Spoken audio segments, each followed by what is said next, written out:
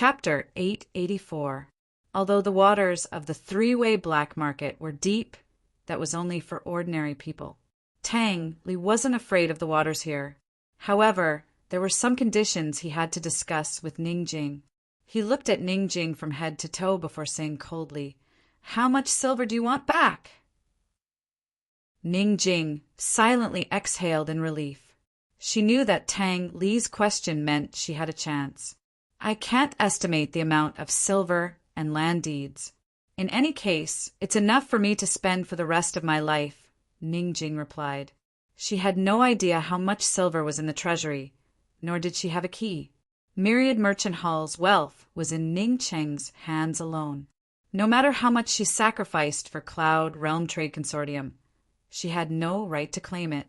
Actually, she had hidden away quite a bit of money over the years. Even if she squandered it daily, there was no need for her to take such a risk and steal from Myriad Merchant Hall. She'd only found such an excuse to fool Tang Li. Even that Ouyang Jing person wasn't real. She was certain that she'd have to pass through the three-way black market on her way to Northern Li.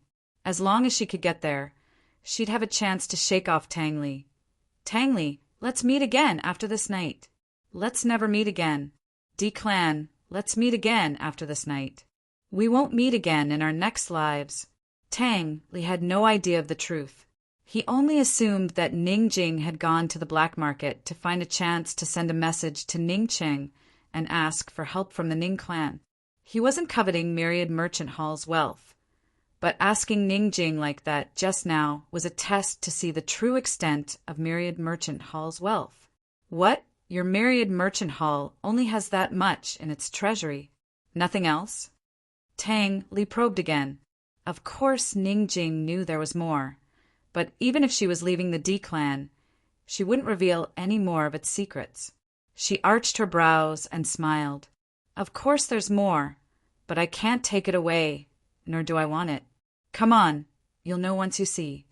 "All right, I'll go with you."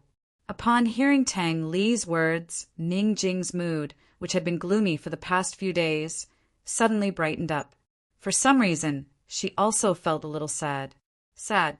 She was such a pragmatic person that she had never felt this way since she was young. Ning Jing did not want to think too much, nor did she dare to think too much.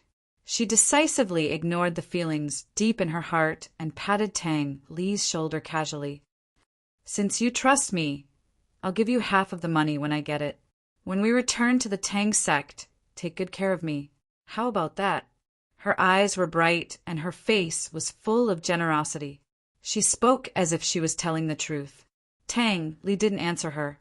He took out a pair of exquisite white jade bracelets from his sleeve. Ning Jing's expression changed when she saw the bracelets. "Tang Li, what do you mean by this?" This item was called the torture bracelet, and it was a type of hidden weapon of the Tang sect. It was specifically used to bind the hands of the enemy. Its function was very similar to handcuffs, but it was far more useful. The size of the two jade bracelets could be automatically adjusted according to the size of the wrist. Once it was put on, it would automatically adjust to a state where it couldn't be broken free. The two bracelets were connected by a thin line that was so thin that it couldn't be seen with the naked eye. The thin line could only be stretched 1 meter long at most. Even the most powerful of blades couldn't cut this thin line. If this pair of bracelets were worn on one person's hands, that person would basically be unable to use both hands. If they were worn on two people's hands, those two people would have to follow each other like shadows. The furthest distance between them would never be more than 1 meter. Under Ning Jing's frightened gaze, Tang Li slowly put one of the bracelets on his hand. After putting it on, he raised his hand and waved it in front of Ning Jing. "Does it look good?" Ning Jing forced herself to suppress the resentment in her eyes and didn't say anything. Tang Li picked up another table, his icy demeanor replaced by a roguish grin. "Jing Jing, this husband will help you put on. Us husband and wife will never leave each other for the rest of our lives, all right?" For a moment, Ning Jing was a little absent-minded. It was as if she had returned to a few months ago, when he always teased her rudely. It was as if as if they were really a quarrelsome couple, a loving couple. She looked at it for a long time and didn't say anything. No, if not, let's continue to go north. Tang Li was still smiling, but he was very ruthless. Ning Jing gently gritted her teeth. She looked calm, but her heart was already turned upside down. She knew that Tang Li wouldn't give in anymore. If she refused, they would continue to go north. If they continued to go north, where would she find Ouyang Jing? She was completely unfamiliar with northern Li, and it would be even more difficult to find a chance to escape. In the end, it was very likely that Tang Li would discover her lies. Once Tang Li knew she had thoughts of running away, she would never be able to leave the Tang clan again. If she agreed to wear this bracelet, how could she escape? She had already planned out her escape route to the black market, but Tang Li's thing had forced her to advance and retreat for 2 years. What should she do? Tang Li didn't rush her, but arched a brow at her and waited patiently. Cold eyes seemed to be mocking her schemes. Ning Jing looked at him with despair and resentment. She wanted nothing more than to pounce on him and bite him. Why did such a man exist in this world? Why did she meet him? Did she owe him a huge debt in her past life? If the person she met that day wasn't him, but a real cultivator, then everything would be different. Then she could always stay at Cloud Realm Trade Consortium and focus on doing business. She wouldn't have to be involved in so many schemes and intrigues. She wouldn't have to be involved in the conflict between the Eastern and Western Qin factions. Tang Li, she suddenly said angrily, as if she wanted to say something to him. I am here. Tang Li said mildly. Ning Jing had a bellyful of words, but in the end she forced them back down. No matter how sincere her words were, would he believe them? Even if he did, could she really be with him? Since she was young, she had fought for whatever she wanted. She dared to do whatever she wanted and never backed down. If Tang Li wasn't from East Qin, then even if Tang Li didn't like her, she would still work hard to fight for him.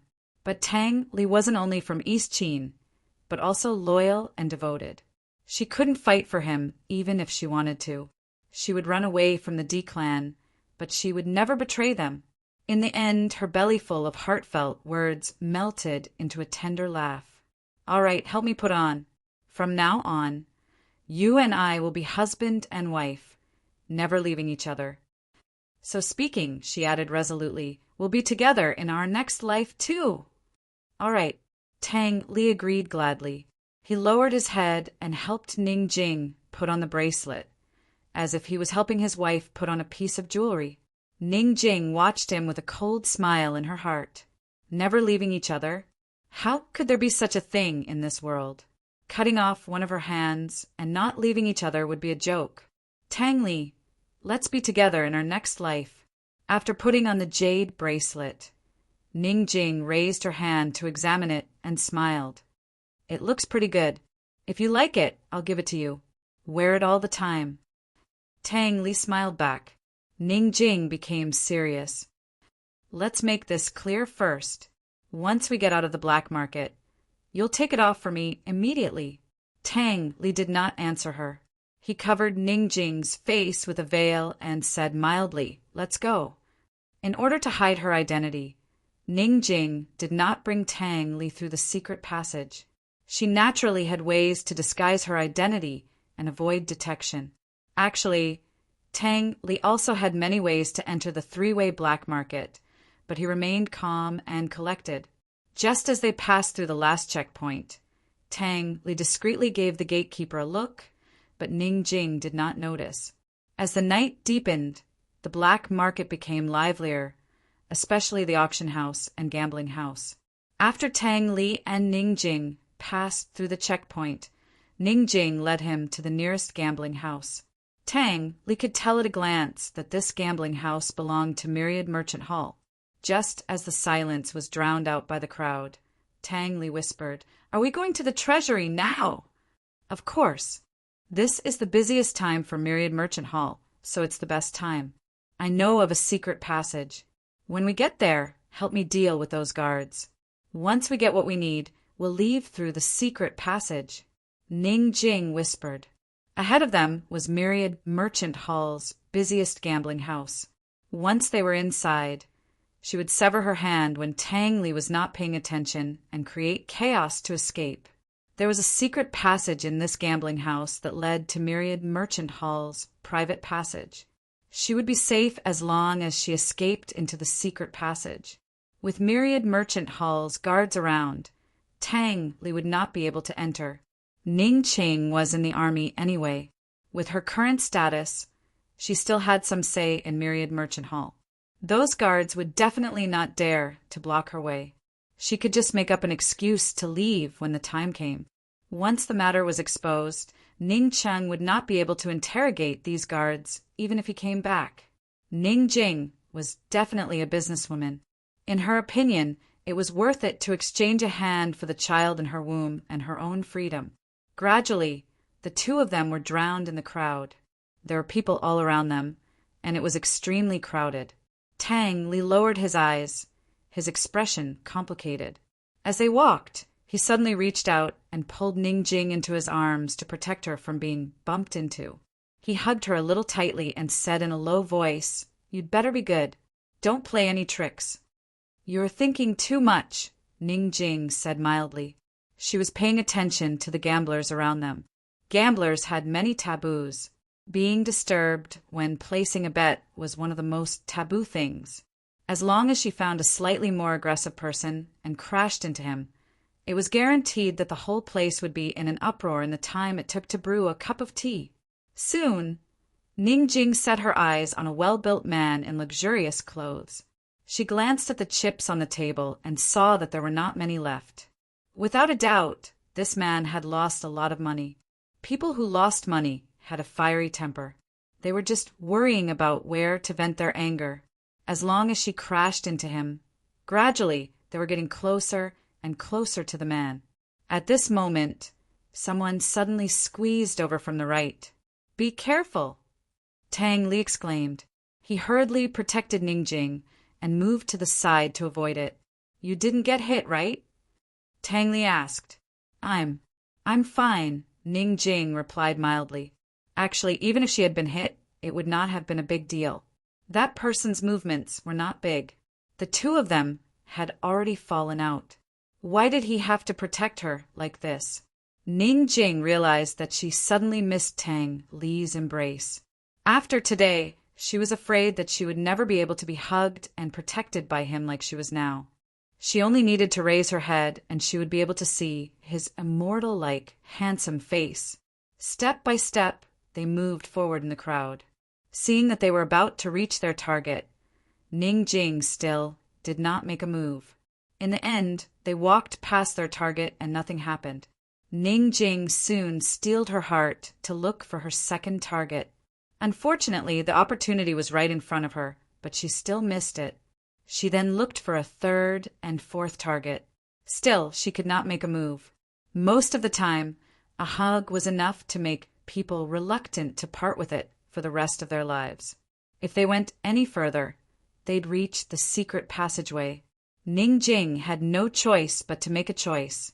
She'd set her sights on the fifth target and was about to struggle out of Tang Li's embrace when a familiar face entered her field of vision. This person was wearing a bronze mask that only covered his mouth and nose like a mask. His eyes were deep and his gaze was cold and arrogant.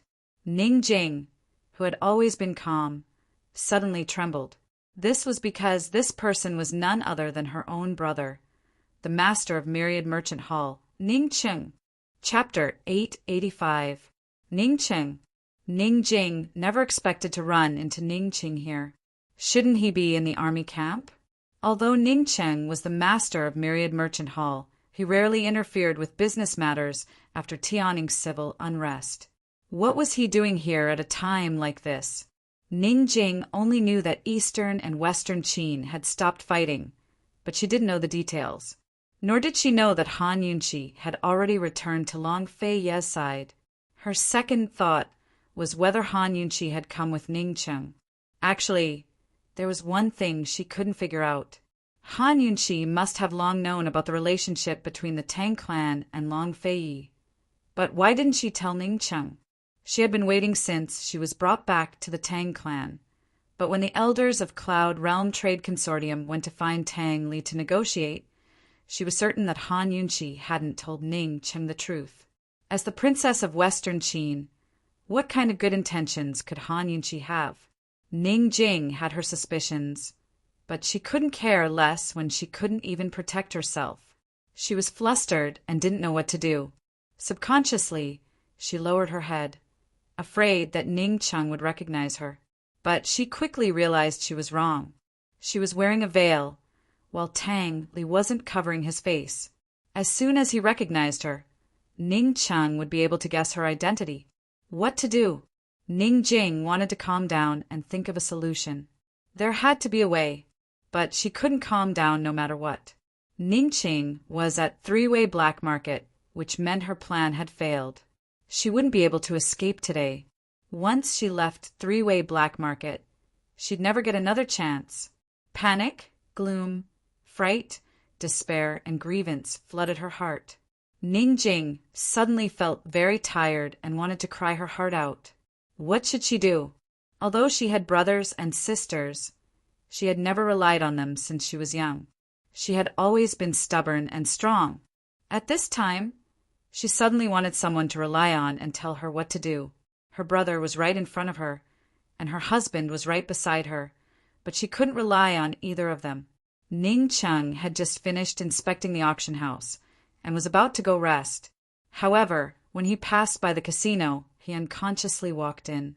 He had joined the army since he was a child, and the first thing he learned was to never fight a battle that he had no confidence in winning. The casinos in the three-way black market never played those card games. They only gambled on luck. Therefore, Ning Cheng didn't like the casinos here. He rarely even stepped in when he was patrolling. The reason why he came here today was because he was feeling depressed and had nowhere to vent. Would a gamble make his mood better? Only the D clan and the upper echelons of Cloud Realm Trade Consortium knew that Han Yunqi had been taken hostage by Long Fei Yi. As for Han Yunqi's feelings for Long Fei Yi, he'd only told Uncle Cheng about it. Ever since Han Yunqi left with Long Fei Yi, his heart had never been clear again.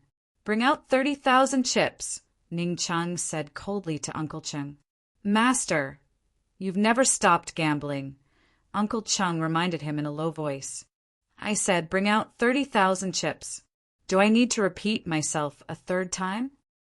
Ning Cheng said unhappily. Uncle Cheng finally withdrew, resentfully. Ning Cheng looked towards the crowd and caught sight of a familiar face. "Tang Li," he muttered to himself. Uncle Cheng brought over a chest of chips and followed Ning Cheng's gaze, spotting Tang Li as well. Tang Li was shielding a veiled woman in his arms as they made their way through the crowd. "That can't be Miss Jing, can it?" Uncle Cheng was surprised. "What's she covering her face for?" Ning Cheng immediately sensed that something was off. Ever since the relationship between the D clan and Cloud Realm Trade Consortium was made public, the D clan no longer had any secrets. Everyone knew that the three-way black market's 10,000 Commerce Hall belonged to the D clan. Naturally, Tang Li knew this as well, so Ning Jing had no reason to hide her identity. She hadn't used a private passageway, which was why she hadn't alerted anyone in 10,000 Commerce Hall. It was obvious she didn't want anyone to recognize her. Why was that? Uncle Cheng was puzzled by Ning Cheng's words as well. That's strange. Could it be that Miss Jing only came here to play and didn't want to alert the people below? Ning Cheng's eyes flashed with shrewdness. He didn't understand the others, but he knew Ning Jing well. She valued money above all else and would never involve herself in gambling. If she hadn't been dragged here by Tang Li, there had to be something fishy going on here.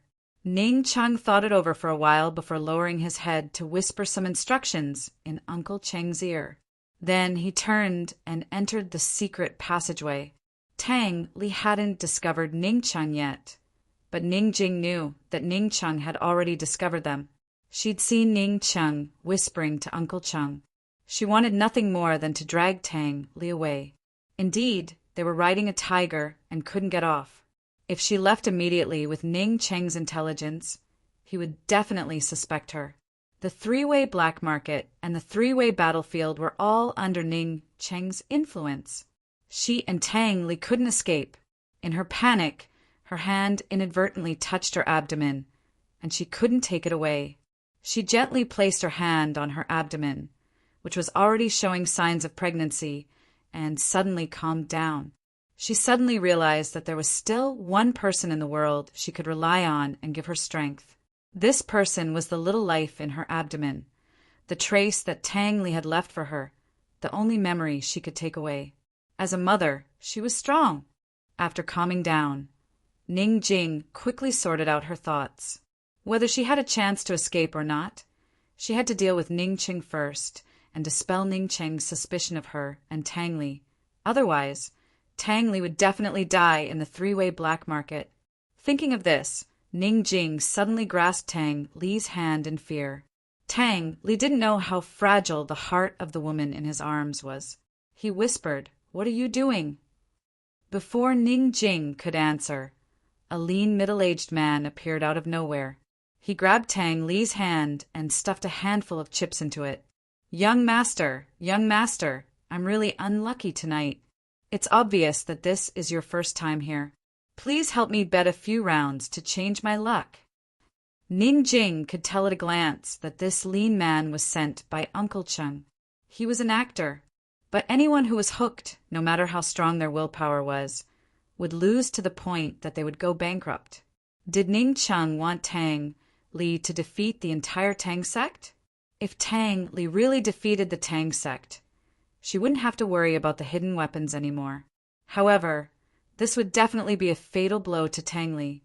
She couldn't imagine how dejected he would be when faced with such serious consequences. She couldn't imagine how he would be punished by Long Fei Yi. "Ning Cheng, you're so ruthless." If she removed her mask now and exposed her identity to help Tang Li, Ning Cheng would definitely notice her abnormality. She could only remind him secretly. Actually, even without Ning Jing's reminder, Tang Li could tell at a glance that this lean man was an actor. Ning Jing's reminder comforted him. He readily agreed to the lean man's request. "Okay, I'll change your luck for free. Which table? Let's go." A glint flashed across the lean man's eyes, and he quickly led the way. Ning Jing was anxious. She scratched Tang Li's palm with all her might. Tang Li let her scratch him, and a happy smile unconsciously appeared at the corner of his mouth. He didn't even notice it.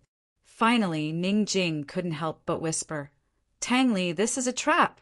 "I just saw Ning Cheng. He recognized us."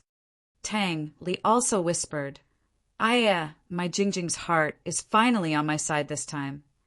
Her reminder meant that she really came to the black market to steal money, and she didn't lie to him.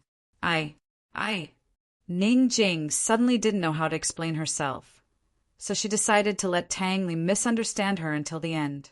She muttered, "You can't win. They'll always cheat when they're brought in to gamble. Tang Li, stop gambling after a few rounds. Just tell the dealer that you're the clan master of the Tang sect and want to see the manager. I'll put on a show and persuade you to continue gambling, lest Ning Cheng suspects me." Tang Li lowered his head to look at her and suddenly smiled. Ever since he left Medical City, he hadn't smiled so brightly. He said, "Jingjing, since you didn't lie to me, I'll help you win back what you deserve. Let's not steal from the treasury tonight." "Tang Li, you can't win. They're all cheaters." Ning Jing anxiously stomped on his foot. "Let's make a bet?" Tang Li chuckled softly. "If I lose, I'll let you go. If I win—" Tang Li thought for a moment, then leaned over and whispered in her ear, "When we get back your personal seal, you'll go back to the Tang sect and give birth to my baby, okay?" With a baby, it would be much easier for him and his mother to stand their ground and protect her life. Ning Jing's eyes were red, but her voice was still cold. "I don't have the right to be pregnant with your child, and I don't want to be pregnant with your child. I'm telling you, if you don't listen to me today, don't blame me for not warning you if anything happens." Tang Li smiled cold and didn't answer. Soon, They were brought to a large gambling table by the lean man. Ning Jing recognized the dealer at the table as Uncle Cheng at a glance. She was almost desperate. Under the gaze of Uncle Cheng's hawk-like sharp eyes, she didn't even dare to whisper to Tang Li, "What should I do? Tang Li, this idiot, how could he escape from Uncle Cheng's trap?" "This is," Uncle Cheng asked with a smile, "this is my friend. He help me play a few rounds. If I lose, it's on me, and if I win, it's on him." The lean man quickly replied, "He, as long as it's agreed." Uncle Cheng nodded and began to shuffle the cards. This table was finished with big or small bets, and the winner would be decided when the cards were opened. Tang Li didn't say anything. He played with the limited chips in his hand while quietly watching Uncle Cheng shuffle the cards. It had to be said that Ning Cheng and Ning Jing didn't know Tang Li very well. As the young master of the Tang sect, he was good at eating, drinking, and gambling. The only thing he lacked was prostitutes. When he was 13 years old, he secretly went to the casino with the Tang sect's guards and lost for 5 years. Since he was 17 years old, he had never lost again, not for any other reason, but because he was a master of cheating. Uncle Cheng's every move couldn't escape his eyes. Until dawn, Tang Li didn't leave the gambling table. At first, he won and lost, but later on he kept winning and winning. His bets were getting bigger and bigger, and it seemed that he was starting to go crazy. Ning Jing was too familiar with this kind of trick. Uncle Cheng would let Tang Li continue to win and go crazy. Only a truly crazy person would bet all his assets. Ning Ching had been secretly watching. It was only when Gu urged him that he, Gu, and Mu Ling went to explore the Black Tower. At this time, Long Fei Yi, who was still on the road, had already received a secret letter from the guard at the gate. He knew that Tang Li and Ning Jing had gone to the black market. Why did he bring Ning Jing there? Long Fei Yi couldn't figure it out. Although Tang Li was easily annoyed, he wasn't addicted to it. He wouldn't send Ning Jing to the three-way black market at this juncture. After all, Myriad Merchant Hall was the Ning clan's territory. Let's not go into the city tonight. This place shouldn't be far from the three-way black market. Let's hurry and go take a look.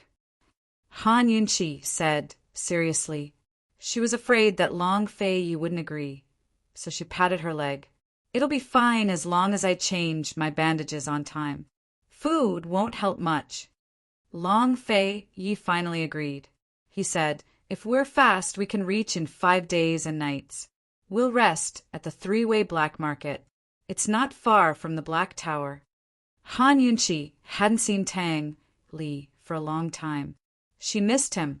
What would that brat's reaction be if he saw her and Long Fei sticking together? Chapter 886. Long Fei Yi and Han Yunqi were still on their way, while Gu and Ning Cheng were already investigating Black Tower. According to Bai Yuqiao, Black Tower was Bai Yanqing's base of operations near the three-way battlefield. Su Xiaoyu wasn't imprisoned here at first, but was transferred here later. Because Black Tower was hidden, there weren't many guards, only a few poison experts. Bai Yuqiao promised that she could deal with these poison experts and cooperate with them to lure Bai Yanqing over. However, Ning Cheng and Gu didn't dare to believe her easily. The two of them inquired and found that Bai Yuqiao wasn't lying to them. Black Tower's defenses were indeed not many. As soon as they returned to the three-way black market, they ordered someone to bring Bai Yuqiao up. "Why did your master imprison Su Xiaoyu?" Ning Cheng asked coldly. A complicated look flashed past Bai Yuqiao's eyes as she answered.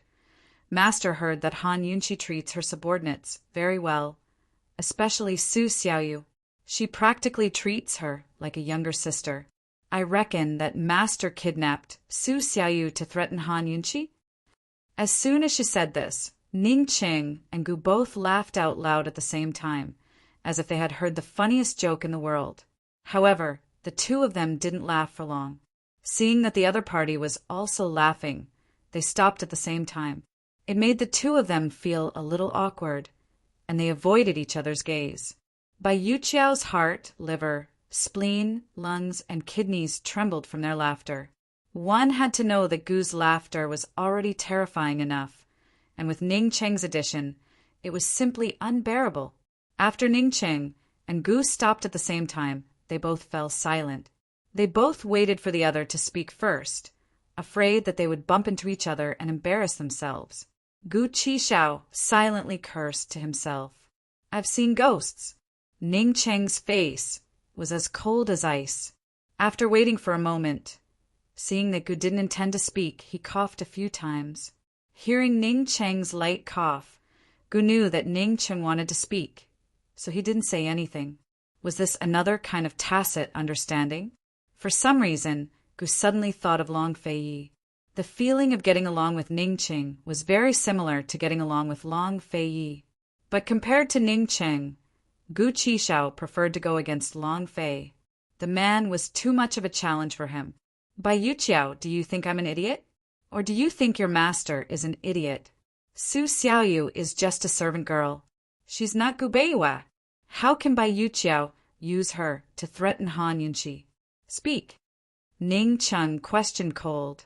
No matter how good Han Yunqi was to her subordinates, she wouldn't let a servant girl affect the overall situation and be threatened by Bai Yanqing.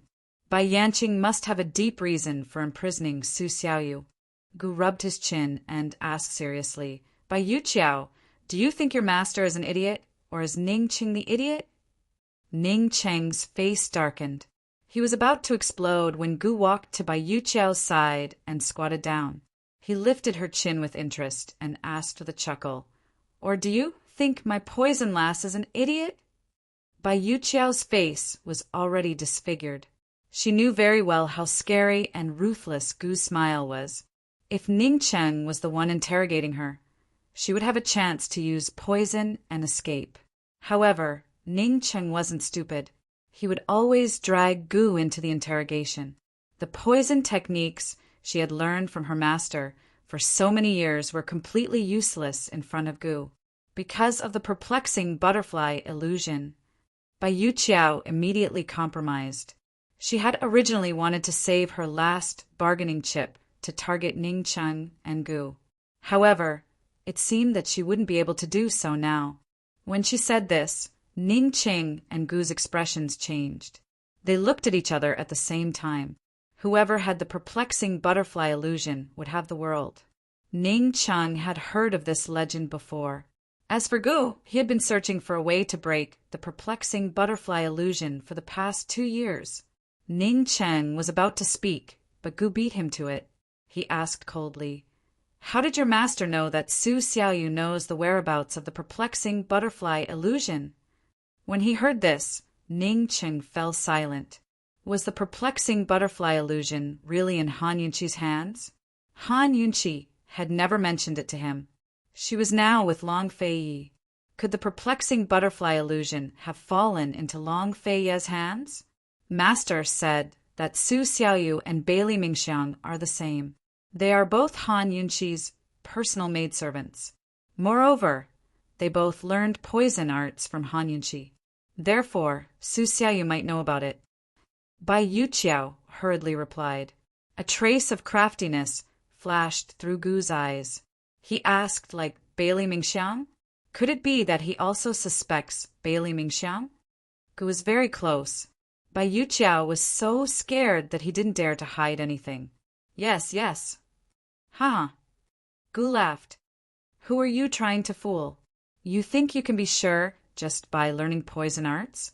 Bailey Mingxiang is one of Long Fei's people, not Han Yunqi's. This young master has been with Han Yunqi for so long. How could I not know that she has the perplexing butterfly illusion?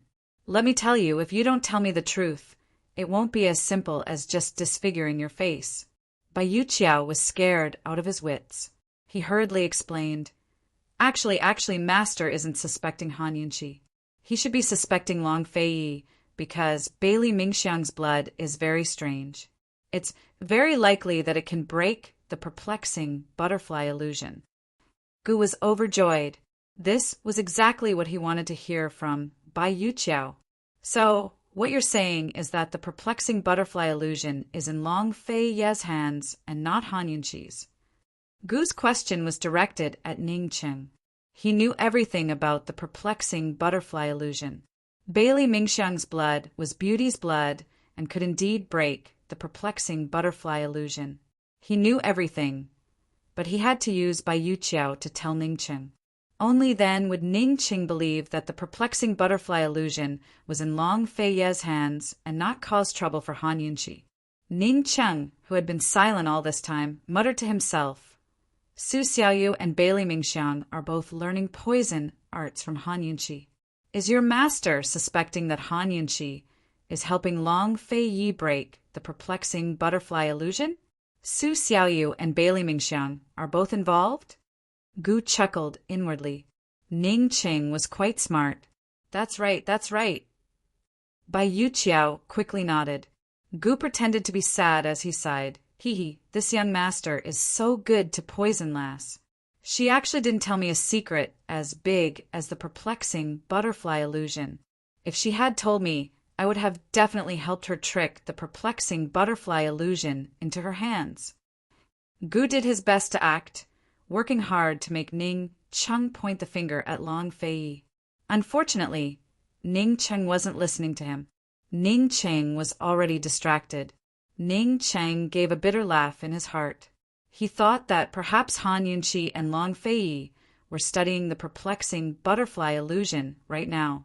Western Qin's princess helping the East Qin crown prince break the perplexing butterfly illusion to conquer the world? What was this? It was simply a disgrace. Someone come, take Bai Yuqiao away. Without this family head's permission, no one is allowed to approach. Ning Cheng said this and stood up to leave. Hey! Gu chased after him. What are you planning to do? Ning Cheng didn't even reply as he left without looking back. He needed to calm down and vent. Otherwise, he wouldn't be able to stop himself from charging into the East Qin army to find Han Yunqi. How could she be like this? Even if she didn't help Western Qin or him, she couldn't help Long Fei Yi fight against Western Qin. Ning Cheng left like this. Gu was not in a rush. He had the patience to wait. He had his own plans, so he needed time. Gu had just left the secret room when Mu Ling excitedly charged over. Qi brother, guess who I saw? You saw a ghost? What's all the fuss about? Gu said irritably. Mu Ling ran over from the gambling house without stopping to catch her breath. She was panting with excitement. Tangli. Gu narrowed his eyes. He's here too? Yes. He's very popular at the gambling house. He's already won tens of millions of chips. There's a woman by his side who's wearing a mask. It's very likely that she's Ning Jing. Mu Ling said anxiously. Qi brother, Tang Li. Tang Li couldn't have been tricked into coming here, right? Myriad Merchant Hall belongs to Ning Jing's family, right? Gu cocked his head at her. What's that got to do with you? Mu Ling gave a start, unable to answer. They weren't very clear on the relationship between the Tang clan and Long Fei Yi, much less the relationship between the Tang clan and Cloud Realm Trade Consortium by marriage. Mu Ling couldn't figure it out, while Gu had no interest at all. Mu Ling didn't even know how to answer before he left without looking back. Don't meddle in other people's business at a time like this. Ning Cheng's absence lasted for days, but Gu didn't look for him. He asked for a large sum of chips from Myriad Merchant Hall and brought Mu Ling to the gambling house next door to Tang Li's. He squandered money like it was dirt, but secretly dug a deep trap for Ning Cheng. Mu Linger was in a daze as she followed Gu Qishao around the gambling tables. She was so happy that she almost forgot the purpose of their trip. Over the next few days, Tang Li spent all day and night at the gambling tables. He won for an entire day and night, then generously gave all his chips to the skinny man while he took out his own silver to buy a pile of chips to keep playing. He even dragged Ning Jing to bet with him. He continued to win for 2 days and 2 nights, but from the 4th day onward, he kept losing. The more he lost, the bigger his bets. Within a single day, he lost all his winnings from the previous 2 days, along with quite a bit of silver. By the evening of the 5th day, he'd lost all his valuables except for a single chip worth 1 tael of silver. He angrily slammed the chip on the table. "This old man doesn't believe I can't win it back." Ning Jing glanced at his haggard face and felt her heart break. She really wanted to persuade him. "Ali, you said you would win. If you won, you would bring me back to the Tang sect to have children." Unfortunately, she couldn't persuade him. These days, she didn't persuade Tang Li to raise his bets. Uncle Chung had already looked at her with questioning eyes more than once. What should she do? Ning Jing had never felt so helpless since she'd started to understand things and lived stubbornly until now. "I'll bet on small." Tang Li hollered as he threw out his last chip. Uncle Cheng smiled. "Sir, how much can you win with 1 chip? I think your wife's bracelet is very beautiful. Why don't you use it to bet? How about exchanging it for 30 chips? Tang Li's bracelet was hidden in his sleeve. The thin line couldn't be seen by outsiders, but Ning Jing's bracelet was like a piece of jewelry. Ning Jing never liked to wear things. The only valuable thing she had on her was this bracelet. Uncle Cheng didn't see through the trick. He just wanted to empty their valuables and force Tang Li into a corner. Ning Jing hated this bracelet so much. At this moment, she was especially afraid that Tang Li would lose his last shred of rationality. She couldn't help but secretly hold his hand under the table. Tang Li hesitated for a moment and chuckled. "That's a gift from me to my wife. I won't exchange it even if I die. Let's play with 1 chip slowly." Ning Jing's hanging heart finally settled down. She knew that he wasn't telling the truth, but she was inexplicably touched. Uncle Cheng wasn't in a hurry. He let Tang Li win a few more rounds. Tang Li became excited again when he won. In the noisy casino, his shouts were the loudest. At this moment, Long Fei Yi and Han Yunxi had arrived at Three-Way Black Market. Chapter 887. Through a private passageway, they entered the heart of the Three-Way Black Market without any obstructions. Han Yunxi realized that Long Fei Yi had quite a bit of influence here. When she saw the words East Origin Hall, she couldn't help but mutter to herself, "Purple Chi from the East!" She sat in her wheelchair and looked back at Long Fei in astonishment. Long Fei smoothed out her bangs and didn't say a word as he personally pushed her inside. Very soon, Han Yunxi saw that the 2 sides were filled with servants. All of them were bowing respectfully and didn't even dare to raise their heads. If Han Yunxi still couldn't see the truth, then she'd be an idiot. Today, she finally had an answer to the questions she'd never been able to figure out. Long Fei Yi had never taken money from Tianning's imperial clan or enjoyed an official salary from the court. Moreover, the rewards he'd received after the previous emperor's death were very limited. How could he have so many properties in the wealthiest Jiangnan? How could he have so many gold cards in his hands? Why was he always so extravagant when he gave her gifts? As it turned out, the reason lay in this East Origin Hall. Ever since the grain scandal in Tianning's black markets, Han Yunxi had done her research on the Three-Way Black Market. Of course, she'd heard of East Origin Hall's prestige. East Origin Hall's wealth in the Three-Way Black Market had long surpassed Myriad Merchant Hall, who'd been in charge of the market for many years. But she never would have guessed that Long Fei Yi was the master of East Origin Hall. Now, it looked like Long Fei Yi was the richest man in both public and private assets. Han Yunxi couldn't help but turn back to look at Long Fei Yi. "What are you looking at?" Long Fei Yi asked mildly. "Why didn't you tell me you were so rich?" Han Yunxi asked with a smile. "I forgot." Han Yunxi was left speechless by Long Fei Yi's reply. "Are you afraid that I'm greedy for your money and don't really like you?"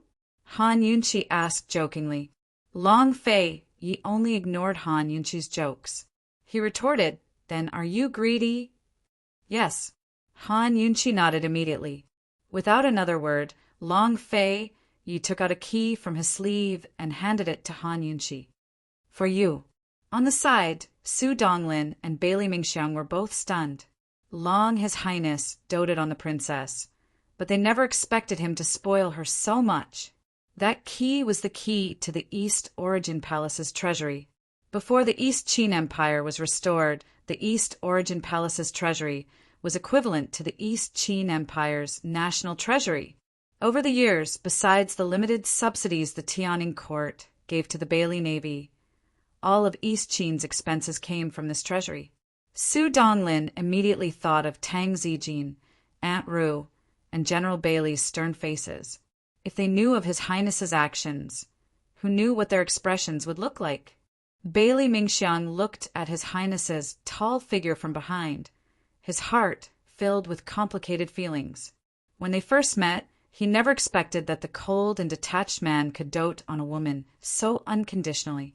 Long Fei Yi had long pushed Han Yunqi away. Han Yunqi looked at the key and asked in a low voice, "Is it from the treasury?" "It's from the treasury. Keep it well," Long Fei Yi said lightly, as if he was just chatting idly. Han Yunqi was scared out of her wits and quickly returned the key to him. "I don't want it. That's East Qin's treasury." She was already scared witless by the East Qin imperial jade seal, much less the treasury key. If something happened to the treasury one day, the old officials of East Qin would all blame it on her. "Aren't you greedy?" Long Fei Yi arched a brow as he asked. "Greed is justified. I can't take this thing." "Keep it well," Han Yunqi said seriously. The East Qin imperial jade seal was only being entrusted to her. She would have to return it to him after the Wind Clan's troubles were taken care of. So what if she had the treasury key? The things in the treasury weren't hers, so she didn't have a proper title. Han Yunqi said seriously, "Long Fei Yi, I'll take your personal things, no matter how valuable they are. I don't have the right to take East Qin's things." Long Fei Yi didn't think too much about it. If Han Yunqi liked it, he would give it to her. It seemed like it had already become a habit. With Han Yunqi's reminder, he understood her misgivings. Although the East Origin Palace was a property left to him by the East Qin imperial family, ever since he took over the East Origin Palace, the East Origin Palace's assets had multiplied by 10 times. As long as he was willing, he could turn public property into private property in just a few days. In reality, public property and private property were the same to him. Seeing that Han Yunqi minded, he didn't explain. He took back the key and calmly said, "You'll have the right. You can owe me for now." Han Yunqi turned around and couldn't help feeling a little sad. Unless the enmity between East and West Qin was a misunderstanding and could be resolved, how could she have the right? Actually, she wasn't greedy at all. She had his body and his heart. What else in this world could arouse her greed? The East Origin Palace's exterior was simple and low-key, but its interior was extremely luxurious. It didn't pale in comparison to the high-profile Myriad Merchant Hall. Long Fei Yi brought Han Yunqi to his sleeping quarters. This palace was hidden in the quietest and most secluded part of the East Origin Palace. No one could disturb it. As soon as she saw the hot spring behind the sleeping quarters, Han Yunqi really wanted to soak in it comfortably. Unfortunately, her legs couldn't be soaked in water. The two of them tidied up and washed away the fatigue of the journey. Long Fei Yi punctually helped Han Yunqi change her medicine. In half a month's time, under Long Fei Ye's meticulous care and the effects of various medicines from Medical City and Medicine City, Han Yunqi's legs recovered much faster than usual. She could already stand up, but she still couldn't walk. Of course, Long Fei Yi absolutely didn't allow her to stand. If she continued like this, she could basically recover in another half a month. After a few days of training, she could walk normally. Fortunately, they had been on the move these days.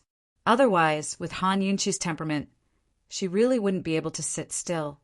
Han Yunqi changed into a loose dress and sat on the couch. When she saw Long Fei Yi coming over with the ointment, she hurriedly lifted the corner of her dress up to her knees. She knew that if she let him help her, she wouldn't be able to bear the consequences. Even with her knee exposed, her injured calf still made one's mind wander. Along the way, Long Fei Yi had already pounced on her countless times after helping her apply the ointment. He transformed into a wolf and devoured her clean. It had to be said that before he transformed into a wolf, Long Fei Yi was still very composed. He was always focused on changing the ointment. Even when Han Yunqi spoke to him, he would always give concise and comprehensive answers. Tonight, it was destined that he wouldn't have the chance to pounce on her, because just as Long Fei Yi finished bandaging Han Yunqi's wounds, Su Donglin's voice came from outside. "Your Highness, there's a situation at Black Tower." "Come in," said Long Fei Yi as he walked to the outer room. As soon as Su Donglin entered, he reported, "Last night we used a diversion tactic. The Shadow Guard has already spoken with Su Xiaoyu. Everything has been properly arranged." Long Fei Yi was very satisfied. "Begin the deployment immediately. This prince will wait for the heir to come." "Yes," Su Donglin added. Su Xiaoyu asked the Shadow Guard to pass a message to Princess. She said that she, Mrs. Princess. When Han Yunqi heard this from inside the inner room, her eyes suddenly turned red. It wasn't that she was being unreasonable, but that she understood Su Xiaoyu's temper too well. Such a stubborn and unreasonable little girl would never say anything emotional. Not to mention being emotional, she would even scold them for being unreasonable. For her to say this, she must have suffered a lot. Even if Long Fei Yi had set up a flawless ambush, it was still very dangerous this time. Han Yunqi thought that no matter what, they had to do their best to ensure little Yu's safety. In actual fact, Su Donglin didn't tell the truth. When the Shadow Guard sneaked into the Black Tower and saw Su Xiaoyu was already at her last breath. Whether she could hold on until they came to rescue her, no one could say for sure. In the Black Tower, there was a huge cross erected. The small Su Xiaoyu was tied to the cross with her head drooping. In the dim light, she was like an abandoned rag doll. Her entire body was emitting an aura of death. However, there was a stubborn light in her big eyes from beginning to end. Before the Shadow Guard sneaked in, she was already stubbornly holding on to her last breath. Moreover, the Shadow Guard had already sneaked in and passed on Master's orders. Her master was her savior. No matter what, she had to complete the task beautifully to repay her master. In the silence, a sudden gust of cold water was splashed over. Su Xiaoyu's entire body was drenched. The water flowed down her hair and her clothes, dripping onto the ground. The dripping sound was especially clear in the silence. This was the guards' old trick. After they had used all the extreme torture on her, there was nothing left for them to play with. Hence, they splashed her with cold water every night and opened all the windows to let the cold autumn wind dry her wet body. They made her so cold that she had a high fever and fell ill. They waited until her hands were tormented by the pain and she was about to die before they gave her medicine. In the past, every time, she would always lower her head and ignore them, letting them torment her. If she ignored them, they would lose interest and leave dispiritedly. If she ignored them, she would really be asking for trouble. However, this time, she raised her head and her lips curled into a sinister smile. "Hey, I'll give you a chance to perform a meritorious service. How about it?" When these words came out, the two guards' eyes lit up. "Stinky lass, why, you can't take it anymore? Are you going to confess?" "Cheap lass, wouldn't it have been fine if you had confessed earlier? Why did you have to suffer so much? You've even implicated us brothers to waste time with you." Su Xiaoyu sneered. "Confess? If I confess, will you still let me live?" The two guards had already seen Su Xiaoyu's shrewdness. They didn't want to waste time with her. "Cheap lass, if you have something to say it quickly. Otherwise, I think she's just playing with us. She won't cry until she sees the coffin. Men, bring me a whip." When they finished speaking, Su Xiaoyu said coldly, "Tell your master that if he wants to know whether the perplexing butterfly illusion is in Long Fei Ye's hands or Han Yunshi's, he'll have to come talk to me personally. If this great An is happy, I might even tell him how Long Fei Yi and Han Yunshi broke through the perplexing butterfly illusion. When these words came out, the two guards were shocked. They looked at each other and hurriedly ordered someone to keep an eye on Su Xiaoyu. Then they hurriedly went to report this to their master. The perplexing butterfly illusion was a huge matter. Their master had been searching for the perplexing butterfly illusion for many years, but had never found any clues. Just as the guards were hurriedly delivering the letter to Bai Yanqing, Long Fei Yi, who was in charge of everything, was accompanying Han Yunshi to visit a casino. The two of them weren't visiting East Origin Hall's casino, but Myriad Merchant Hall's largest one. Chapter 888. Long Fei Yi and Han Yunshi were both in disguise.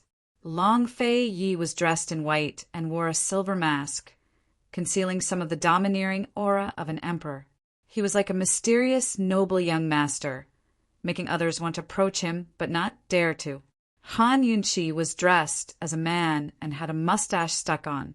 Even though she was sitting in a wheelchair, her aura did not diminish. She did not have Long Fei Ye's innate coldness that kept people at arm's length. No matter how one looked at it, she looked like a good-tempered young master. Brother Qin. Han Yunshi purposely bowed to him. He used Qin as his surname. Fei Yun. Long Fei Yi could not help but laugh. He seemed to like her fake name very much. They had agreed to call each other brothers, but he had deliberately omitted the word brother. When the two of them entered the casino, although they attracted some attention, they did not become the center of attention. This was because there were many people in the casino who wore masks to hide their identities. Everyone was used to it and would not investigate what kind of face was behind the mask or what kind of identity was hidden behind it. Han Yunshi and Long Fei Yi had only taken a few steps when they heard a very familiar voice. I won. Ha ha ha, I won. This voice belonged to none other than Long Fei Ye's good little brother. Tang Li, Myriad Merchant Hall's largest casino, was called 1,000 Gold Hall.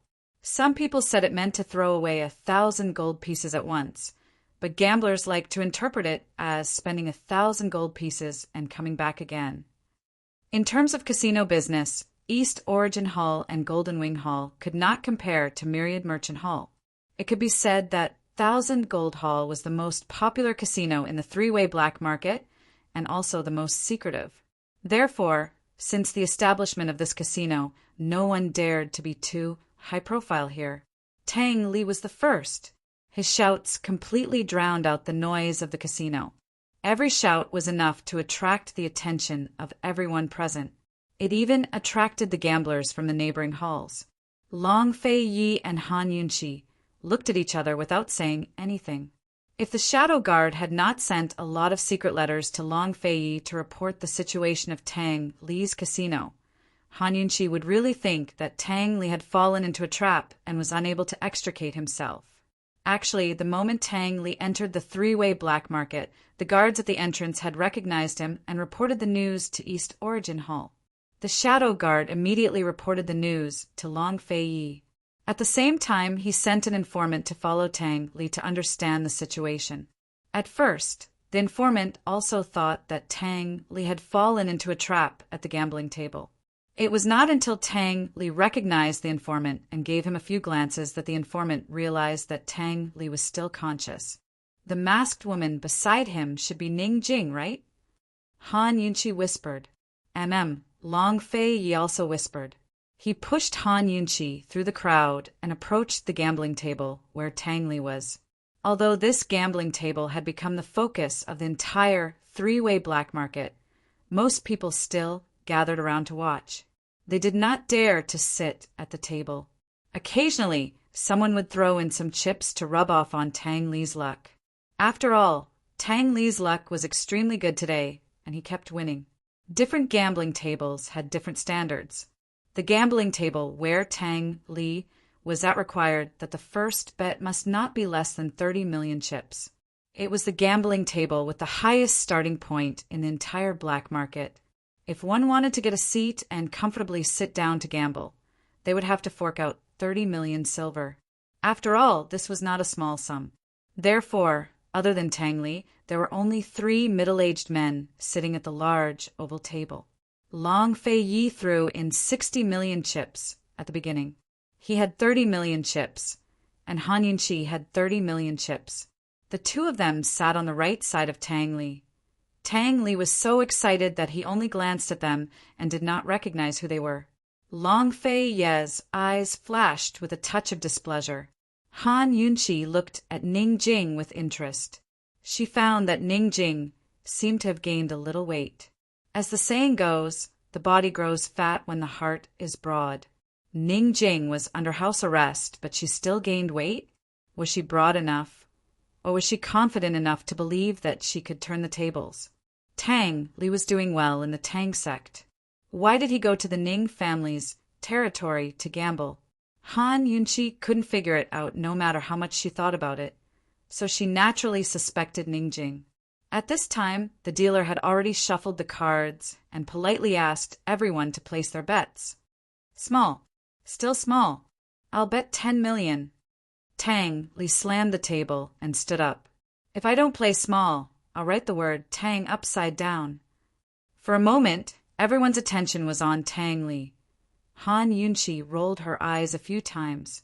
She could not tell that Tang Li was acting. This kid must have gone crazy from playing. At this moment, the dealer, Uncle Chung, gave Ning Jing a look.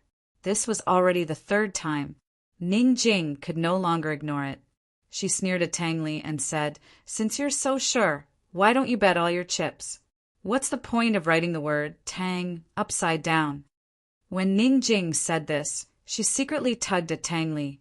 Tang Li knew that she was acting for the dealer, so he played along. "Fine, I'll bet all my chips. Hee, if your husband wins, I'll buy you delicious food." Many of the women present burst into laughter. How could this rich man be so cute when he won so much money to buy delicious food? He must love his wife very much in private, right? For a moment, everyone's hearts were filled with admiration. If it were any other time, Han Yunqi would have laughed too. Tang Li always had his way of making women happy. However, at this time she could not laugh. She was even more certain that Ning Jing had seduced Tang Li to this place. If she knew that Tang Li and Ning Jing were sincere to each other, she would know that there was another woman in this world who was in the same boat as her. Unfortunately, she did not know. She only knew that Ning Jing had schemed against Tang Li, and Tang Li had played along. The two of them had been secretly competing, and now Tang Li had the absolute upper hand. Putting aside her identity as the princess of Western Qin, Han Yunqi would openly admit that she was biased and protective of Tang Li. She hoped that Tang Li could win this smokeless war between Tang Li and Ning Jing. Although Tang Li was sloppy, he was still very reliable when he was serious. He was worthy of a better woman. Boom! Tang Li suddenly pushed out all the chips in front of him and scattered them all over the table. He had won more than 50 million chips in one day. Ning Jing was shocked. She had secretly tugged at Tang Li's hand just now to remind him that she was just acting and not to listen to her. She did not expect Tang Li to be so willful. For a moment, the audience was in an uproar. Many people stopped what they were doing and came over to watch. Tang Li was staking everything on this one throw. If he lost, he would lose everything. There was a lot of discussion around them. The 3 middle-aged men at the table did not move and did not intend to follow. The people who were standing at the side also did not dare to act rashly. In this kind of situation, it was much more exciting to watch a show than to play by themselves. This master is really straightforward. Uncle Qing smiled. He was satisfied with Ning Jing's performance. He looked around and asked, "Is there anyone else who wants to bet?" Long Fei Yi was calm and collected.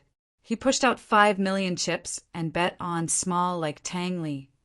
Uncle Chung smiled politely at him and did not pay much attention.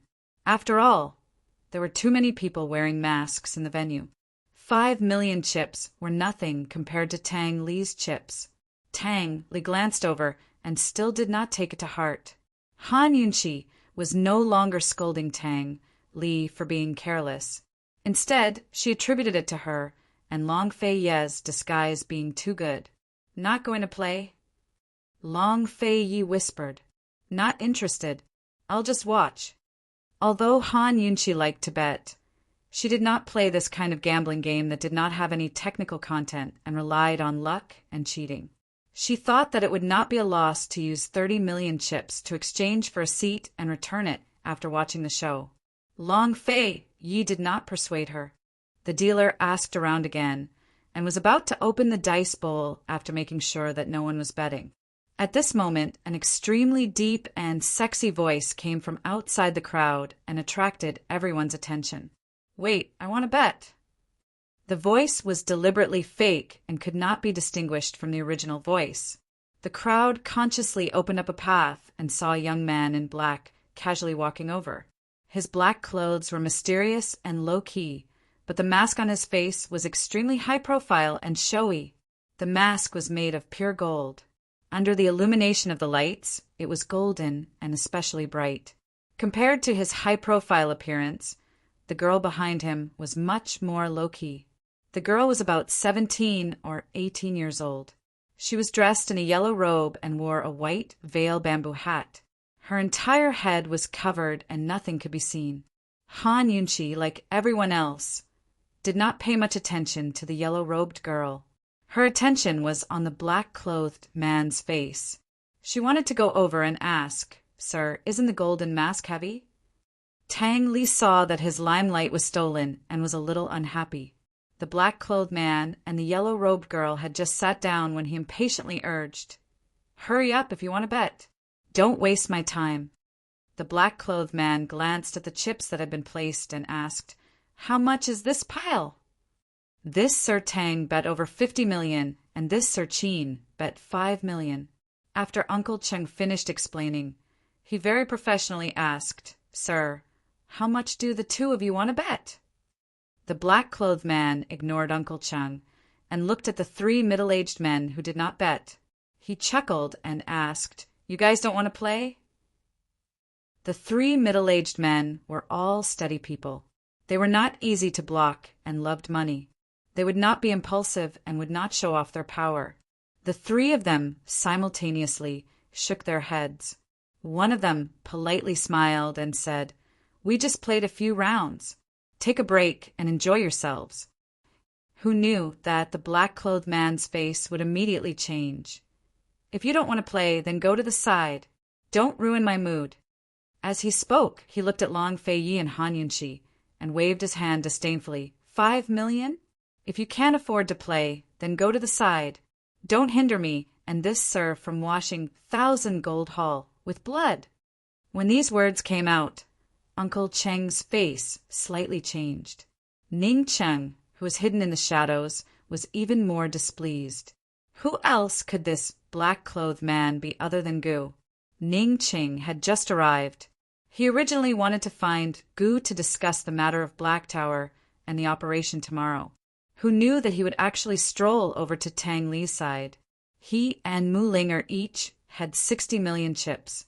They did not buy them but took them for free. He was having fun in the hall next door. Why did he come to 1,000 Gold Hall to join in the fun? "Master, do you want the subordinate to call Gu back?" The attendant asked in a low voice. "No need. Let's see what he wants to do first." Ning Cheng said coldly. After these days of interaction, he more or less understood Gu's temper. Once that guy went, he would not be able to call him back. He still believed in Uncle Cheng's ability. He was not afraid of Gu causing trouble, nor was he afraid that he would win. If he rashly went over now, it would instead disturb Tang Li's mood. One must know that people who were immersed in the gambling table were most afraid of having their mood disturbed. Once disturbed, it would be very easy for them to wake up. If Gu went over, it might not be a bad thing. Perhaps it would make Tang Li even crazier. Chapter 889. Ning Cheng was still able to keep his cool. If he angered Gu and ruined his plans, the losses would outweigh the gains. It wasn't as if he couldn't afford to spend those tens of millions of taels of silver. Yes, The guard nodded, then added, "Master, Tang Li's been winning all this time today. Half of it was Uncle Chung going easy on him, and the other half was luck." His luck today isn't bad," Ning Chung smiled coldly. "Uncle Cheng's intention is to let him win for one more day. We'll make our move the day after tomorrow. We've already instructed the Loan Shark brothers," the guard said in a low voice. In a gambling house, the scariest people were the loan sharks who walked between the gambling tables. Gambling houses would never lend money to gamblers. If a gambler wanted to borrow money, he could only borrow from these loan sharks. Once he provoked them, he'd never have a chance to turn things around. These loan sharks were the darkest powers in the black market. They didn't belong to any faction, and the loan sharks weren't under the casino's jurisdiction either. However, the casinos had to take a cut of the interest they earned. They had a mutually beneficial relationship with the casinos. If a gambler couldn't pay off his debt, these loan sharks would give the casinos face and not make things difficult for them inside. But things were different outside. If they had no money, they could pay with their lives. Ning Cheng's plan was brilliant. If Tang Li owed a debt to the casinos, Myriad Merchant Hall wouldn't be able to make things difficult for him. But if Tang Li owed a loan shark, Myriad Merchant Hall could act as a middleman to negotiate the terms. Threats and promises would also facilitate the cooperation between the Tang clan and Cloud Realm Trade Consortium. Ning Cheng trusted Uncle Cheng's abilities very much, so he didn't say anything more. He glanced at Ning Jing and prepared to leave, but caught sight of Han Yunqi in her wheelchair. Han Yunqi was dressed as a man and had even stuck a mustache on her face. How could Ning Cheng recognize her? He only felt that her figure was familiar, but didn't think much of it before leaving. It was time to make arrangements for Black Tower. The excitement at the gambling table continued. Long Fei Yi and Han Yunqi also didn't recognize that the black-clothed man was Gu, so they were indifferent to his provocation. Uncle Chung didn't want to complicate matters, so he advised Gu with a smile, "Young master, everyone is waiting for you to place your bet."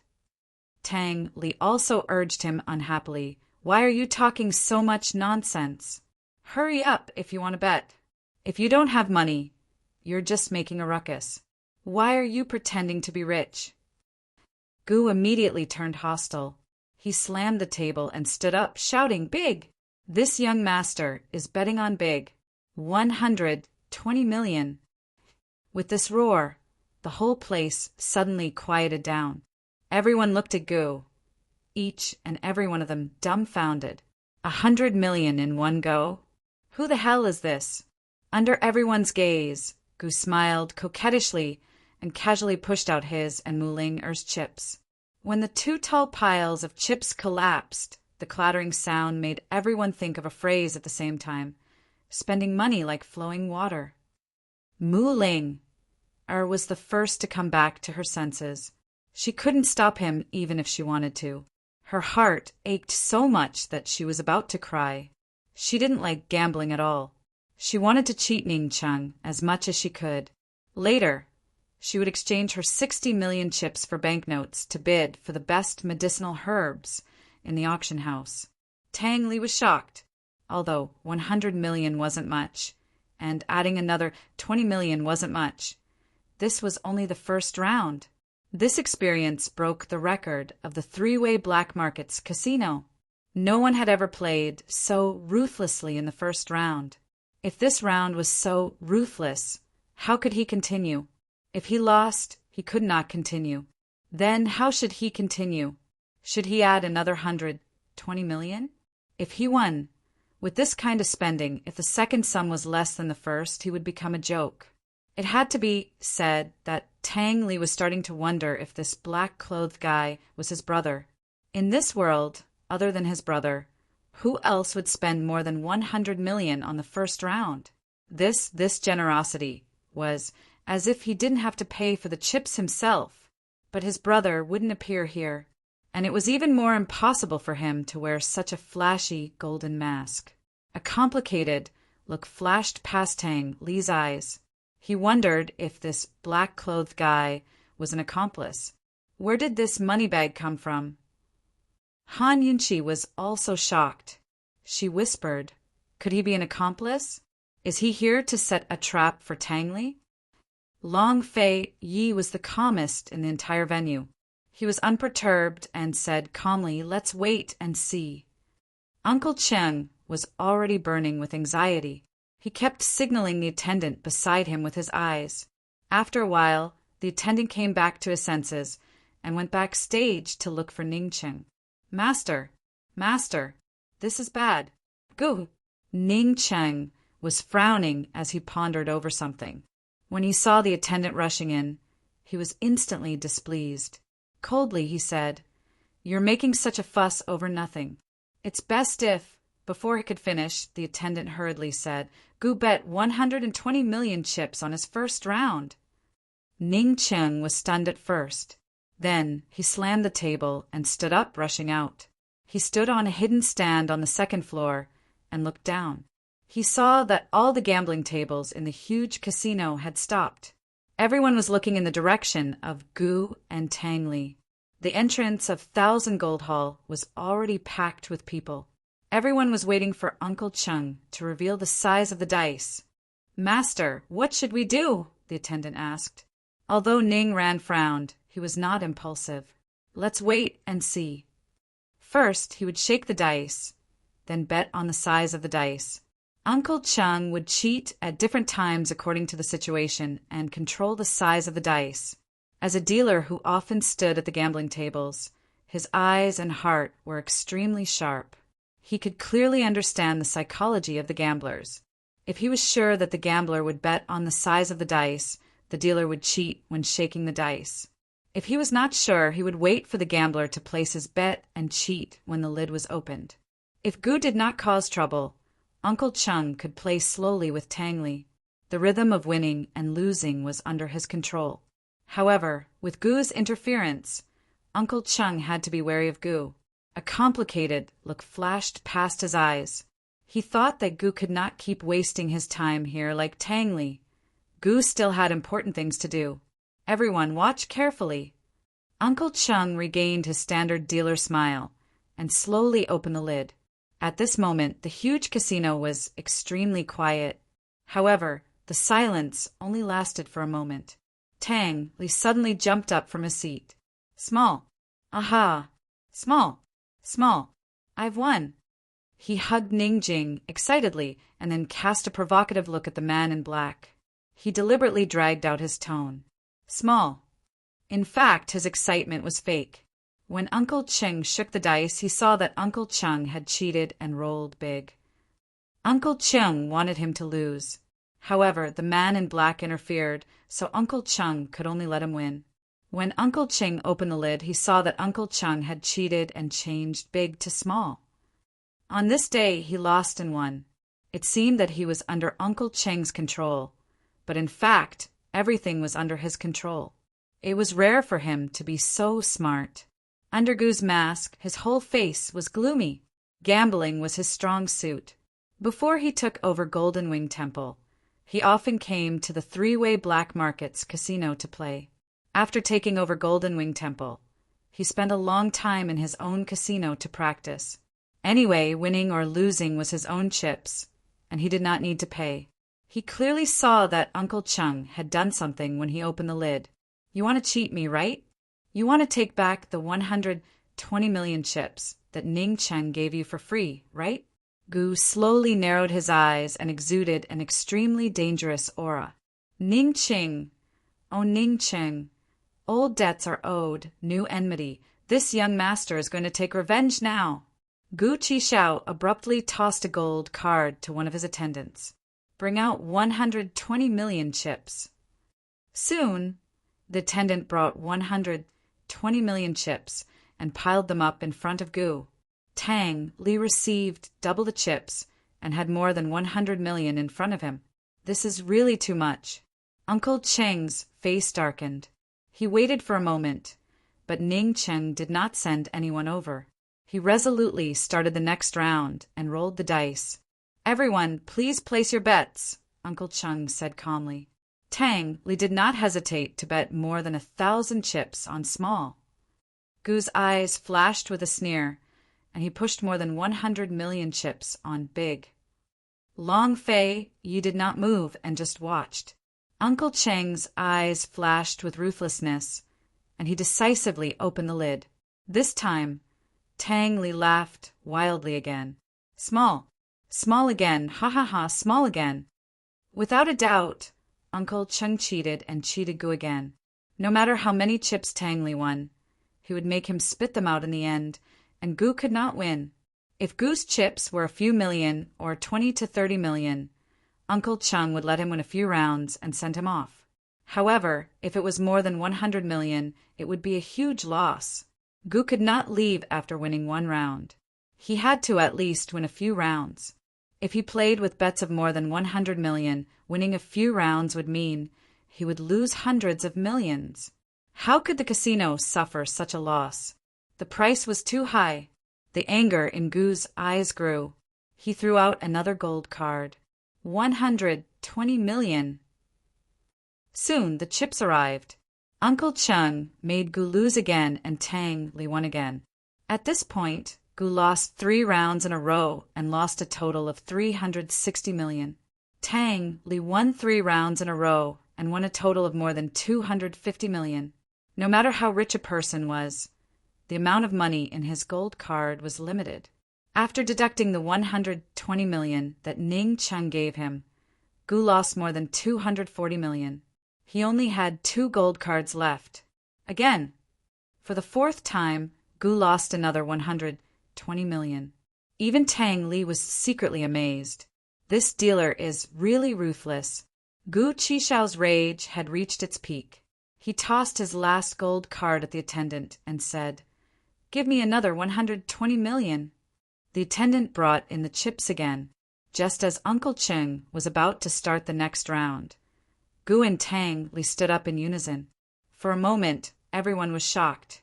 Uncle Cheng looked calm, but his heart was about to jump out of his chest. In the distance, Ning Cheng was also unable to calm down. After all, Gu had lost 4 rounds in a row, and Tang Li had 500 million in chips. Any decision made by the 2 of them would be very scary. Someone bring Gu back. Tell him that I'll return all my losses to him. Ning Cheng made a prompt decision. Unfortunately, just as the attendant went to Gu's side and whispered in his ear, Tang Li laughed and said, "I've won so much. I'm not playing anymore." Tang Li looked calm, but in fact he was overjoyed. He had planned to play for real tomorrow and win 200 million before leaving. Who knew that with the black-clothed man's interference, he would gain so much for nothing? 500 million. It was not a small number. Even his brother had to frown before he could take out that much money. If he continued to play, there would be a hole in his head. The audience was silent. Uncle Cheng's hand was clearly trembling, and Ning Cheng's face was completely pale. Long Fei Yi was still calm, and Han Yunqi almost laughed out loud several times. Gu looked up at Ning Cheng on the 2nd floor. As for everyone else, they were all dumbfounded, including Ning Jing. Chapter 890. Tang Li's "I don't want to play anymore" made everyone dumbfounded. It was as if cold water had been poured over the lively atmosphere of the scene. It instantly quieted down. Tang Li, who was originally a sucker, became the biggest winner, earning 500 million. Gu lost 4 rounds in a row, earning a total of 480 million. Although only 120 million was given to him by Ning Cheng, he was still the biggest loser. In just the time it took to drink a cup of tea, he lost 360 million. As the banker, 1,000 Gold Hall only lost about 100 million. In other words, most of the money that Tang Li won was from Gu. After Gu heard the attendant's words, he looked up at Ning Cheng on the 2nd floor without hesitation. Ning Cheng had already retreated to the inside of the stands, so no one could see him. Gu was actually having a lot of fun next door. He was attracted by the commotion in 1,000 Gold Hall and wanted to join in the fun and have more fun. Although he had lost 120 million chips to Ning Cheng, he was willing to accept his loss. If Uncle Cheng hadn't cheated, he would have been willing to lose his money. However, in these 4 rounds, Uncle Ching cheated in every round and specifically cheated him. How could he not be angry? He did not care that his money was won by Tang Li. He was determined to win by 1,000 gold haul and Ning Cheng, the big banker. Ning Cheng sent someone to ask him to go back and give him back his money? No way. His mood for gambling was disturbed. If he did not cheat back a few times, he would not be Gu. Uncle Cheng saw that the situation had taken a turn for the worse and didn't dare to keep playing. Gu Qishao was a man without principles and never played his cards according to common sense. If he really did get angry, he'd go against the gambling house and drag on the matter of Black Tower for heaven knows how long. Although the 300 million that Gu lost was a large amount, 1,000 gold haul could still afford it. For the sake of the overall situation, they spent money to avoid disaster. As for Tang Li, it was a pity that he missed such a good opportunity. He could only settle the score with him in the future. Uncle Ching didn't know what Ning Cheng was thinking. In this situation, he could only make the decision to keep the peace. Although this was not in line with the casino style, who asked them to run into Gu? Hee, since young Master Tang isn't playing anymore, please take a rest. We'll start again after the time it takes to brew a cup of tea, Uncle Cheng said. He had to buy some time to talk to Gu alone. Gu looked over and smiled disdainfully. What? Are you afraid that this young master can't afford to lose? No, it's just that young Master Tang has left the stage. We also, before Uncle Cheng could finish his words, Gu threw the last gold card in front of Uncle Cheng.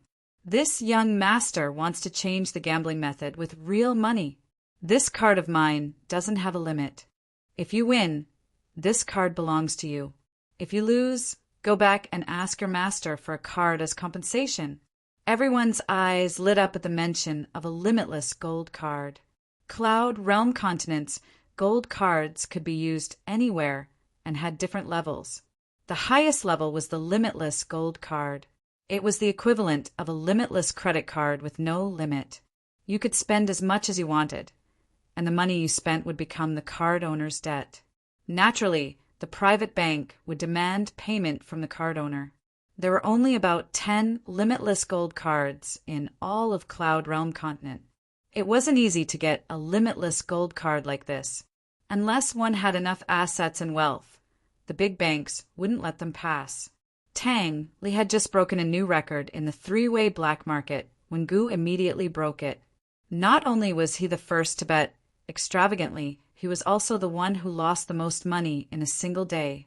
He'd even broken the casino's rules and used his gold card as a wager. At first, no one wanted to find out what kind of face or identity was hidden under that golden mask. But at this moment, everyone was extremely curious.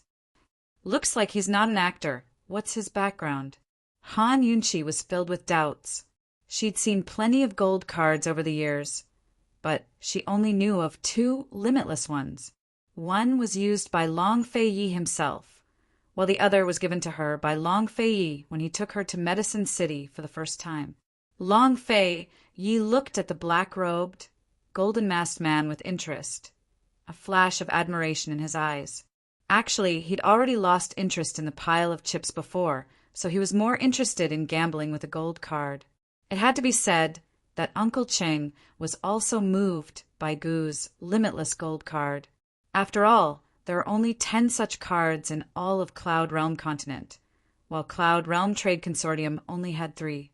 Tang Li, who was about to exchange the chips for silver notes with Ning Jing, turned back as well. He even sympathized with the black-robed man. He was sure to be targeted by the loan sharks of the casino. If this continued, he'd end up with a lifetime of debt. Of course, sympathy was one thing, but Tang Li didn't turn back to remind him. He didn't feel any guilt, either. Everything at the gambling table was done willingly, so he couldn't blame anyone else. If he had so many complaints, he shouldn't have gone to the gambling table at all. Even now, he was still holding Ning Jing's hand tightly in a happy mood. Tonight, Ning Jing had tugged at him multiple times to remind him that Ning Jing was his wife on the same boat as him. In a low voice, he asked, Jing, is there 500 million in the storehouse you want to steal? There isn't. Ning Jing replied simply. She'd even forgotten that she'd made up a lie to steal the storehouse, or that she was supposed to escape from the black market tonight. Was it a fortune or a misfortune that the liar had even tricked herself?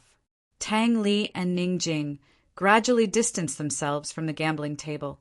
Everyone was attracted by Gu's limitless gold card, while Ning Cheng stared coldly at the couple from the second floor.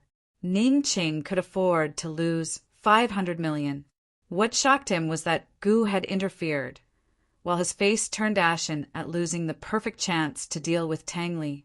After some hesitation, his eyes flashed with ruthlessness. In a low voice, he ordered the attendant by his side, "Have head elder show himself and bring Miss Jing and the son-in-law to the Harmony Hall for tea. Without my orders, they're not allowed to leave Myriad Merchant Hall." The situation in Northern Li was growing more and more tense. They had a way to lure by Yanqing to Black Tower as well. If everything went smoothly, then Eastern and Western Qin would be at each other's throats again in less than a month.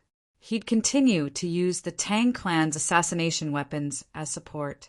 Since Tang Li had come to his turf, how could he let him go so easily? If head elder didn't let Ning Jing and Tang Li leave, Ning Jing should know what he meant. Yes, the attendant left in a hurry. Ning Cheng looked towards the gambling table. Uncle Ching still hadn't replied to Gu, but Gu was already hooting. "What? Are you afraid that this young master can't afford to lose, or that your 1,000 gold pavilion can't afford to pay up?" "Hee, your Myriad Merchant Hall's 1,000 gold pavilion claims to be Cloud Realm Continent's #1 gambling house. Don't tell me you don't even have the guts to accept a single gold card? Do you want to bet or not? If not, this young master's going to Golden Wing Hall." Day and night, the casinos that raked in money hated Gu Qishao's antics the most. Gambling houses were the wealthiest places in the world. If a gambler wanted to gamble extravagantly, shouldn't they welcome him with open arms? How could they be afraid? Once they were afraid, they'd doubt the gambling house's wealth. That was the most fatal flaw. Gu Qishao only muttered a few words before the surrounding gamblers all chimed in. "What's wrong with 1,000 gold pavilion? Can't they afford a single limitless gold card? If they can't afford it, then don't open a gambling house. Pa, I never expected 1,000 gold pavilion to be such cowards. Boring, boring. This old man's done playing. Hee, if this old man wants to win billions one day, 1,000 gold pavilion won't refuse to pay up, right? So boring, so boring. Everyone leave, this place isn't fun." The limitless gold card was a big deal. Moreover, Gu seemed like he'd continue gambling extravagantly no matter who won or lost. Uncle Cheng couldn't make the decision anymore, so he'd long sent an attendant to ask for instructions from Ning Cheng. He pacified the crowd as he waited anxiously, but it wasn't an attendant who showed up, but a gray-robed man. As soon as he arrived, he attracted everyone's attention. He was a tall, thin man with a sharp, angular face. His nose was especially high, and his short, golden hair was very eye-catching. At a glance, one could tell that he was from a foreign race on the outskirts of Cloud Realm Continent. He wasn't thin, but neither was he thin because of his illness. Instead, he looked like he was suffering. However, his eyes didn't show any signs of suffering. Under the gazes of the crowd, he didn't place anyone in his eyes. Instead, he walked step by step to Uncle Cheng's side. There were 3 types of men in this world who could attract countless onlookers just by standing in a crowd. The first type was men like Long Fei, who were naturally noble and domineering. Lofty and aloof, he didn't need to be angry to make others revere him and fear him. The second type was men like Gu, who kept a high profile. His peerlessly beautiful face and harsh words made it impossible not to pay attention to him. The third type was men like this man before them. Although he didn't have Long Fei's aura or Gu's high profile, people couldn't take their eyes off him as soon as he appeared. As soon as he arrived, Uncle Cheng's heart settled back into his chest as he set his mind at ease. He nodded at Uncle Cheng before Uncle Cheng relaxed and left. "What's the meaning of this?" You're leaving because you can't afford to gamble? Gu had a lot of complaints about Uncle Cheng's cheating ways. This young master, the dealer, does not have the qualifications to change the rules, so this table will be taken over by me. I am the 1,000 Gold Hall's deacon. My name is Jean. Manager Jean was polite but humble. His smile was unfathomable, and he was very professional. But even so, Han Yunqi could still see a trace of unruliness in his eyes. Han Yunqi knew that this guy was not as well behaved as he looked on the surface. Mu Ling was also staring at Deacon Jean. She never thought that there would be a man as beautiful as Qi brother in this world. Deacon Jin's beauty was different from Gu's beauty. He was purely good-looking and handsome. Mu Ling suddenly wanted to know what Deacon Jean looked like when he smiled. But one thing she was sure of was that no matter what, Deacon Jean would not be better looking than Qi brother. Those who often came to 1,000 Gold Hall to play had heard that the 1,000 Gold Hall's deacon was an extremely skilled gambler, but almost no one had seen him before. Deacon Jin's arrival made the people present quiet down. Everyone was amazed at his young age. Have you seen this person before? Han Yunqi asked in a low voice. I've heard of him. He's a foreign orphan with unknown origins. Long Fei Yi said in a low voice. Gu did not care who the newcomer was. He asked unhappily, so you're saying that you have the qualifications to change the rules? Yes. Deacon Jean calmly replied. Gu pulled out a chair and sat down. Good. Let's play the simplest game. Let's see who's bigger. Chapter 891. When Gu said this, many people almost laughed out loud. They all thought that Gu was courting death. Deacon Jin's gambling skills were a legend. Gu actually suggested such a game. If he wasn't courting death, then what was? One had to know that the game of dice seemed to be the simplest, but it wasn't. Not only did it rely on luck, but it also required a high level of skill. Of course, it was also the easiest game to cheat. The rules were that 2 people each held a set of dice. They would roll them at the same time, stop them at the same time, and open them at the same time to compare the number of dice. Although everyone was secretly laughing, they didn't dare to make a sound. The gambling table was like a chess table. Once the decision was made, the spectators didn't speak. Otherwise, if they spoiled other people's plans, they wouldn't even know how they died when they stepped out of the casino. All right, whatever you say. Deacon Jean also sat down. There were more and more onlookers, but the scene became quieter and quieter. Everyone stared at the gambling table with anticipation and nervousness. How about a bet? Han Yunqi whispered. Before she could say what they wanted to bet, Long Fei Yi said lightly, a draw. You think quite highly of that black-clothed young master. Han Yunqi smiled. After all, anyone who could catch Long Fei Yi's, I was extremely good. Long Fei Yi didn't know how to gamble, let alone how to cheat. However, he was smart. He was familiar with the various unspoken rules of the casino. He had already seen through the game at the gambling table and guessed that the dealer had cheated. We can't always draw. There has to be a winner, Han Yunqi said seriously. Based on the black-clothed young master's temper, if there wasn't a winner, he might stay here for a few days. What do you think? Long Fei Yi asked. Han Yunqi thought for a while before saying, I bet that Deacon Jean will win. Although she felt that the black-clothed young master had some skills and deliberately didn't expose the dealer's cheating, the black-clothed young master was impetuous and impulsive. How could he win against a calm person like Deacon Jean? Long Fei Yi said indifferently, Then I'll bet on the black-clothed man.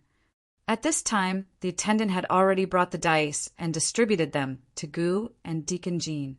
Gu Qishao carefully inspected the dice and porcelain bowl before tossing them to Long Fei. This brother, I'll have to trouble you to help me examine them and act as a witness. Tampering with the dice and the porcelain bowl was the most covert way to cheat. Gu had already checked it and confirmed that it was safe. Since Gu did this, Deacon Jean could only follow suit. He politely pushed the dice and porcelain bowl in front of Long Fei and said, "Thank you for your trouble, brother. 1,000 gold haul will pay you 100,000 chips as a notary fee." 100,000 chips, just by checking the dice? Everyone present sighed. Why didn't such a good thing happen to them? The corners of Han Yunqi's mouth twitched, and his thin mustache trembled. It was very funny. 100,000 chips, and Long Fei, ye had to be the witness? Did Ning Cheng know that Deacon Jean was so generous? Under Long Fei's mask, he was expressionless. Coldly, he said, "There's no need for a notary. The two of you can just exchange the dice." Gu Qixiao finally met Long Fei's gaze. Although this guy's a little stingy, he's still tactful enough to know what I mean. I've been waiting for these exact words. Deacon Jean didn't say much. He just said, "Okay." The two of them exchanged the dice. After they were ready, Deacon Jean asked seriously, "Are we going to see who's bigger or smaller?" "Smaller. Smaller wins." Gu didn't hesitate at all. "The chip is a limitless gold card." Deacon Jean needed to confirm. "Yes, pay up front. No delay." Gu was very insistent.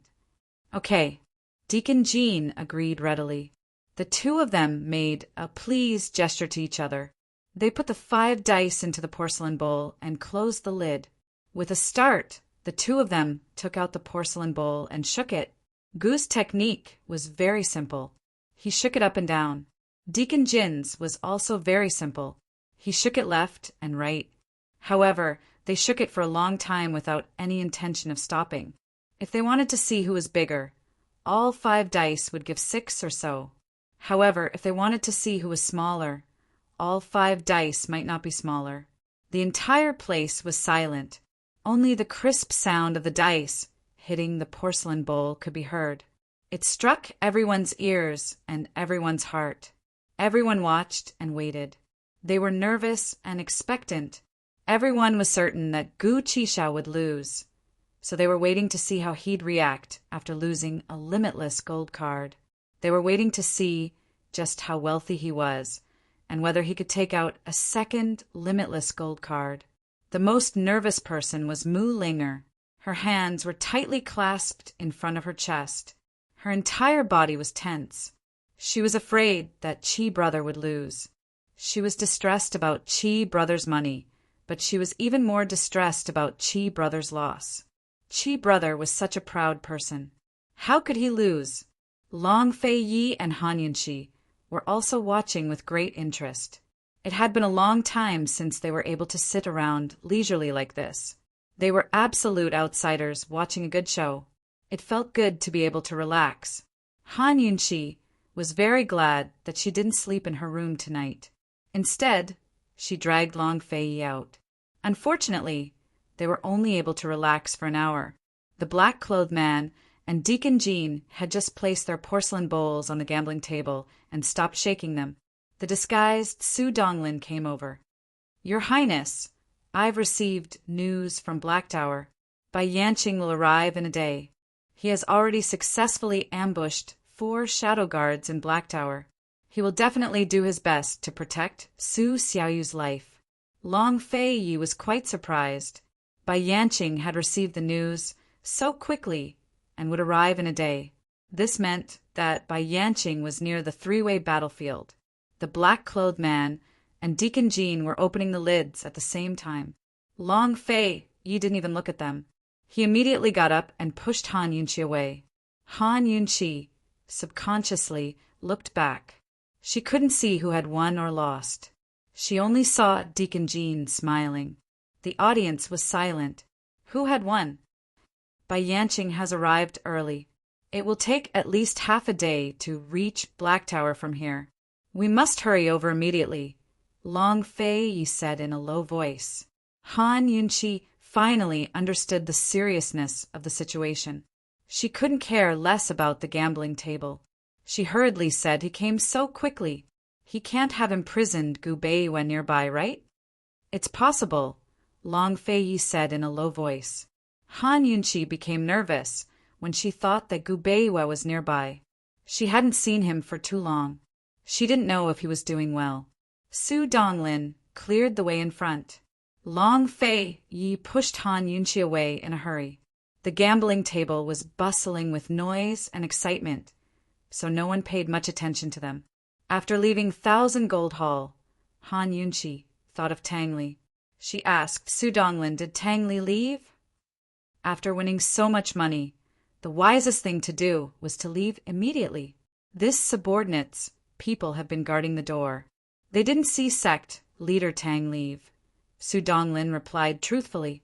It must be Ning Jing and Ning Qing who conspired to trick him here. If he doesn't lose everything, he won't be able to leave. Han Yunqi said worriedly. Don't worry. Tang Li won't lose. If Ning Jing really comes out so late, Thousand Gold Hall will suffer a big loss, Long Fei said.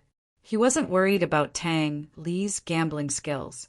Based on how Tang Li restrained Ning Jing wouldn't dare to do anything to Tang Li. Thousand Gold Hall also wouldn't dare to use force. When he arrived at the gambling table, he recognized the bracelet on Ning Jing's wrist. Han Yunqi was still frowning.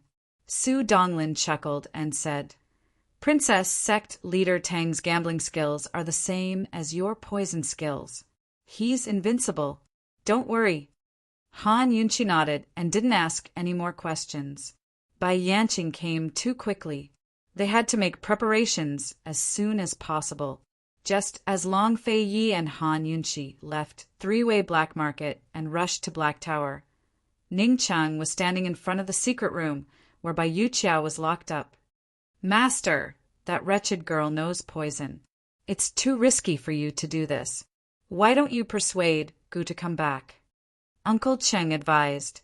In the past, if Gu wasn't around, Ning Qing wouldn't get close to Bai Yuqiao and wouldn't interrogate him personally. After all, Bai Yuqiao was Bai Yanqing's disciple and was a poison expert. Ning Qing couldn't guard against poison. Ning Cheng sneered. You're going to persuade him to come back? Uncle Cheng was speechless. Master had promised to compensate Gu for all his losses, but Gu was still not satisfied. What did he want? Tang Li was about to be trapped in a good round, but Master didn't blame him for messing it up. It was already good enough. Uncle Cheng thought about it and suddenly said angrily, Don't tell me he doesn't know he wants 360 million? Is he trying to take advantage of the situation? I won't give you any more. Ning Cheng's expression was ugly, and a trace of malice flashed across his eyes. He pushed the door open and went in. Uncle Cheng couldn't stop him, so he could only instruct the poison doctor to wait at the door while he followed him in. There was an iron cell in the secret room, and Bai Yuqiao was locked in it. He wasn't tied up like Su Xiaoyu, so he could still move freely. When he heard someone come in, Bai Yuqiao hurried to the iron bars and said loudly, Gu, what do I have to say to make you believe me? My master treated me like this, and I hate him to the core. How can I still side with him? Gu Qi Xiao, everything I told you guys was the truth. If there's even half a lie, I'll be struck by lightning and die a horrible death. Is that enough? Gu, you're already here. If you don't act now, it'll be too late. If my master sends Su Xiaoyu to Gu Beiwa, you'll never find her. Bai Yuqiao was really anxious. She couldn't wait for Ning Qing and Gu to kill her master. Once her master was dead, her senior brother wouldn't be so stupid to be used by her master. Actually, she was very clear that Ning Qing and Gu might not be her master's match. But as long as Ning Qing and Gu made a move, she would have a chance to escape and inform her master. Ning Cheng originally didn't want to show his face, but seeing that Bai Yuqiao mistook him for Gu, he also stood in the shadows and didn't make a sound. Gu, can you fucking stop dawdling? All right, I'll tell you the last secret. Those guards in Black Tower are my confidants. My master didn't save me and mistakenly thought that I died. He definitely didn't tell the people in Black Tower.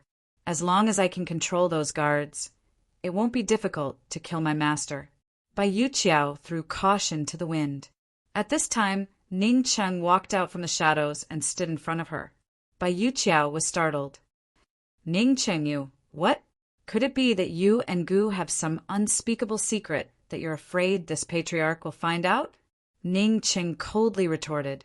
Bai Yuqiao was keenly aware that something was wrong. There seemed to be some problem between Ning Qing and Gu. She sneered. What secret could I have? I'm just curious. When did Patriarch Ning trust me so much and not fear my poison techniques? Ning Qing personally lit the lamp, illuminating the room. He looked down at Bai Yuqiao. Little girl, how about we make a deal? Chapter 892. A deal? Upon hearing these two words, Bai Yuqiao was certain that Ning Qing must have fallen out with Gu and had no other choice. That was why he took the risk and came to find her alone. Along the way, Bai Yuqiao had already compared Ning Qing and Gu. Both men were very scary, but Gu was far scarier than Ning Qing. Gu did not play by the rules at all. When he was ruthless, he was like a demon who would destroy everything at all costs, even if it meant sacrificing his own life. Ning Qing was different. No matter how sinister and ruthless Ning Qing's methods were, he still had a bottom line. After all, Ning Qing controlled the D clan's Ning family and the Western Qin camp. Ning Qing had scruples and concerns, so he knew his limits. Compared to Gu and Ning Qing, Bai Yuqiao preferred to work with Ning Qing. What deal? Bai Yuqiao became serious. Help me deal with Bai Yanqing. No matter whether you succeed or not, I will let you go. Bai Yuqiao was unmoved by Ning Qing's words. However, Ning Qing's next words stunned her. Ning Qing said, I can pay you 160 million as commission now. After the deal is done, I will give you another 200 million. How about that? For real? Bai Yuqiao asked seriously. Ning Qing did not answer. Instead, he took out a 160 million gold card from his sleeve and threw it over. Bai Yuqiao caught it and glanced at it to confirm that it was genuine. Ning Qing's lips curled into a cold smile. He came from a merchant family and always believed that money could make the world go round. He added, Bai Yuqiao, you should know that Gu has no intention of letting you go. No matter whether you succeed or not, you have to die. Bai Yuqiao really liked money. She quickly laughed. Master Ning is really rich and generous. You are much more generous than Gu. But why is it 60 million? Bai Yuqiao could not figure out this number. This clan had just likes this number, Ning Qing intoned. 360 million. This was the amount that Gu had lost to the casino tonight. He wanted to return it, but Gu did not want it. He could use it to bribe Bai Yuqiao. Hee, 6 is an auspicious number. Bai Yuqiao's smile like a flower. Why didn't I meet Master Ning earlier? If I had met Master Ning, I would not have been reduced to be Bai Yanqing's servant. It's not too late to meet them now, Ning Qing said coldly. Agree or not, you don't have time to consider. Hee, for the sake of the money, of course I have to agree. Bai Yuqiao was very straightforward and added, Don't worry, clan head Ning. I won't poison you while we're working together. These words were obviously exposing Ning Qing's shortcomings. This was exactly the promise Ning Qing wanted. If he didn't fear her poison skills, why would he talk about cooperation with her in the first place? Why would he spend so much money? 300 million was a lot of money in the casino, not to mention outside of the casino. 300 million was enough to support an army for 3 years. It was also enough to replenish a batch of weapons. I also believe in you. Ning Qing's words were actually somewhat false.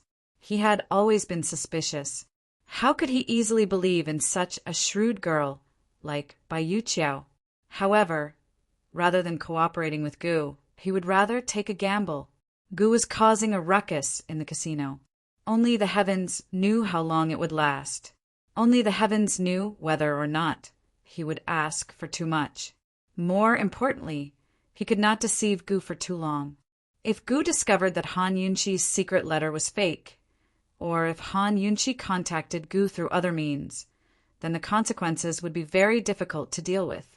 Ning Qing's move was not impulsive. Rather, it was a desperate gamble. Whether this decision was right or wrong, victory or defeat, would be decided in the next few days. You just said that the attendants of Black Tower are your confidants, Ning Chung seriously asked. Bai Yuqiao smiled and said, Master Ning, since you want to cooperate with me, you should show some sincerity. Ning Cheng's eyes flashed with displeasure. However, he still had someone unlock the door and let Bai Yuqiao out. Bai Yuqiao had a sly smile on her face like a little fox. She stared at Ning Cheng and walked towards him step by step. Ning Chung slowly narrowed his eyes. He also stared at her, watching her approach step by step. Uncle Cheng's heart trembled with fear as he watched from the back. He was afraid that Bai Yuqiao would go back on her word and poison his master before fleeing. Not long after, Bai Yuqiao stood in front of Ning Cheng. It was only a step away. Ning Cheng was very tall and Bai Yuqiao was petite. She did not even reach his chest. Bai Yuqiao looked up. Ning Cheng looked down disdainfully. Bai Yuqiao suddenly laughed. Master Ning, you have guts. Don't worry. Bai Yuqiao, will do what I say. I will definitely not poison you. I have an extra small request. If you agree to it, I will take you to Black Tower right now. I have a way to deal with my master. It had to be said that Bai Yuqiao's smile was very sweet. Her eyes were big and very beautiful. However, Ning Cheng was indifferent. His face was still cold. Speak. It's not a big deal. If you have the chance to deal with Gu, help me stab him a few times. Bai Yuqiao's smiling eyes suddenly turned cold. She was like a demon. Uncle Cheng was a little apprehensive.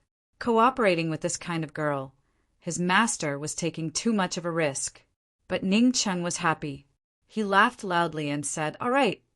It wouldn't be too late to deal with Gu after he finished dealing with Black Tower. What method do you have to deal with your master? Ning Cheng asked. Let's go. I'll tell you when we get there. Bai Yuqiao grew serious.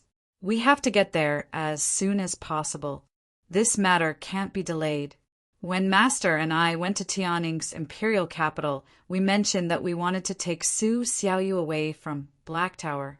Ning Cheng wasn't impulsive. Instead, he said coldly, Let's talk about this before we leave. Bai Yuqiao beckoned Ning Cheng closer with her finger. Ning Cheng bent down, and Bai Yuqiao immediately drew closer.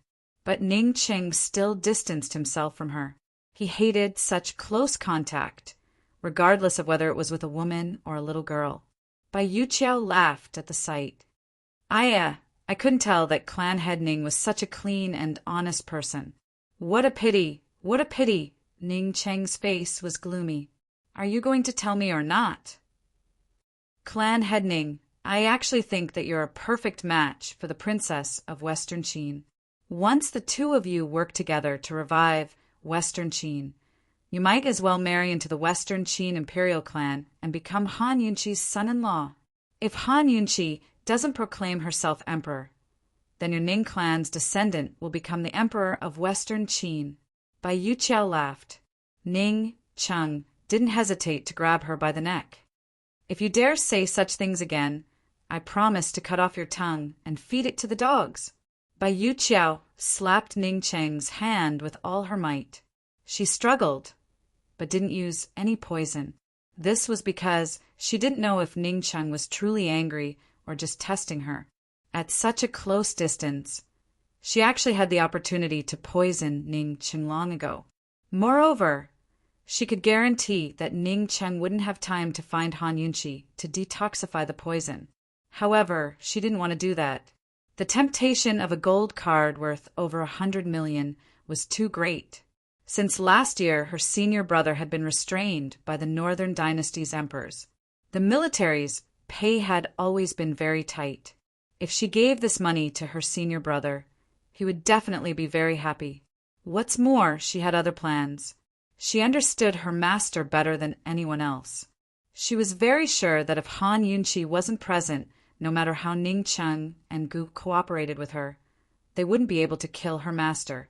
The reason why she agreed to let Ning Cheng and Gu come to Black Tower and give them hope was because she had other motives. She hadn't lied. The guards of Black Tower were indeed her trusted subordinates. As long as she reached Black Tower, her chances of escaping would be greater.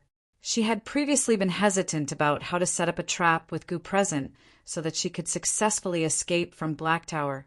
Now that Ning Cheng and Gu had fallen out and had come to find her alone, it was simply a heaven-sent opportunity for her. How could she not use poison on Ning Cheng? Of course, she had accepted 160 million after all. She would do something for Ning Cheng before escaping. Ning Cheng had led troops to guard the perimeter of the three-way battlefield for many years. Coupled with Myriad Merchant Hall's wealth, he should have quite a bit of influence in this place, where good people mixed with bad people. Therefore, even though she knew that the chances of killing her master weren't high, Bai Yuqiao still hoped to borrow Ning Cheng's strength to injure her master. First, it was to avenge herself. Second, to avenge her senior brother, and a chance to escape her master's control. Tonight, she would bring Ning Cheng over. After bribing the guards of Black Tower, she would set up a trap and bring her master here. Then, she would immediately escape with Su Xiaoyu. Su Xiaoyu was an important hostage in the investigation of the perplexing butterfly illusion. She naturally had to do her best to kidnap her and bring her to her senior brother. When she thought of this, Bai Yuqiao's usually harsh face unconsciously revealed a gentle smile. No matter what, she had to make everything go smoothly. She thought that when her senior brother knew the truth and saw what she had done for him, he would definitely not treat her coldly anymore. After hearing Su Xiaoyu's strategy, Ning Cheng wholeheartedly approved of it. Of course, he wasn't stupid enough to believe that he could kill Bai Yanqing with such a small strategy. No matter how many ambushes he secretly laid down and how many preparations he made, Bai Yuqiao would not know. He more or less hoped that Han Yunqi could fight with him at this moment and kill that traitor Bai Yanqing. It was a pity that Han Yunqi was far away in the East Qin army. Even if he was filled with resentment and hatred, whenever he thought of her name, Ning Cheng's cold and arrogant eyes would unconsciously soften. His left hand's 5 fingers gently moved as if he wanted to clench them, but he couldn't. He thought that it was good that Han Yunqi wasn't here. Otherwise, Bai Yanqing would use the same trick and use Gu Beiwa as a bargaining chip to threaten him, wasting all his efforts. Ning Cheng finally let go of Bai Yuqiao. Bai Yuqiao fell several steps before steadying herself. She was panting for breath, almost being choked to death. Go and prepare. Wait for me at the door in half an hour, Ning Cheng said coldly before turning to leave. Bai Yuqiao let out a large sigh of relief. She almost couldn't hold it in. When Ning Cheng came out, Uncle Cheng quickly followed him. Master, think about it again. This matter can't be rushed. What kind of person is Bai Yanqing, and we don't have a single person who knows poison? This is too risky if Gu. Uncle Cheng did not even finish before Ning Cheng said coldly, increase the number of archers by 1,000. Also, bring me the pear blossom rain needles. He did not believe that Bai Yanqing's poison could be faster than the pear blossom rain needles. This time, he wanted to catch Bai Yanqing off guard. When he was about to leave with Ning Cheng, the great elder came over. What is going on with Ning Jing? Why is she wearing a mask? Ning Cheng asked. Chapter 893. It had to be said that Ning Jing's mask had caused a great deal of trouble. The people of Myriad Merchant Hall had never seen Tang Li before, so they couldn't recognize this son-in-law, but they could recognize her. She had originally wanted to hide her identity so that the people of Myriad Merchant Hall wouldn't recognize her, but who knew that they would run into Ning Cheng in the casino? Once Ning Cheng recognized Tang Li, it didn't matter how hard she tried to hide it. All of this was caused by the mask. If she didn't have this mask, Ning Cheng wouldn't have suspected Ning Jing of anything. However, it was precisely because of this mask that Ning Cheng became vigilant. This subordinate is still unable to speak with Miss Jing alone, but Miss Jing should be able to understand this subordinate's intentions. She will continue to lead the Tang sect master to the casino, the great elder replied truthfully. She must understand. Ning Ching said coldly. But if the Tang sect master insists on not gambling, this subordinate is afraid that this subordinate won't be able to keep him. The great elder was in a difficult position. Tang Li could resolutely wash his hands of gambling after winning 500 million. This meant that Uncle Cheng's efforts as a dealer had not succeeded in bewitching Tang Li's mind. Tang Li was still very clear-headed.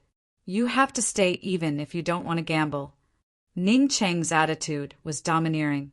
He was determined to capture Bai Yanqing on this trip to Black Tower.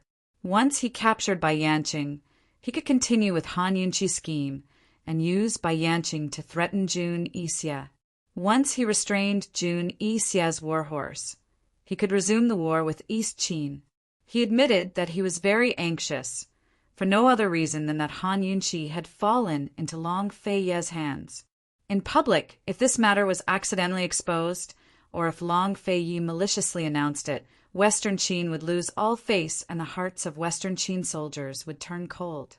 Personally, he just wanted to see that woman as soon as possible. You just need to find a chance to pass on my words to Ningjing. Leave the rest to Ningjing. Ning Cheng's attitude was firm. Tell Ningjing to finish what she needs to do in the black market. She doesn't need to return to the Tang clan either. I'll leave everything in Cloud Realm Trade Consortium to her. Hearing this, First Elder let out a sigh of relief. Letting Miss Jing, who he was most familiar with, deal with Tang Li was better than letting an old man like him, who knew nothing about Tang Li, come up with an idea. He believed that Miss Jing wouldn't disappoint everyone. I understand. I'll do it right away. The great elder left happily. After instructing the head elder, Ning Cheng took Bai Yuqia with him and left three-way black market behind Gu's back. Through the night, they headed for Black Tower. Currently, Ning Jing and Tang Li were in a tea house in Myriad Merchant Hall. Only a few servant girls waited on them, but Ning Jing was well aware of the number of guards outside. She was even more aware that someone was watching their every move from the shadows. She and Tang Li hadn't even exchanged their chips for silver notes when First Elder arrived. He pretended to recognize Tang Li as the Tang clan head and the son-in-law of Cloud Realm Trade Consortium. It was obvious that First Elder's actions were on Ning Cheng's orders. From that moment on, Ning Jing knew they wouldn't be able to escape. She could only take off her mask and admit her identity. Tang Li was shrewd enough to know that Ning Cheng wasn't planning to let them go. In the silence of the room, the two of them had a tacit understanding of the situation. Ning Jing wanted to speak multiple times, but didn't know what to say. In the end, it was Tang Li who spoke first. In a low voice he asked, "Will we be able to leave if we cooperate with the arms trade?" "Yes. Will you agree?"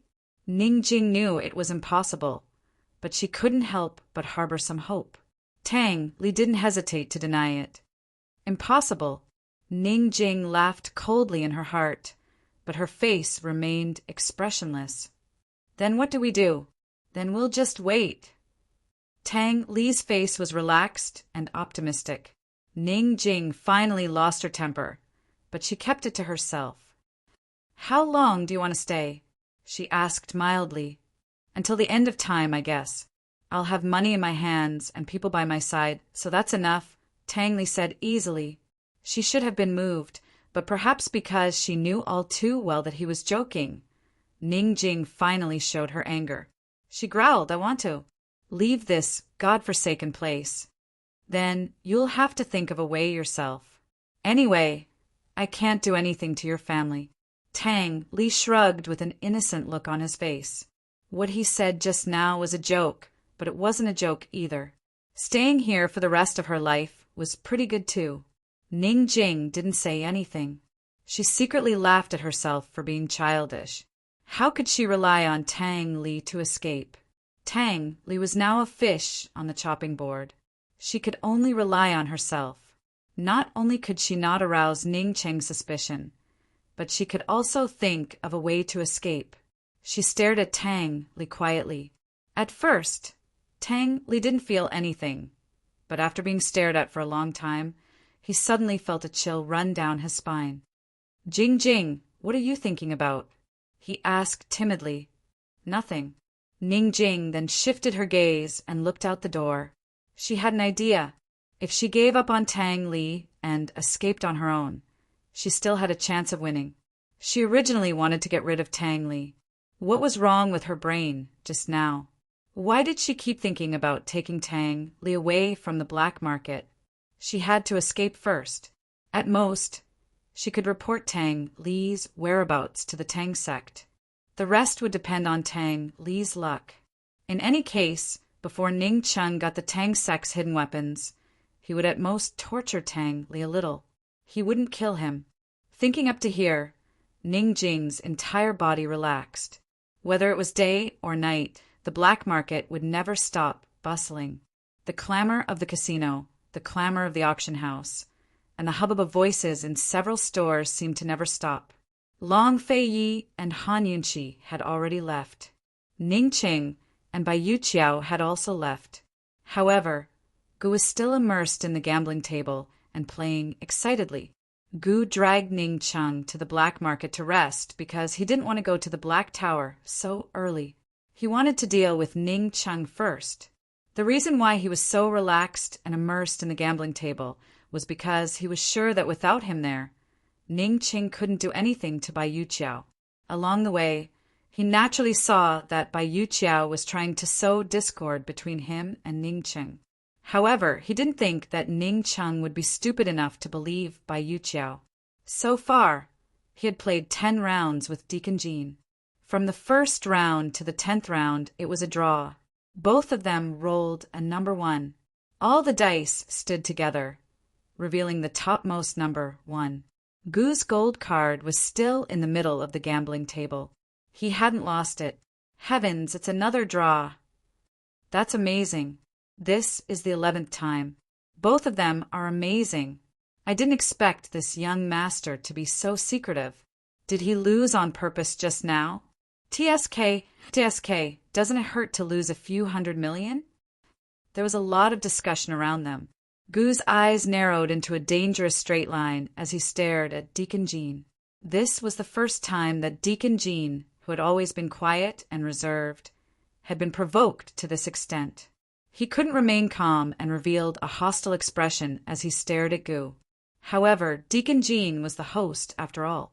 He still maintained his professionalism and said calmly, "Young master, do you want to continue?" "Of course." As Gu Qishao spoke, he slapped the table, causing the dice in the bowl to scatter into the air with a clear, melodious clatter. The corner of Manager Jin's mouth curled up in disdain. With a gentle wave of his hand, the dice in his porcelain bowl scattered and fell into the bowl. Without a doubt, his technique was much more brilliant and elegant than Gu Qishao's gentle pats. Gu's eyes turned cold when he saw this. The two of them were competing over such small details. It was obvious that the two of them were really at loggerheads. At first, Mu Linger was worried sick at heart, but after witnessing Chi Gij's gambling skills, she felt completely at ease. She sat by Gu Qishao's side and cheered on his every move, applauding him. As for Deacon Jean, although her first impression of him was good, Mu Ling had long regarded him as an enemy. His every move was worthless in Mu Ling eyes. Chi Brother's enemy was Ling enemy. The 12th round soon began. This time, Gu put the lid on the porcelain bowl and did not move. Deacon Jean despised him for slamming the table, didn't he? He slammed until the end. When he slammed the table, the porcelain bowl jumped up. The dice in the bowl also jumped up and hit the lid with a crisp sound. The porcelain bowl fell on the table and landed very steadily. It did not break or topple over. Gu did not slap it casually. Gu sat lazily on the chair and crossed his legs on the gambling table. He slammed the table casually. The porcelain bowl jumped up and down, and the dice in it jumped up and down. It had to be said that Gu's action was a sight to behold in the casino. It was lazy, coquettish, noble, and casual. Even if his devastatingly beautiful face was not revealed, he still attracted the adoration of countless women. Mu Ling, Oi's attention was no longer on the gambling table. It was all on Chi Brother. She smiled foolishly, her heart full of joy and adoration. Gu was so late, so Deacon Jean naturally had to follow. Deacon Jean was still sitting upright. He pressed one hand on the armrest and slammed the table with the other. Although he did not have as many fancy moves as Gu, he still made the porcelain bowl land on the table steadily. He slammed the bowl while looking at Gu, just like how Gu was slamming the bowl while looking at him with raised eyebrows. However, he inadvertently glanced at Mu Ling a few times. His good brother, Ning Cheng, had told him that it would be best to take down Mu Ling, while holding back Gu. Deacon Jean had never failed in seducing women. Several women in the black market, who were rich, smart, and beautiful, had all fallen at his feet. After fighting with Gu for more than 10 rounds, he did not see through Gu. However, he saw through Mu Ling, although Mu Ling did not show her true colors. Her every move betrayed her completely. Deacon Jean was very sure that this girl was simple, straightforward, willful, and free. She did not have any tricks up her sleeve. It had to be said that, in Deacon Jin's opinion, Mu Ling was not a woman. She could only be considered a girl. He could not help but secretly laugh. Ning Ching could not even handle such a little girl. Seeing that Mu Ling was cheering for Gu again, Deacon Jin's eyes flashed with disdain. He suddenly slammed the table. In that instant, his porcelain bowl suddenly flew out and smashed straight at Mu Ling. Everyone was watching excitedly. No one had expected such an accident to happen. Mu Ling was so shocked that she did not know how to dodge. However, Chapter 894. This sudden accident shocked Mu Ling, so much that she couldn't react in time and forgot to dodge. In that split second, Gu's leg, which was resting on the armrest of the chair, swept over and accurately sent the porcelain bowl flying towards Deacon Jean, smashing right into Deacon Jin's forehead. The porcelain bowl fell to the ground and shattered, and the dice rolled all over the floor. Deacon Jin's head, which was covered by his hair, immediately split open, and fresh blood slowly flowed down his face. For a moment, everyone was shocked. If Deacon Jin's action was an accident, then Gu had done it on purpose. From the wound on Deacon Jin's forehead, it could be seen that Gu had used a lot of force. Before everyone could react, Gu stood up and said coldly, "What's the meaning of this? You can't afford to play, so you want to hurt people? Who are you trying to bully?" With Gu's shout, everyone realized that Deacon Jin's slap might not have been an accident. Deacon Jean was not flustered. He took out a gray handkerchief and gently wiped the blood from his forehead, then pressed the handkerchief against the wound to stop the bleeding. This young master misunderstands. Just now, this one made a mistake. I definitely did not mean to hurt anyone, nor did I intend to bully anyone. Young master and this one have yet to decide a victor. So how can you say that you can't afford to play? Made a mistake? Gu snorted coldly. It was indeed a mistake. There are so many pairs of eyes here. My 1,000 gold pavilion wouldn't go so far as to play such a trick, right?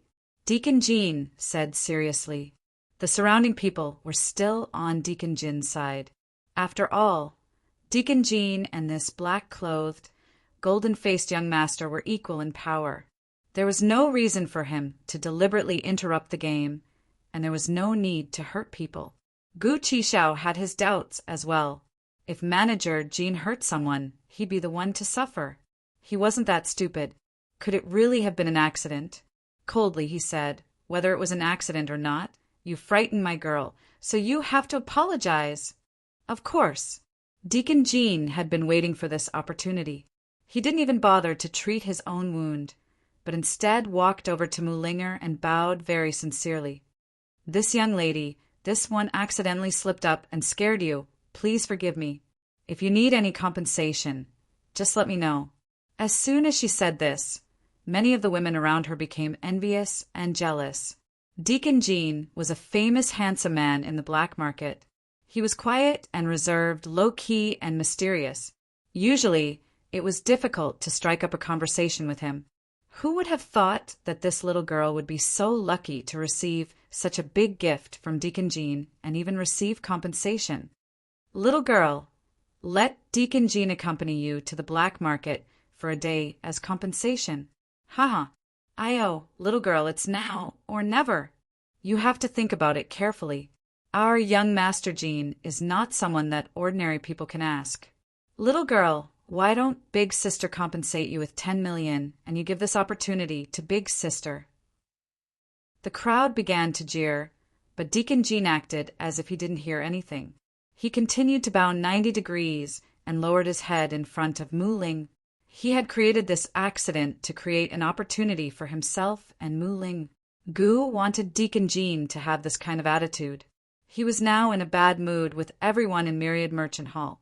If he seized this opportunity, wouldn't he bite down and not let it go? Gu said loudly, "Little girl, since Deacon Jean is so sincere, you can ask for anything." Under the veil, Mu Linger had been smiling foolishly for a long time. She loved the feeling of being protected by Chi Brother. After knowing Chi Brother for so long, he had never cared so much about her. "Deacon Jean, I don't want any compensation. I just want you to promise me one thing. If you agree, I'll forgive you," Mu Linger said seriously. Deacon Jean looked up and smiled. "Little girl, please say it." Mu Linger was overjoyed. "You just have to admit defeat to my Chi Brother." As soon as these words were spoken, the entire place fell silent. However, very soon, a burst of laughter erupted. Everyone was amused by this. As for the name, Chi Brother, no one was familiar with it, so they didn't think too much about it. They just thought that the black-clothed, gold-masked man was this girl's seventh brother. Under Gu's mask, he was beaming. Linger, this little girl, was always so cute. The corner of Deacon Jin's mouth twitched a few times, but he remained calm and smiled. "Little girl, you really know how to joke." Mu Linger became serious. "I'm not joking. If you don't agree, call your manager out. I'll lodge a complaint against you. Replace you." Deacon Jin's eyes flashed with a touch of complexity. He had to admit that he had underestimated this little girl.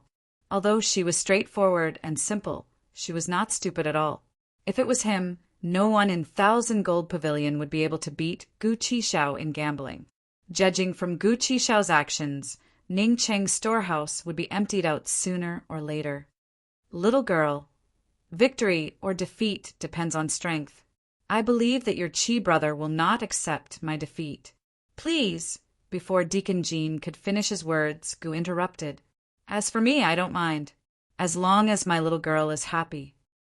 Mu Linger couldn't help but laugh. Deacon Jin's usually calm face darkened a lot. What could be more depressing than the fact that he had set a trap for himself in the end? "Deacon Jean, even my Chi Brother doesn't mind. What else do you have to say? Either you admit defeat, or you call Myriad Merchant Hall's manager out." Mu Linger's attitude was firm. At this time, the men and women around them didn't dare to kick up a fuss. The older women all had a whole new level of respect for Mu Linger. The casino, which had been bustling with noise and excitement for a long time, suddenly quieted down. However, Manager Jean soon made the crowd boil again. He still bowed in front of Mu Linger and replied with a smile, "Okay, I'll take it as my loss this round. I apologize to this little girl. I hope she will forgive me." As soon as he finished speaking, the crowd became even quieter. Everyone thought that there was something wrong with their ears and that they had heard wrongly. Even Mu Linger and Gu were very surprised. The two of them didn't expect Deacon Jean to really admit defeat. He was just deliberately making things difficult for them. In the silence, Deacon Jean took out a gold card from his sleeve and showed it around for everyone to see. Then he placed it on the table and pushed it in front of Gu along with Gu's gold card. He could still maintain a professional smile and said to Gu, "Sir, you've won this round. 2 types of unlimited gold cards. Please keep them well. If you want to continue, this one will accompany you at any time." Finally, the crowd boiled over. Discussions, exclamations, and screams rose one after another. In the hustle and bustle, Mu Linger heard a few people speaking up for Deacon Jean.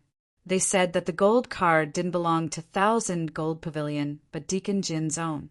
Mu Linger believed this. After all, the accident just now was Deacon Jin's fault. Thousand Gold Pavilion couldn't possibly take responsibility for his mistakes. Moreover, Deacon Jean didn't discuss it with Ning Cheng before admitting defeat. It was obvious that he had acted on his own initiative. Looking at Deacon Jin's sincere attitude, Mu Linger suddenly felt a little apologetic. Gu acted as if it was a matter of course. He generously took the 2 gold cards and casually threw one to Mu Ling. He smiled and said, "There's no need to admit defeat. Compensation is still required." Gu knew that the person who was in charge of Thousand Gold Pavilion was definitely not simple. However, he was still a little surprised that Deacon Jean had an unlimited gold card. It looked like this Deacon Jean was still very much favored by Ning Cheng. With Gu's words, the surrounding criticism became even louder. Although Mu Linger took the gold card, her heart was still a little apprehensive. Deacon Jean smiled and said to Gu, "Since there's no need to admit defeat, then let's continue?" Deacon Jean actually had sufficient reasons to reject Mu Linger's unreasonable request. However, he was willing to use an unlimited gold card to gain Mu Linger's favor. Moreover, this gold card was in Mu Linger's hands. He would have a reason to get close to Mu Linger. Ning Cheng promised that as long as he could settle this man and woman, he would agree to return the slave contract to him. From then on, he would be free. This transaction was worth it. Of course, we're going to continue. Gu's spirits were rising. When the attendants brought in new porcelain bowls and dice, the 2 of them began a new round of fierce fighting. Time passed the fastest in the gambling house. Before they knew it, dawn had arrived. Ning Cheng and Bai Yuqiao had arrived at Black Tower as well. Last night, Bai Yuqiao had specially sent a letter to Black Tower via Messenger Hawk to sound out the situation. As expected, she understood her master best. Her master hadn't told the guards that she'd already died in Tianning's imperial palace. Thus, the guards had no idea of her current predicament. Bai Yuqiao and Ning Cheng didn't set up an ambush around Black Tower, nor did they sneak in. Instead, they walked in openly. This was because Ning Cheng had disguised himself as Bai Yuqiao's attendant and followed behind Bai Yuqiao. Black Tower's guards were pleasantly surprised to see Bai Yuqiao arrive. Their leader hurried forward. "Miss Yu, you've finally come. Something big has happened, Mo, do you know?" "What's the big deal?" Bai Yuqiao said as she walked towards the secret room where Su Xiaoyu was imprisoned. Ning Cheng followed behind her without arousing any suspicion. The guard hurried to catch up and murmured, "Perplexing butterfly illusion!" Bai Yuqiao and Ning Cheng were both alarmed. Bai Yuqiao blurted out, "Does Su Xiaoyu really know where the perplexing butterfly illusion is?" "Exactly. I wanted to tell you first, but I couldn't find you anywhere. This matter is very important, so I told Master directly." The guard hurriedly explained. Reporting above one's rank was a serious crime. This time, Bai Yuqiao and Ning Cheng were even more shocked. They originally wanted to use the perplexing butterfly illusion to lure Bai Yanqing, but who knew that Su Xiaoyu would make the first move? "When did this happen?" Did Master reply? "Is he coming?" Bai Yuqiao asked anxiously. "Just yesterday. Master should be nearby." He replied that he'll be here. "He'll be here in the afternoon at the latest. If he's fast, he'll be here soon." The guard answered truthfully. Bai Yuqiao broke out in a cold sweat. Her entire back was drenched in sweat. Even Ning Cheng, who was following behind her, could see that her hands were trembling. Ning Cheng didn't say anything. He could only cough lightly to remind Bai Yuqiao to calm down. It was good that Bai Yanqing was here so soon. He didn't have to wait too long. Bai Yuqiao finally calmed down. She asked again, "Did Su Xiaoyu say anything else?" That girl was stubborn. She insisted that Master come personally. She said that she wanted to negotiate with Master. the guard replied. Bai Yuqiao dismissed the guards and entered the secret room with Ning Cheng. The secret room had 2 rooms. The inner room held Su Xiaoyu, while the outer room was for the guards on night watch. Bai Yuqiao didn't look at Su Xiaoyu. Instead, she grabbed Ning Cheng and asked anxiously, "Master will be here soon. What should we do?" Chapter 895. What to do? Bai Yuqiao had never thought that she would miss out on Su Xiaoyu, this uncertain factor. She had originally planned to stay in Black Tower for a day or 2 to lure her master over while perfecting her plan. Who knew that her master could come over at any time? "What are you panicking for?" Ning Cheng reprimanded unhappily. "Aren't you anxious? You don't have time to prepare." Bai Yuqiao was still afraid of her master. She was so panicked that she couldn't think clearly about the situation. Her heart was already filled with evil thoughts. She didn't want to use Ning Cheng against her master anymore, so she might as well poison him and steal all his money. Then she could kidnap Su Xiaoyu and take her to her senior brother. However, just as she was about to act, Ning Cheng said coldly, "Act according to the plan. I've already arranged everything."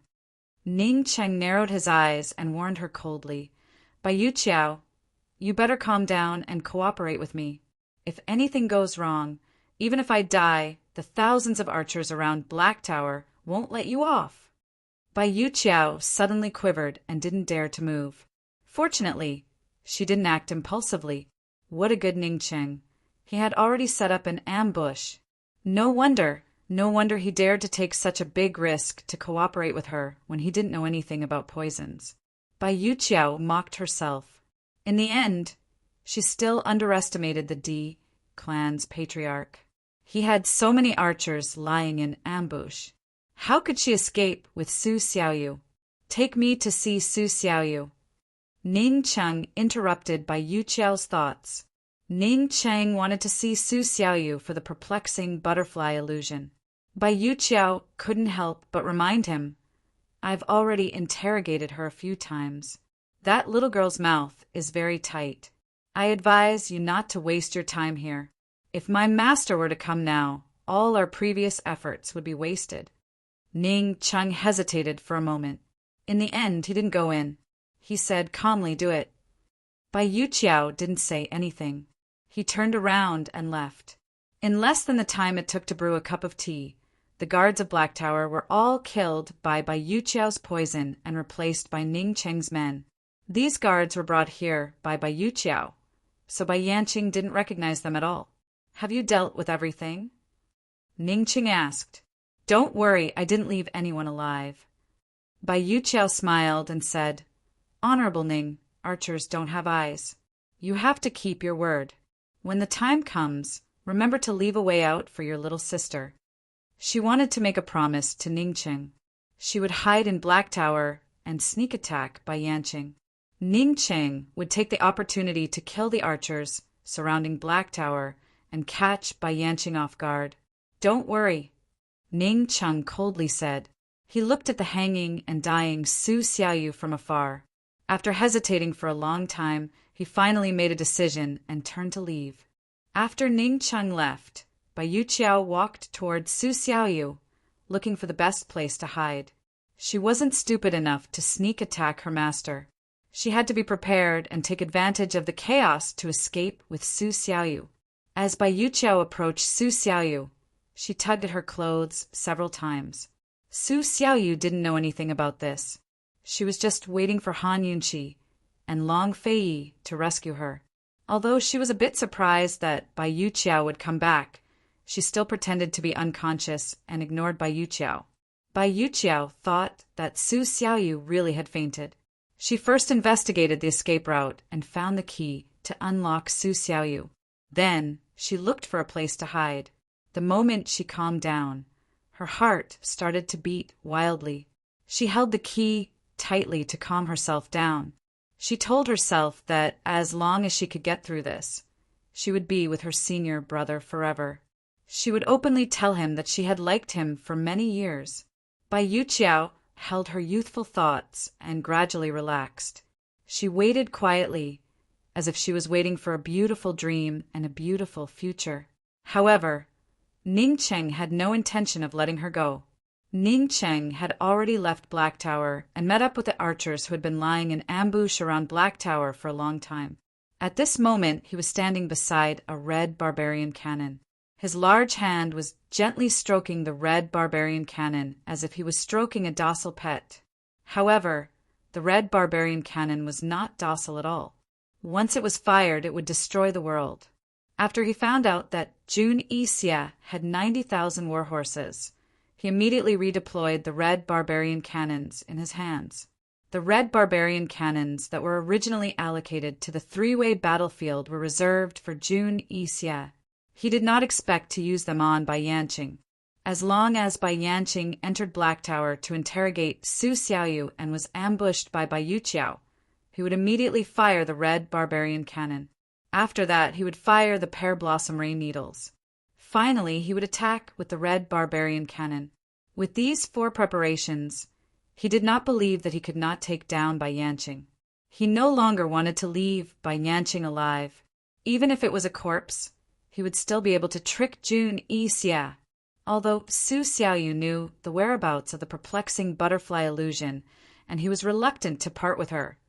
Bringing Su Xiaoyu out would arouse Bai Yuqiao's suspicions. Moreover, he would not be able to keep Bai Yuqiao here. The vast forest was silent as everyone waited quietly. Long Fei Yi and Han Yunqi were waiting as well. However, Han Yunqi felt a little uneasy. Last night, the Shadow Guard had come to report that they had discovered a large group of archers lying in ambush around them. Han Yunqi's first thought was Ning Cheng. Ning Cheng had already used the same tactic against Bai Yanqing back at Tianning's Imperial City.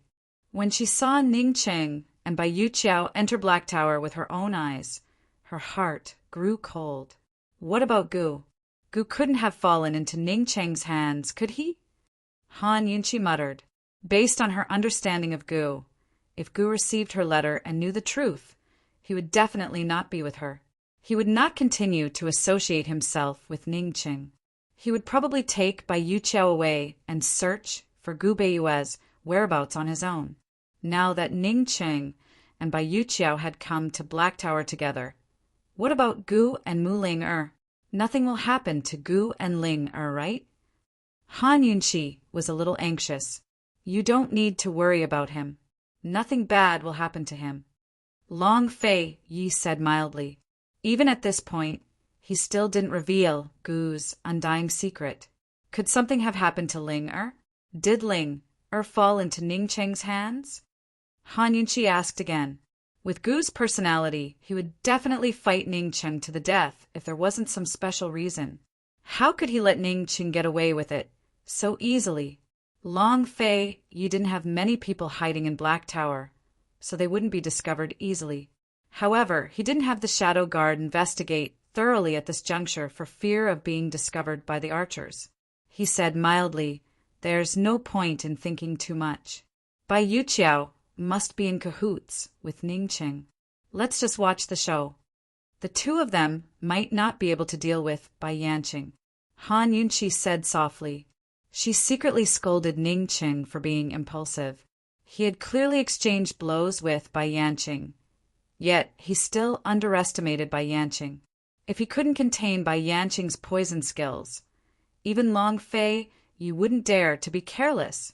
Long Fei Yi's lips curled into a cold smile, but he didn't say anything. They were hiding in the dense grass, with Bailey Mingxiang and Su Donglin standing behind them. The waiting time was always long. For a long time, they didn't see Bai Yanqing's shadow. However, the more it was like this, the more they had to be patient. Han Yunqi sat in the wheelchair. Long Fei Yi squatted beside her, his large hand holding her small hand. Su Donglin was always vigilant, watching out for any movement around them. Bailey Mingxiang knelt in the grass, tightly holding the thing hidden in her sleeve. Her mind kept repeating the words His Highness had said when he gave her this thing. His Highness had said, "Use it when you see it. Your life is in your own hands." The thing His Highness had given her was none other than the Tang sect's #1 hidden weapon, the Raging Flame Lotus. This was a hidden weapon that could be used to attack from a distance. She didn't have to get close to Bai Yanqing. If she could control the timing and use this thing, well, not only could she kill Bai Yanqing, she could also save her own life. If she had to face Bai Yanqing, wouldn't she be afraid? His Highness' words had always warmed her and given her strength. Although sacrificing herself for the great cause of East Qin was glorious, and she was willing to give up her life for His Highness, His Highness' words at least meant that her life was not worthless in his eyes. It was not something he could throw away just like that. Holding the Raging Flame Lotus, Bailey Mingxiang looked at His Highness' proud back and muttered in her heart, "Your Highness, with your words, Mingxiang has no regrets in this life." Time slowly passed as they waited, like the mottled shadows of the trees slowly moving. Finally, at noon, when the sun was high in the sky, the sound of horse hooves broke the silence of the forest. Very quickly, a familiar figure appeared in everyone's line of sight. "He's finally here," Long Fei Yi said in a low voice. Han Yunqi slowly narrowed her eyes, not saying a word. Su Donglin and Bailey Mingxiang were both a little nervous, especially Bailey Mingxiang, who unconsciously held the Raging Flame Lotus tightly. On the other side, Ning Cheng was already squatting beside the red-coat cannon, fully prepared. The cannonballs were like arrows on a bow, ready to fly out at any moment. Before Bai Yanqing even reached the door, several guards quickly came out to greet him. They all kneeled down and lowered their heads. Long Fei Yi secretly admired them. Ning Cheng's subordinates were still capable of handling large matters, not revealing any clues. After Bai Yanqing dismounted, there were immediately guards who came to tie the horse. He took off his cloak, revealing his body covered in dust. The people hiding in the grass didn't dare move, and several people even stopped breathing. It had to be known. If they hadn't been lying in wait and not moved, they wouldn't have been able to escape Bai Yanqing's eyes and ears. But even like this, Bai Yanqing still turned around. His face was serious as he slowly looked around. Long Fei Yi and Han Yunqi were very calm. In fact, if not for Ning Cheng's interference, they wouldn't have to hide like this. They would have revealed themselves and fought openly with Bai Yanqing. Long Fei Yi's martial arts were slightly better than Bai Yanqing's. If not for Bai Yanqing's poison skills, Long Fei Yi could still deal with Bai Yanqing. However, Bai Yanqing's poison skills couldn't be ignored, so Long Fei Yi could only bring along Han Yunqi to fight with Bai Yanqing. Han Yunqi's legs were inconvenient, so Long Fei Yi's burden was even greater. Therefore, it was difficult to determine the winner between the two sides. However, Long Fei Yi still had Bailey Mingxiang as their trump card, so their chances of winning were very high. The two of them didn't need to be nervous at all. Other than Long Fei Yi and Han Yunqi, almost everyone was trembling in fear. Uncle Cheng, who was squatting on the other side of the red barbarian cannon, was about to say something when Ning Cheng stopped him with a sharp look. Ning Cheng's right hand was clenched into a fist, and Bailey Mingxiang was so scared that he simply closed his eyes and didn't dare to look anymore. If he couldn't see, he wouldn't be afraid. The atmosphere in the quiet forest was extremely tense. Bai Yanqing glanced around and suddenly fixed his gaze on Long Fei Yi and Han Yunqi. Chapter 896. The large forest was very quiet. Bai Yanqing's cold and stern gaze was fixed on Long Fei Yi and Han Yunqi. For a moment, everyone became nervous. Bailey Mingxiang, who had already opened her eyes, did not dare to close them again. She was afraid that she would miss the best opportunity when Bai Yanqing attacked. Su Donglin was also on guard, ready to fight at any time. Ning Cheng did not know that Long Fei Yi and Han Yunqi were hiding in this direction. He only thought that Bai Yanqing had noticed the archers lying in ambush around them. He was also very nervous. Bai Yanqing's gaze was fixed on them for a very long time, as if he had really noticed something and could walk over here at any time. Finally, Han Yunqi's heart also became nervous. She held Long Fei Ye's hand tightly, asking if Long Fei Yi was ready to make a move.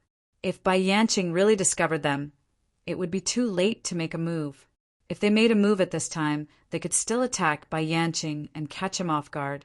However, Long Fei Yi held Han Yunqi's small hand and immediately calmed her uneasiness. No matter how Bai Yanqing looked at him from afar, he was still as steady as Mount Tai and did not move. Time seemed to have stopped here. Suddenly, a guard ran out of the room and hurriedly reported, "Master, Su Xiaoyu is about to die." Bai Yuqiao was still hiding in the dark room. This group of guards were Ning Cheng's men. Seeing that the situation was not good, they were afraid that Bai Yanqing would discover the ambush around them. Therefore, they could only use this method to lure Bai Yanqing into the room. As for whether Bai Yanqing would discover anything strange in the room, they already did not care. Tricking Bai Yanqing into the room and giving Ning Cheng a chance to shoot was better than doing it outside. The probability of Bai Yanqing being blown up inside the house was much higher than being blown up outside. Bai Yanqing looked back and asked suspiciously, "Dying? What do you mean?" The guard originally thought that Bai Yanqing would directly rush into the room, but he didn't expect him to ask for details. The guard hesitated for a moment, but in this moment of hesitation, Bai Yanqing's eyes flashed with a cold light. Unexpectedly, he soared into the air. He wanted to escape. He found out. Han Yunqi exclaimed, "Release the arrows. Don't let him escape." Ning Cheng made a prompt decision. In an instant, 2 large circles of archers emerged from the bushes. The first circle of archers crouched on the ground and shot arrows at Bai Yanqing from below. The second circle of archers quickly climbed up the surrounding trees and shot arrows at Bai Yanqing from above. Han Yunqi and Long Fei's group were hiding outside the archers' encirclement to witness everything. It had to be said that even Long Fei Yi admired Ning Cheng's arrangement. In this way, Bai Yanqing was quickly pinned down by the archers below, and once he was pinned down by the archers below, the archers above took advantage of the opportunity. The 2 circles of archers quickly formed an inescapable net and pinned down Bai Yanqing from the front, back, left, and right. Bai Yanqing swept out circles of sword light again and again. Moreover, as soon as the archers in front were shaken off, there would be more people lying in ambush from behind to fill in the gaps. Han Yunqi quickly discovered that Ning Cheng had twice as many archers as before. It seemed that Ning Cheng had been preparing for this for a long time. Even an expert like Bai Yanqing couldn't keep up with them. However, Han Yunqi didn't understand how Ning Cheng would deal with Bai Yanqing's poison techniques. It was much easier to control the wind to poison someone in the mountain forest than in the imperial palace. Soon, Long Fei Yi carried Han Yunqi to the top of a tree and overlooked the battlefield of Black Tower. Bailey Mingxiang and Su Donglin followed closely behind. Han Yunqi exclaimed as soon as she reached the top, "Not good! Bai Yanqing is going to use poison!" Bai Yanqing held a sword in one hand and swept away the arrows coming from all directions. His other hand was in the air as he made several mysterious and strange gestures. Although Han Yunqi hadn't noticed the change in the wind direction, the detoxification system had begun to warn her that there was a poisonous smell nearby. Once Bai Yanqing used poison, no matter how perfect Ning Cheng's ambush was, no matter how many people he had, it would be of no use. "Do you want to help him?" Long Fei Yi asked in a low voice. Did Han Yunqi want to help him? This question was too difficult for Han Yunqi. If she didn't help, could she just watch as Ning Cheng's army was wiped out and Ning Cheng died? She was still the princess of Western Qin. No matter what, Ning Cheng was dealing with Bai Yanqing for the sake of the Western Qin royal family and to save Gu Beiwa. If it wasn't like this, Ning Cheng wouldn't need to be enemies with Bai Yanqing. If Ning Cheng was like Bai Yanqing and betrayed the Western Qin royal family and colluded with Northern Li, then the East Qin army would be in great trouble. It's all for the sake of catching Bai Yanqing. Han Yunqi revealed a faint smile and then said, I don't need to help him, they can do it. Once they catch him, you two can split the loot. I won't be partial to anyone. Long Fei Yi raised his eyebrows as he looked at her disdainfully, finally smiling helplessly. Although it was a bit regretful, he still appreciated Han Yunqi's intelligence. As expected, the wind began to change direction, and Han Yunqi began to detect that the concentration of poison in the air was increasing with the wind. Although it wasn't strong enough to poison someone, the detoxification system had already helped her estimate the time. Ning Qing only had the time it took to brew a cup of tea left to attack. If his arrows couldn't kill Bai Yanqing, then he would lose. Suddenly, an arrow flew past Bai Yanqing's waist, almost touching Bai Yanqing's waist. It was a pity that it didn't hit. Bai Yanqing leaned to the side and waved his sword, blocking all the following arrows. Casually leaning back, he dodged the incoming arrows. Although it was dangerous several times, the archer couldn't gain the upper hand in the end. Time became more and more pressing. Han Yunqi made a prompt decision. Long Fei Yi, we should go over. They had to show up sooner or later. Showing up early could prevent other unexpected situations. Who would have thought that when Long Fei Yi was about to make a move, they would hear a giant honk sound? Han Yunqi and the others hadn't even recovered when Ning Cheng's cannon landed below Bai Yanqing. With an even louder honglong sound, it exploded. In an instant, flowers bloomed all around the Black Tower. Smoke rose everywhere. Trees fell, houses collapsed, and everything was destroyed. Bai Yanqing was violently blown away by the force of the explosion. The surrounding archers were all blown away by the explosion. Even those who were invisible on the outside were blown away by the strong airflow. Fortunately, Long Fei Yi reacted quickly and protected Han Yunqi as they retreated at the first moment, thus avoiding the disaster.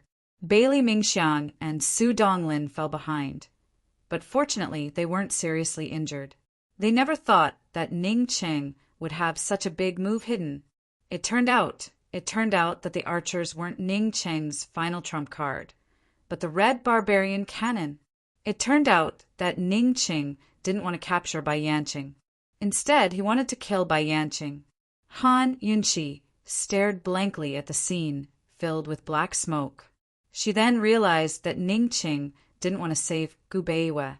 Instead, he wanted to give up on Gu Beiwe. How could he do this? Why did he decide to sacrifice Gu Beiwe? Why? For the sake of Western Qin? Gu Beiwe wasn't a member of the Di clan. What right did he have to make the decision to sacrifice Gu Beiwe? Han Yunqi's eyes burned with anger. Even when Ning Qing tore her clothes the last time, she wasn't as angry as this time. Despicable, she said coldly. Su Donglin and Bailey Mingxiang rushed over. Bailey Mingxiang was in a sorry state from the fall, but he couldn't care about anything else. He was so flustered that he couldn't even speak clearly before his tears kept falling. Princess, little you, she. That's right, little you, Han Yunqi looked at the collapsed Black Tower in shock. Only then did she remember that little you, was still imprisoned in the Black Tower. Not only little you, but also by Yu Qiao and Ning Cheng's guards. The two shadow guards who were hiding in the dark were also in the Black Tower. The explosion was so sudden that even the shadow guards might not be able to withstand it, let alone little you, who was seriously injured. Su Donglin, save him! Quick! Han Yunqi cried out in alarm. Even if the hope was slim, they still had to save him. Su Donglin immediately called for a few shadow guards to go over together. Bailey Mingxiang anxiously wanted to follow them, but Han Yunqi immediately stopped him. Bailey Mingxiang, have you forgotten what you came here to do? Han Yunqi's worry for little you, was no less than Bailey Mingxiang's, and her love for little you, was no less than Bailey Mingxiang's. After all, she was the one who saved little you. However, no matter how anxious she was, she had to remain calm and make a choice. Bai Yanqing had just been blasted out by the explosion, and she didn't know if he was alive or dead. If he was dead, then everything would be over. If he wasn't dead and escaped, then all their efforts would be in vain. Han Yunqi's words made Bailey Mingxiang immediately realize that she had a heavy responsibility on this trip. She quickly retreated and whispered. Mingxiang was too impulsive. "Thank you for the reminder, Princess." A complicated look flashed across Han Yunqi's eyes. Finally, she said indifferently, "You don't want anything to happen to little you. And little you, I must also want you to be well. Be careful, don't make her sad." Long Fei Yi didn't have time to waste here. He immediately led Han Yunqi in the direction where Bai Yanqing had fallen. Bailey Mingxiang hurriedly followed, but her heart felt extremely stifled. If little Yu was still alive, if she died, would little Yu be sad? Would she cry? Princess, would she still be sad? Long Fei Yi and Han Yunqi chased for a short distance before they saw Bai Yanqing surrounded by a group of experts. His shoulders and legs were injured by the explosion, and his swordsmanship was obviously not as agile as before. However, not long after, one of the experts collapsed on the ground, powerless. It was not for anything else, but because Bai Yanqing had poisoned him. "Should we go over there?" Long Fei Yi asked. Actually, he didn't need to ask for her opinion. She said seriously, "Of course." Long Fei Yi immediately held Han Yunqi tightly with one hand and charged over with his sword in the other. Long Fei Yi was very fast. Han Yunqi felt the wind whistling past her from both sides. She didn't know why, but she felt the excitement of going to the battlefield to kill the enemy. Was this how it felt to fight side by side? Han Yunqi wished that her legs would recover quickly so that she could learn martial arts and truly fight side by side with Long Fei Yi. Just as Long Fei Yi raised his sword to attack Bai Yanqing and caught him off guard, Ning Qing suddenly appeared from the side and blocked Long Fei Yi. He said coldly, "Bai Yanqing's life is mine. Who the hell are you?" Long Fei Yi was still wearing the silver mask, and Han Yunqi was still disguised as a man. No wonder Ning Qing didn't recognize them. Ning Qing would never have guessed that Long Fei Yi had planted Su Xiaoyu a few months ago. He would never have guessed that the people in front of him were Long Fei Yi and Su Xiaoyu. At this moment, Bai Yanqing noticed them. He said sternly, "Ning Qing, my good disciple isn't dead, right?" Bai Yanqing suspected that Bai Yuqiao controlled Black Tower and gave him false information about the perplexing butterfly illusion. He also didn't expect that the real culprits behind the scenes were Long Fei Yi and Han Yunqi. This misunderstanding was huge. Chapter 897. Bai Yuqiao wasn't dead yet? One had to know that Black Tower had already turned into ruins. Ning Qing snorted, "He's dead." "Then this debt will be on your head alone. Give me your life." Bai Yanqing's eyes were fierce. His attention was all on Ning Qing, and he didn't put Long Fei Yi and Han Yunqi, these two strangers, in his eyes. It had to be said that this was the first time Long Fei Yi and Han Yunqi were completely ignored. "I'll take responsibility for my own actions." Ning Qing also ignored Long Fei Yi and Han Yunqi. He raised his chin and looked at Bai Yanqing with disdain. "Bai Yanqing, you and I are both clan leaders. Do you dare to throw your poison skills aside and have a duel with me?" Ning Qing's plan could be considered a failure. The biggest bargaining chip in his hand now was the pear flower storm needles. No matter how despicable his methods were, he had to try his best to fight for the most advantageous conditions. If he missed this opportunity, perhaps it wouldn't be him finding trouble with Bai Yanqing, but Bai Yanqing finding trouble with him. A duel? Bai Yanqing sneered and agreed easily. Okay. Seeing that the two were about to fight, Han Yunqi immediately stopped them. She said coldly, "Ning Qing, go to the side. Bai Yanqing's life is mine." Han Yunqi used her real voice. Ning Qing and Bai Yanqing were very surprised and looked over. "You, Princess." Bai Yanqing had always thought that Long Fei Yi and Han Yunqi's lovers turned into rivals. However, Ning Qing who knew the truth, immediately guessed that the man holding Han Yunqi was Long Fei Yi. "Princess, what happened to your leg?" "Long Fei Yi, what did you do to her?" Ning Cheng was furious. Long Fei Yi took off his silver mask. His expression was calm and his eyes were cold. He answered Ning Cheng coldly, "What I did to her has nothing to do with you." Ning Cheng was furious, but in the end he didn't make a move. He wasn't irrational enough to go against Long Fei Yi in front of Bai Yanqing. Bai Yanqing looked at Long Fei Yi hugging Han Yunqi. He was in disbelief. Why were the two of them still together? Why? He had spent so much effort and laid out such a meticulous plan just to make the two of them turn against each other. How did they? East Qin's crown prince and Western Qin's princess are in love. Ha, ha, what a joke! Bai Yanqing broke out in laughter. He looked at Ning Cheng and laughed even louder. "Family head Ning, did you see that?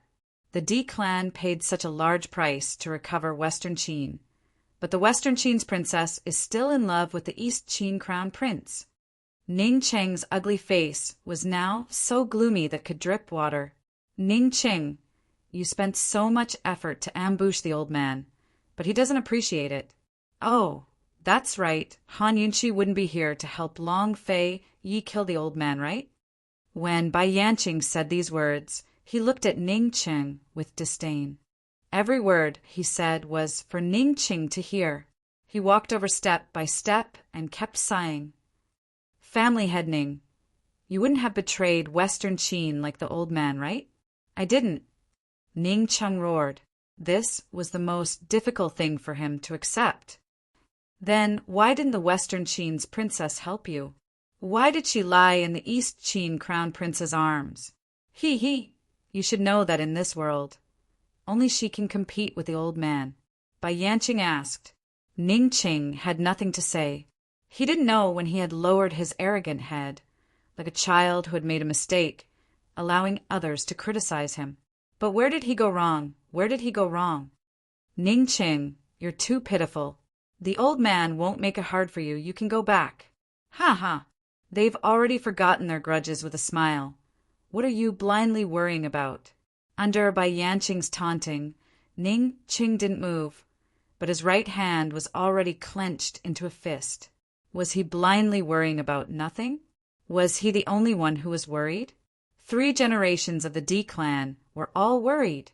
Ning Cheng asked himself a question in his heart. Was he really willing to worry about revenge and restoring his country? He'd been worrying about it since he was in his teens and had lived and suffered for the sake of it his entire life. Was he willing to do all of this? The answer he gave himself was yes. He had studied Western Qin's history since he was a child. He worshipped that imperial clan and yearned for that country. From the first day he joined Tianning's army, he yearned for the day he could lead his own country's army and protect his country. The Di clan was his home, Western Qin was his country, and his country was all he had. After so many years of fighting alone, if not for the country's faith supporting him and the Di clan, who could bear the loneliness? Who could resist the temptation? But today he was standing here alone, enduring Bai Yanqing's mockery. It wasn't just directed at him, but at the entire Di clan. Was this really Bai Yanqing's mockery? No. This was Long Fei Yi and Han Yunqi's mockery of him.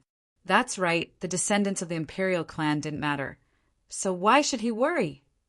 But whether it was Long Fei Yi or Han Yunqi, neither of them had ever turned their backs on the imperial clan. Neither of them had selfishly abandoned the heavy responsibility on their shoulders. Even if their hearts ached, they were prepared to meet each other on the battlefield. They'd already agreed that neither would yield to the other. Finally, Han Yunqi lost her temper. "Bai Yanqing, shut your mouth. What right do you have to judge the Di clan? You traitor!" Bai Yanqing couldn't stop laughing. "Traitor? Han Yunqi, you're the traitor. You're Western Qin's greatest traitor. You're throwing yourself into the arms of your enemy. Are you worthy of Western Qin's ancestors? I think the East Qin's ancestors won't accept you." Long Fei Ye's eyes turned cold. He didn't have the patience to waste words with Bai Yanqing. The sword in his hand had already been prepared. Rather than arguing with Bai Yanqing, he preferred to cut off Bai Yanqing's mouth with a single slash. However, Bai Yanqing quickly sensed the killing intent on Long Fei Ye's sword. He took a step back and gave a cold laugh. East Qin Crown Prince, you can coax Han Yunqi, but you can't coax the people of the world.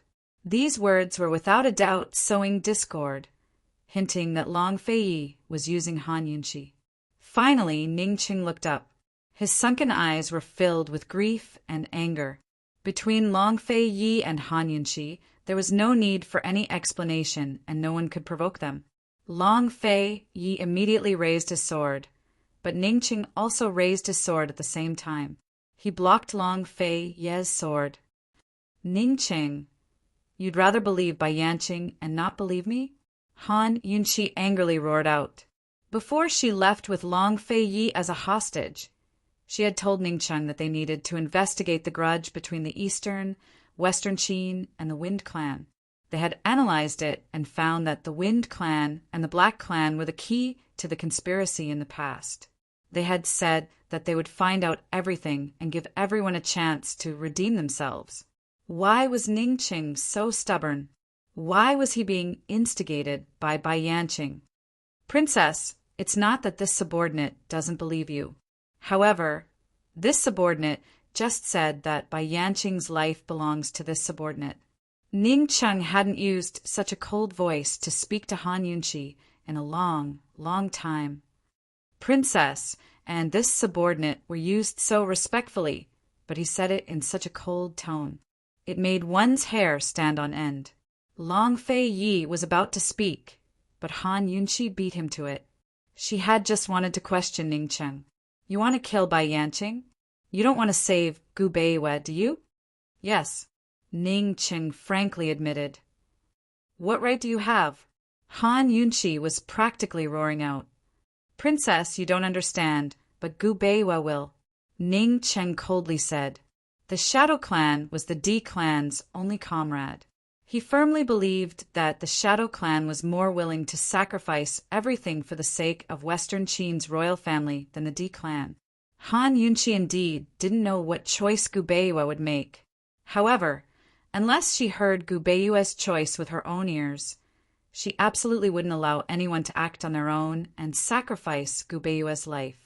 When she thought of that gentle, white-clothed gentleman and imperial physician Gu, whose smile was as warm as the spring breeze, Han Yunqi's heart ached. Ningqing, even if Gu Beiwa understands, you still don't have the right to make a decision for him, Han Yunqi said coldly. Understanding and making a choice are never the same. Ningqing was about to retort when Han Yunqi questioned. Also, we agreed to give everyone a chance to redeem themselves. You even used the red barbarian cannon. What is the meaning of this?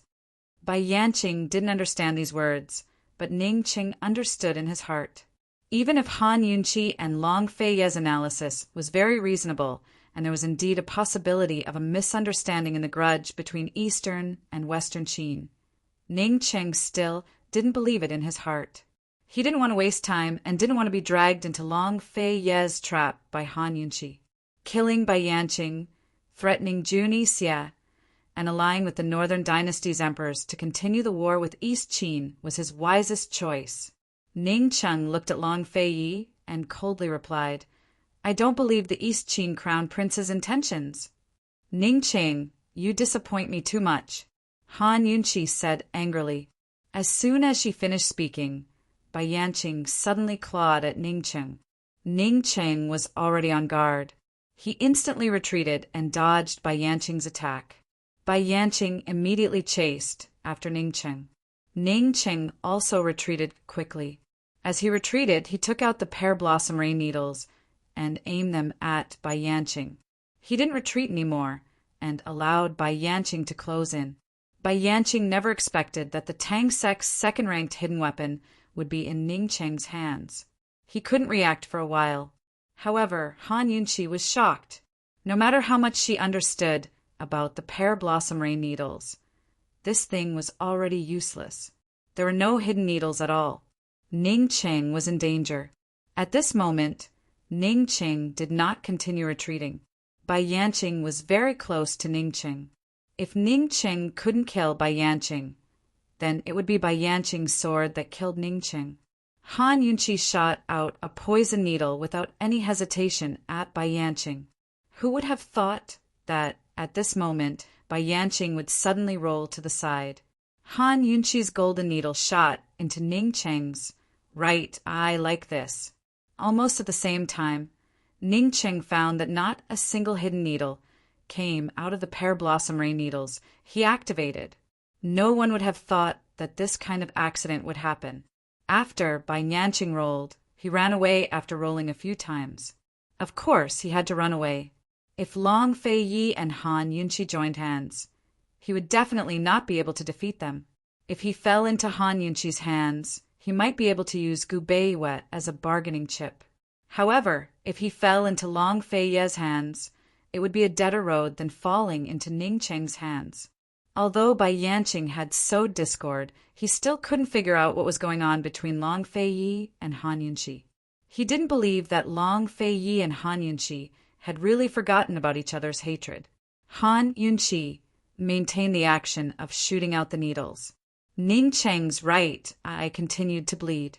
He looked at Han Yunqi from afar and asked, "Princess, are you so disappointed in me?"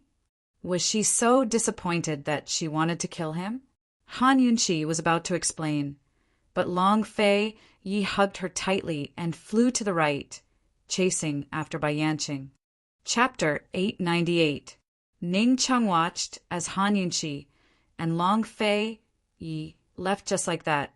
The vision of a single eye was narrow, and the range of vision was limited. Long Fei Yi and Han Yunqi's figures soon disappeared from Ning Cheng's sight, leaving him with an unbearable pain. The eyes were one of the weakest parts of the human body. Ning Cheng not only felt pain, but also a burning sensation, as if he had been dipped in chilly water. It was unbearable. He only felt something flowing down from his right eye, but he couldn't tell if it was blood or tears. Was there such a thing as blood tears? This needle was poisonous. If Han Yunqi's needle was an accident, then what did she mean when she left with Long Fei Yi? The needle only destroyed his eye, but the poison would take his life. He had been poisoned by her needle before, and knew that the needles she shot out from her sleeve were all dipped in poison. "Master, your eye. Quickly find a doctor, quickly!" The archers who rushed over all panicked. They had seen their master get seriously injured, but they had never seen him get injured like this. Bai Yanqing fled to the right. "Chase after him!" Ning Cheng ordered coldly, as if he was not injured at all. "Master!" The archers hesitated, but Ning Cheng said sternly, "Violators will be punished by the warlord." The leader of the archers was helpless.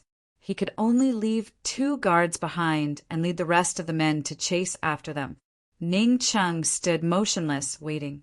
The 2 guards knew his temper well. They wanted to persuade him, but didn't dare. In fact, Ning Cheng's wisest choice now was to leave immediately and find a poison master to detoxify the poison and find a doctor to save his eye. But he stubbornly stood there and waited. The woman he liked hurt and killed him. He accepted it. It was wishful thinking, and he was asking for trouble. But the princess of Western Qin hurt and killed him. He refused to accept it. He wanted a reason that could convince him. He could sacrifice his life for Western Qin, but Han Yunqi was not qualified to kill him for Long Fei Yi. The pain in his eyes couldn't compare to the pain in his heart. The pain in his heart couldn't compare to despair. The heartache was caused by the loss of love, while the despair was caused by the destruction of a lifetime of faith. Ning Cheng stood there stubbornly waiting. He was waiting for Han Yunqi to come back. He was waiting for redemption, but he didn't know who would be redeeming who. However, he could not stand for long. In less than the time it took to brew a cup of tea, he fell to his knees in pain. His badly mangled right eye seemed to be burning, and the burning sensation quickly spread from his eye to his head. It was so painful that Ning Cheng unconsciously hugged his head and curled up on the ground. The poison was acting up, and it was a very strong poison. The two guards were shocked. They were discussing how to take Ning Cheng away by force. But at this time, the two guards seemed to have suffered from some kind of magical illness. They both trembled and fell to the side, foaming at the mouth. There was no doubt that they had been poisoned. Suddenly, a small, scarred hand reached out from the bushes and tugged at the corner of Ning Cheng's clothes. After confirming that Ning Cheng was really poisoned, Bai Yuqiao crawled out from the bushes. She was covered in dust and covered in wounds. She was in a very sorry state. She really wasn't meant to die. After the explosion that destroyed the Black Tower, a huge beam was placed on top of her head and almost killed her. It was because of this near miss that the beam helped her block another beam and saved her life. She wasn't the only one who was lucky enough to survive. Su Xiaoyu was also lucky. The shadow guards who rushed to rescue her had already been poisoned by her. As for the lives of Ning Cheng's guards, she didn't care. Anyway, she had poisoned the dust in the ruins. If they weren't proficient in the art of poison, no one would be spared. She originally wanted to drag Su Xiaoyu away from this place and escape to Northernly. Who knew that not long after leaving the ruins of the Black Tower, she would encounter Ning Cheng. This cunning, untrustworthy guy, he actually used the red barbarian cannon and tricked her. If she wasn't lucky enough to survive, she wouldn't even know that she had been tricked to death. Master Ning, you're a merchant. It's fine if you're cunning, but how can you not keep your word? The price for playing tricks on this lady is very high. Bai Yuqiao muttered to herself. She turned the curled up Ning Cheng over. At this time, she saw that Ning Cheng's right eye had been pierced and the blood was black. He had been poisoned. Master. Bai Yuqiao was very suspicious. She didn't know anything about what had just happened. When she discovered the shadow guards in the ruins, she only suspected that Long Fei Yi had come as well, but never Han Yunqi. Bai Yuqiao pulled out the needle without hesitation, causing Ning Cheng to jerk violently from the pain. He was already on the verge of unconsciousness, but the agony caused him to open his left eye and see Bai Yuqiao. Frightened, Bai Yuqiao took out a poison needle and stabbed it into Ning Cheng's arm. Ning Cheng didn't even know what was going on before he fainted.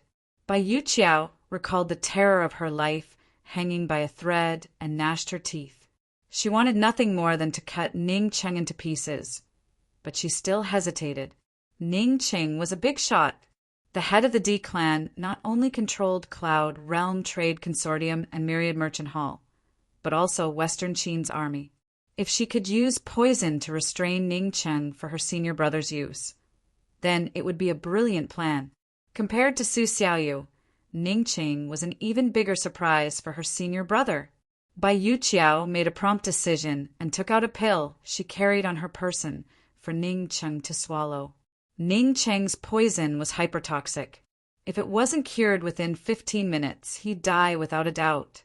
Moreover, even if she had poison, she'd still need a certain acupuncture technique to cure the poison. Although she could make an antidote, she couldn't find any ingredients in the wilderness. None of the ingredients she carried on her person could be used to make an antidote. She could only give Ning Cheng the pill to prolong the poison's effects and do her best to bring Ning Cheng to a safe place before searching for the antidote.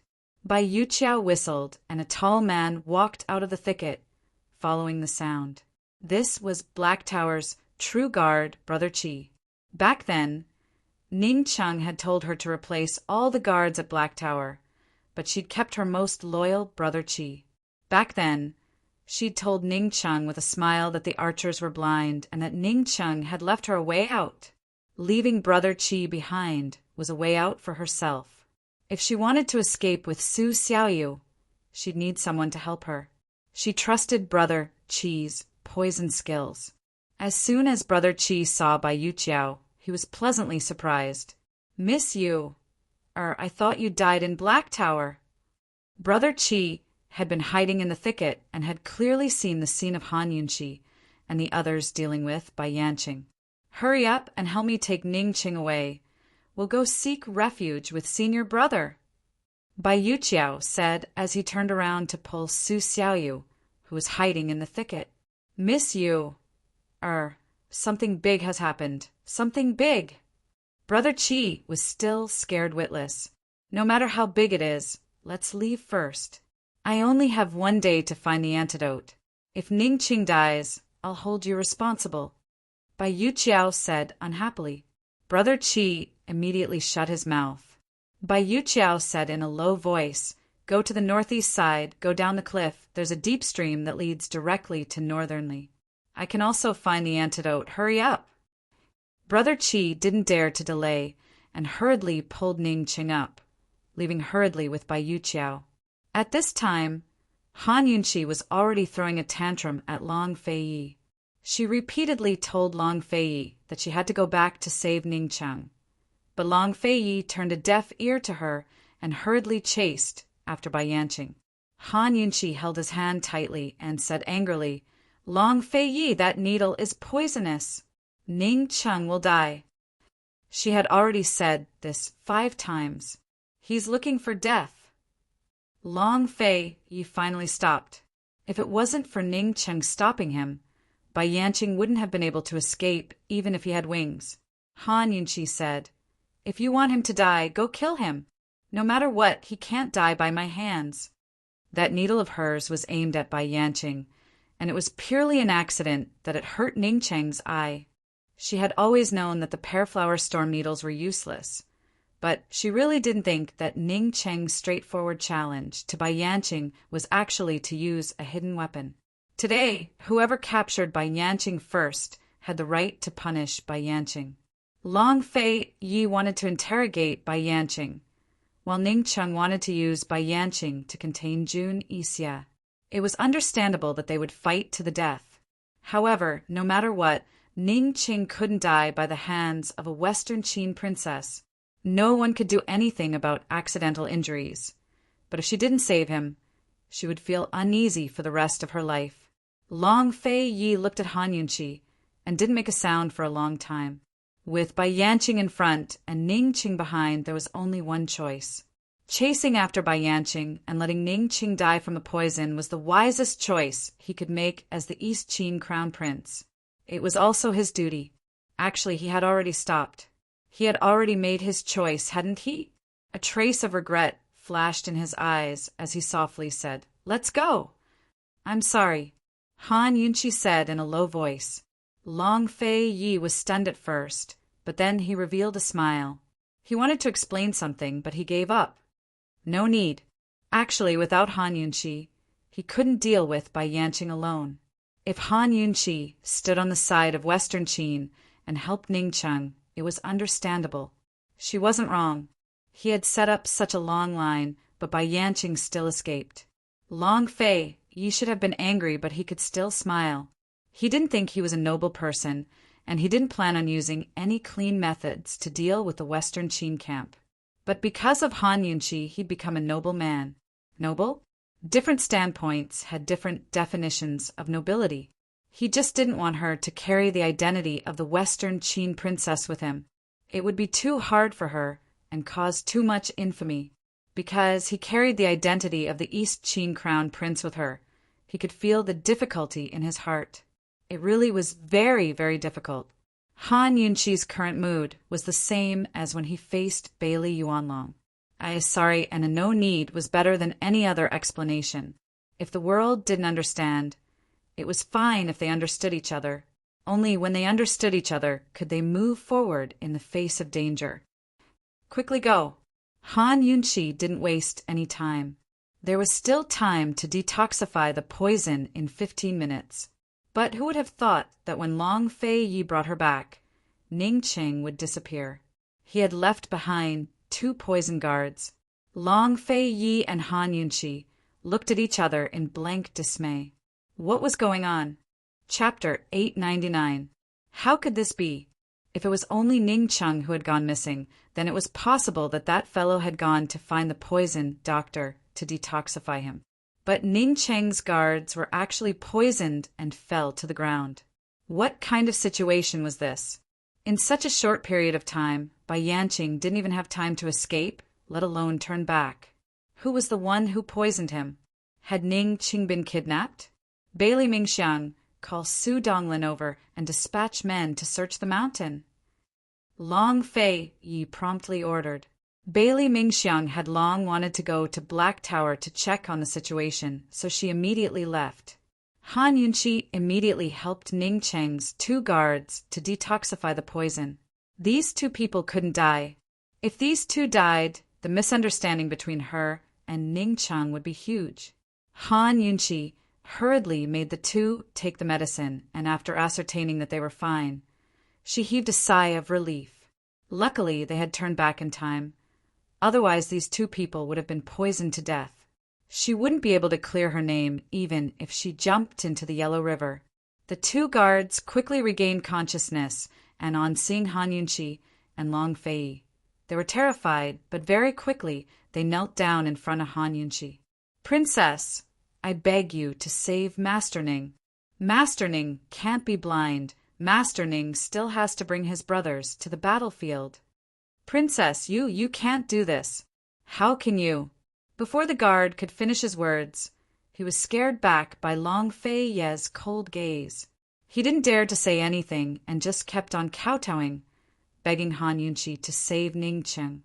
Han Yunqi's heart was especially uncomfortable as she said faintly, "Earlier was an accident. I didn't want to kill him. Didn't I come back to save him? Where is he? Where was he?" The 2 guards then realized that Ning Cheng had disappeared, and both of them were flustered. Master Ning had ordered the archers to chase after Bai Yanqing, and he was just standing here? No matter how we persuaded him, he wouldn't leave. How did this subordinate get ambushed? What the hell is going on? Han Yunqi glared angrily. She was also anxious. Ning Cheng was not leaving. Was he waiting for her to save him? Your subordinate was guarding Master Ning. He fell to the ground after the poison took effect. Your subordinate wanted to send him away, but how? Yes, someone must have sneakily attacked the 2 of us. The guard was so anxious that he was a little confused. Han Yunqi heaved a sigh of relief. At this moment, Bailey Mingxiang hurried over. "Your Highness, Princess, something has happened. Su Donglin has been poisoned." Long Fei Yi immediately rushed over with Han Yunqi. When they arrived at the Black Tower, they saw Su Donglin and several shadow guards lying unconscious in the ruins. "They are poisoned with the same poison." Han Yunqi quickly took out the antidote and fed it to Bailey Mingxiang. After taking the antidote, Su Donglin and several shadow guards waited for a while before they woke up one after another. "Your Highness, this subordinate brought people over. We were just about to dig out a few beams to take a look inside, but we were poisoned before we could even enter." Su Donglin hurriedly reported. "Bai Yuqiao? She's not dead?" Han Yunqi muttered to herself. "Where's Xiao Yu'er?" Bailey Mingxiang asked anxiously. Long Fei Yi personally moved a few large beams away with the shadow guard and pushed away a few large stones. They saw many guards' bodies and finally found the bodies of the 2 shadow guards who were hiding in the Black Tower. However, they searched several times. Su Donglin and the shadow guards even dug up the ruins, but they still did not find the bodies of Bai Yuqiao and Su Xiaoyu. There was no doubt that the person who poisoned and took away Ning Cheng was Bai Yuqiao. That girl is really lucky, Long Fei Yi said. Han Yunqi was surprised, but she was still somewhat glad. At least Xiao Yu'er was not dead. At least the person who took away Ning Cheng was not someone else, but Bai Yuqiao, who knew the art of poison. Although the poison in her golden needle was highly toxic, with Bai Yuqiao's level of poison, it could not be cured. It could still be cured. If Ning Cheng was taken away by someone else, then she would really be dead. Han Yunqi's heart, which had been hanging in the air, finally settled down. Thinking back to the moment just now, she sighed incomparably in her heart. Her injection was purely an accident. It was purely because she found out that Ning Cheng's torrential pear blossom needles were ineffective. She did it in a panic and did not think much about it. If she had thought about it, she would not have used the needle. Her poison was ineffective against Bai Yanqing, wasn't it? Coincidentally, Bai Yanqing had noticed her torrential pear blossom needles and dodged out of the poison's range. Thus, the needle did not pose any threat to Bai Yanqing, nor did it end up in Bai Yanqing's poison storage space.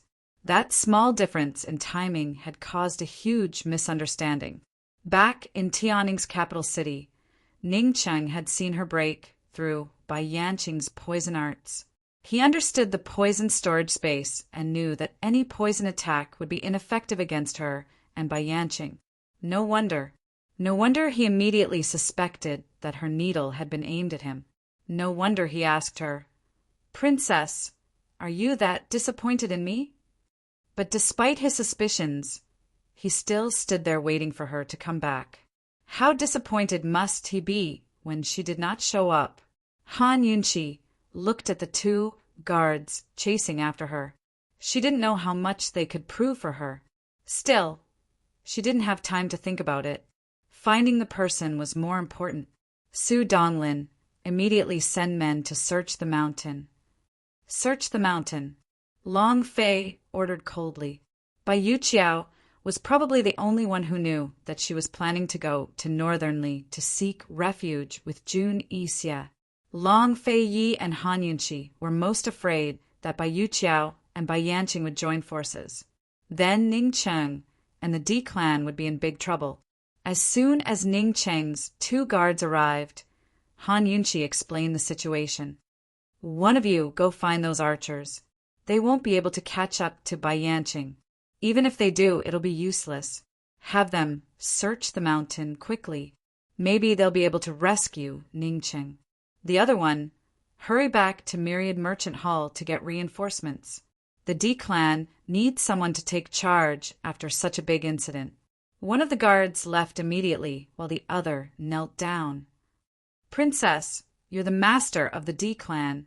Please take charge of the D clan." Han Yunqi was speechless. She subconsciously looked at Long Fei, only to see Long Fei looking at the guard with a murderous look in his eyes.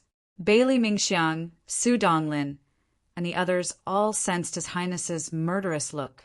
Did this guard mean that he wanted the princess to go back? Just as Long Fei was about to speak, Han Yunqi spoke first. "I'll definitely go back and take charge of the situation. Go back first. If I can't find Bai Yuqiao, I'll return immediately." Long Fei immediately gripped Han Yunqi's hand so tightly that it hurt. "Yes, this subordinate will go back and report this." The guard didn't know why the princess wasn't in the army and was with the East Qin Crown Prince, but he knew that since the princess came back to take care of Master Ning, it meant that the princess still had the D clan and Western Qin in her heart. Once the guard left, Long Fei couldn't help saying in a cold voice, "You're leaving." This fellow, he could remain calm when Bai Yanqing escaped, so why couldn't he remain calm now? "Long Fei, unless we can save Ning Cheng in a day or two, I have to go back. If Ning Cheng falls into Bai Yanqing's hands, the entire D clan will be in danger. There will be a war between Eastern and Western Qin, and it will start early." Han Yunqi seriously analyzed. God knows what Ning Cheng, that stubborn person, would do after misunderstanding her. What if Bai Yanqing succeeded in driving a wedge between Ning Cheng and himself? What if Ning Cheng was thoroughly disappointed in this Western Qin princess? Would he betray Western Qin or join forces with Bai Yanqing? No matter what, Ning Cheng had been kidnapped, the D clan was in danger, and Long Fei was in big trouble. At this juncture, even if she didn't want to go back, she had to. She had to take control of the D clan and shoulder heavy responsibilities. How could Long Fei not understand after Han Yunqi's words? He fell silent, his eyes dark and gloomy. His expression was complicated, and no one could tell what he was thinking. After a long time, he finally spoke. "Let's find the person first." "All right." Han Yunqi dearly wished they could find the person. As soon as Long Fei took her in his arms, she muttered, "Fei, you have to find the person." In other words, she didn't want to leave. Long Fei's tone was especially cold. "I didn't agree to let you go. Let's find the person first." With Han Yunqi in his arms, he quickly disappeared into the forest. Bailey Mingxiang and the Shadow Guard didn't dare delay and followed after them. Would they be able to find Bai Yuqiao's tracks? If they couldn't find him, would Han Yunqi go or stay? Would Long Fei Yi have any plans? Everything was unknown. Han Yunqi's group searched the mountains and plains for the missing person. News of the explosion at Black Tower had already spread to the surrounding areas, including the three-way black markets, gambling houses. The three-way battlefield was a sensitive area to begin with, so explosions were even more sensitive. Not only did news spread quickly, but it was also exaggerated by all sorts of suspicions. Naturally, the news had already reached the three-way black market, which was the most well-informed place. Gu and Deacon Jean had already fought multiple rounds, but there was still no clear winner.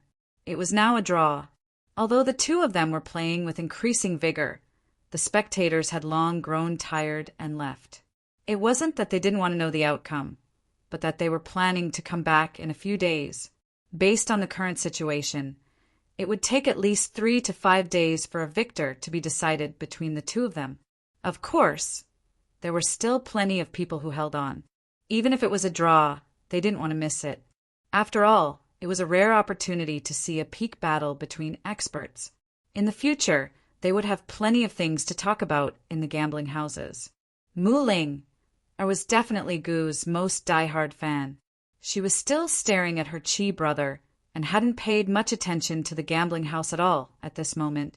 It was time to open the lid again. Unlike the silence from before, many people were chatting while watching. But Gu Qixiao, who was about to open the lid, suddenly sat up and looked behind him. For a moment, the whispering crowd behind him quieted down. Gu looked at them coldly and asked, "Who said something happened at Yushan's place?" Yushan was where the Black Tower was located. A middle-aged man answered timidly, "It was me." "What happened at Yushan?" Gu suddenly asked sternly. He stood up and walked over. The middle-aged man was frightened and answered with a trembling voice, "There was an explosion at Yushan's place this morning." Many people said. Before the man could finish a sentence, Gu turned around and ran through the crowd to the backstage of the gambling house. Yushan exploded. Other than Ning Cheng's red barbarian cannon, what else could it be? What a Ning Cheng! He actually played such a good show. Mu Ling was confused at first, but she quickly understood what was going on. Qi brother, wait for me." Mu Ling hurriedly chased after him. However, by the time she reached the backstage of the gambling house, Gu was already gone. Gu couldn't find Ning Cheng. He caught a few people, but couldn't get anything out of them, so he went to the main hall of Myriad Merchant Hall. Mu Ling couldn't find him and also wanted to go to the main hall. However, she was stopped by a few big men just as she was about to leave. Chapter 900. Mu Ling retreated step by step, belatedly realizing the seriousness of the situation. The burly men approached her step by step, revealing a vulgar smile, looking at the burly men approaching. Mu Ling was not afraid, because at this moment her grievance outweighed her fear. That hateful Qi brother, he threw her away again. He threw her away. Although she felt wronged, her anger was far greater than her fear. Mu Ling stopped retreating. She stood in place and suddenly shouted, "What do you want?" The burly men stopped abruptly, stunned. They could not tell that this petite and weak girl was actually a lioness from Hudong. Her roar was so frightening. They only wanted to trap Mu Ling, and did not want to do anything else. The only reason they showed such a vulgar look was to scare her and make her behave. Seeing that Mu Ling was not afraid, the burly men became fierce. "Mu Ling, you'd better stay here obediently or you'll suffer. Where's Qi brother?" Mu Ling questioned. "Haha, you'd better take care of yourself first." The burly man sneered. In fact, the news of Ning Cheng's accident had not yet spread. Everyone in Myriad Merchant Hall thought that Ning Cheng's trip this time was bound to succeed. After all, Ning Cheng had made so many preparations. At this moment, everyone was waiting for Ning Cheng's good news. What did you do to Chi brother? Where's Ning Cheng? He's the master of a clan. Why is he so untrustworthy? He's not even as good as a little girl like me. Mu Ling angrily rebuked. He secretly hid the letter from the princess of Western Qin and deceived me and Chi brother. He offended his superiors. He even talks about pledging loyalty every day. Does he have any shame? As soon as these words came out, several big men became angry. They would never allow anyone to insult Master Ning like this. A burly man suddenly came forward. Mu Linger did not dodge, and the burly man unceremoniously grabbed her collar and warned, "Shut your mouth. If you insult our family head again, I will not spare you." Mu Linger was panting with anger. How could she think about her own situation? She did not hesitate to kick him, right under his abdomen where he was the weakest. Ah! The burly man immediately let go of his hand and cried out in pain while clutching his dick. As soon as Mu Linger regained her freedom, she immediately tried to escape. However, the other burly men surrounded her and trapped her. Mu Linger swung her fists and legs. Unfortunately, her mediocre kung fu was no match for a burly man, not to mention that there was more than one burly man here. Not long after, Mu Linger was grabbed by two burly men and fixed to the wall. Seeing Mu Linger's beautiful appearance, the leader of the burly men immediately became angry and signaled his men to leave. Soon, only Mu Linger and the burly man were left in the room. At this time, Mu Linger finally realized how dangerous her situation was. She was so scared that she screamed. Unfortunately, her screams only made the burly man more excited. He laughed until his face was full of fat. Just as he was about to make a move, the door was suddenly kicked open. Standing at the door was no one else but Deacon Jean. Mu Linger had a moment of illusion that Deacon Jean was her Chi brother. "What are you doing?" Deacon Jean asked angrily. His eyes under his thin bangs shot out a murderous intent. Mu Linger never thought that the quiet and reserved Deacon Jean would have such a scary side. The burly man trembled all over. No, I was just joking with her. Yes, I was joking." Deacon Jean walked over step by step and kicked the burly man to the ground. He then pulled out a dagger from his back and chopped off the burly man's hand without hesitation. Mu Linger was stunned. She never thought that such a skinny man would have such strength. Just a dagger was enough to break a person's bones? "I won't kill you because I'm giving Ning Cheng face.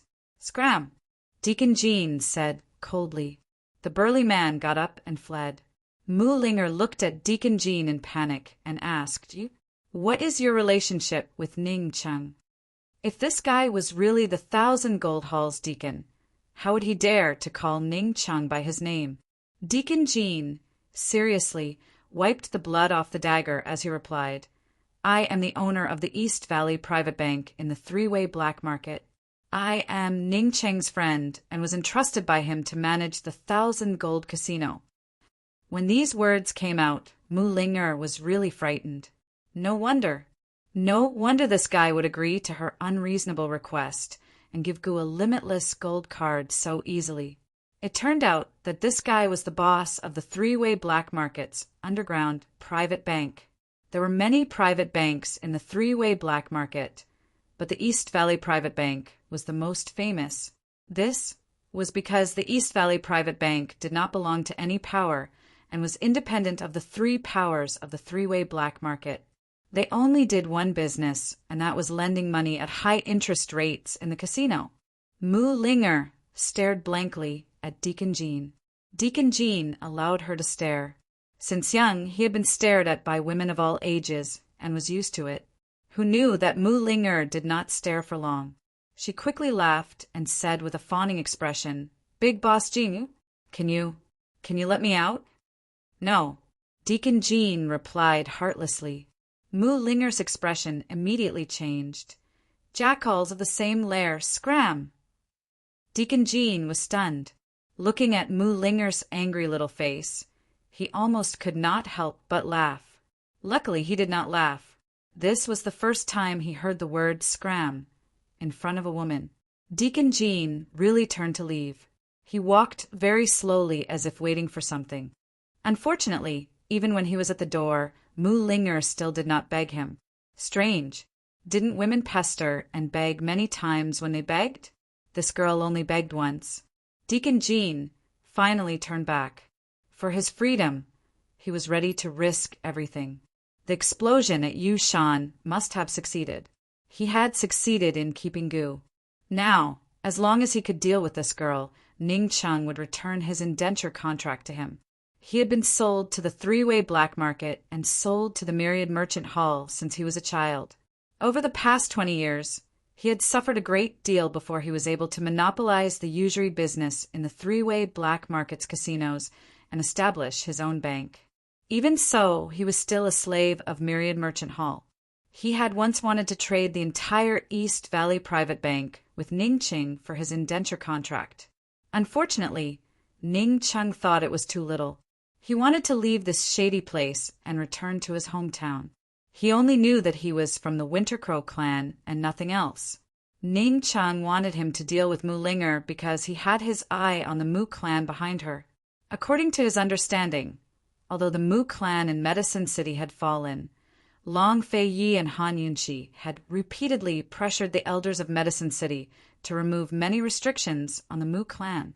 Moreover, after Han Yunqi's identity was exposed, the Mu clan became a relative of the imperial family. Many factions in Medicine City had renewed their ties with the Mu clan. Deacon Jean could guess that something must have happened between Ning Chung and Han Yunqi for Ning Chung to dare make a move on Mu Ling. However, he was only responsible for tricking the person into his hands and had no interest in anything else. Mu Linger was suspicious when she saw Deacon Jean turn back, but then she heard Deacon Jean say, "Girl!" Deacon Jean had only just called her when Mu Linger unhappily cut him off. "Who allowed you to call me that? Girl is not for you to call me that." It was Chi Gidge who called her that. Deacon Jean once again had a whole new level of respect for Mu Linger.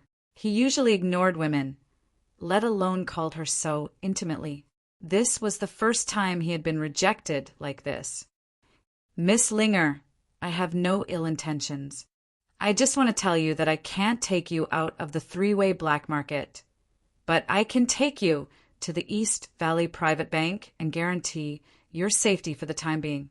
When Ning Chung returns, I'll have to send you back," Deacon Jean said seriously. Where did you get such kindness from?" Mu Linger blurted out. Deacon Jean was really defeated by this girl. This girl had just begged him, and now she was asking this. Moreover, her words were sarcastic. Deacon Jean had never suffered such a loss in front of a woman. No matter how dissatisfied he was, he still held it in. He smiled faintly. "I'm not being kind. I just don't care that Ning Chung is bullying a woman." He lowered his voice. "Don't blame me for not reminding you. Those people outside are waiting to bully you."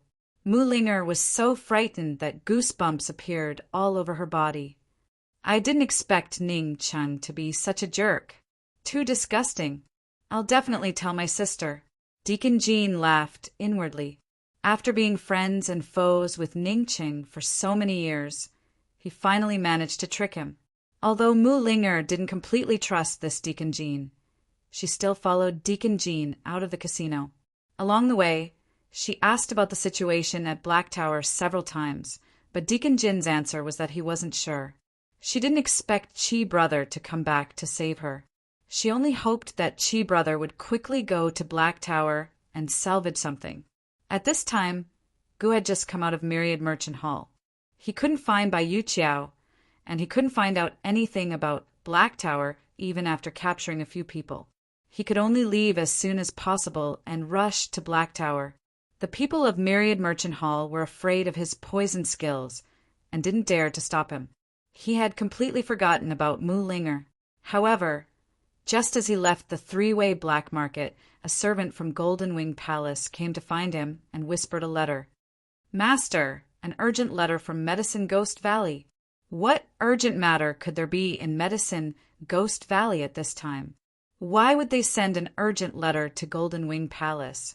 Gu opened it suspiciously and found that there were 2 letters in the urgent letter.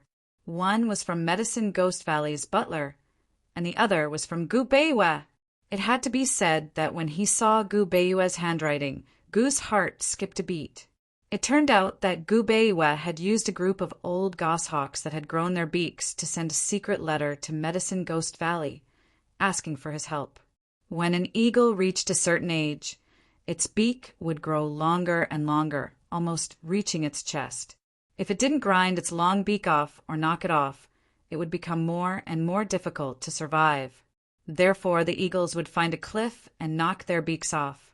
After a period of torment, some eagles persevered and grew a new beak, gaining a new life, while others died.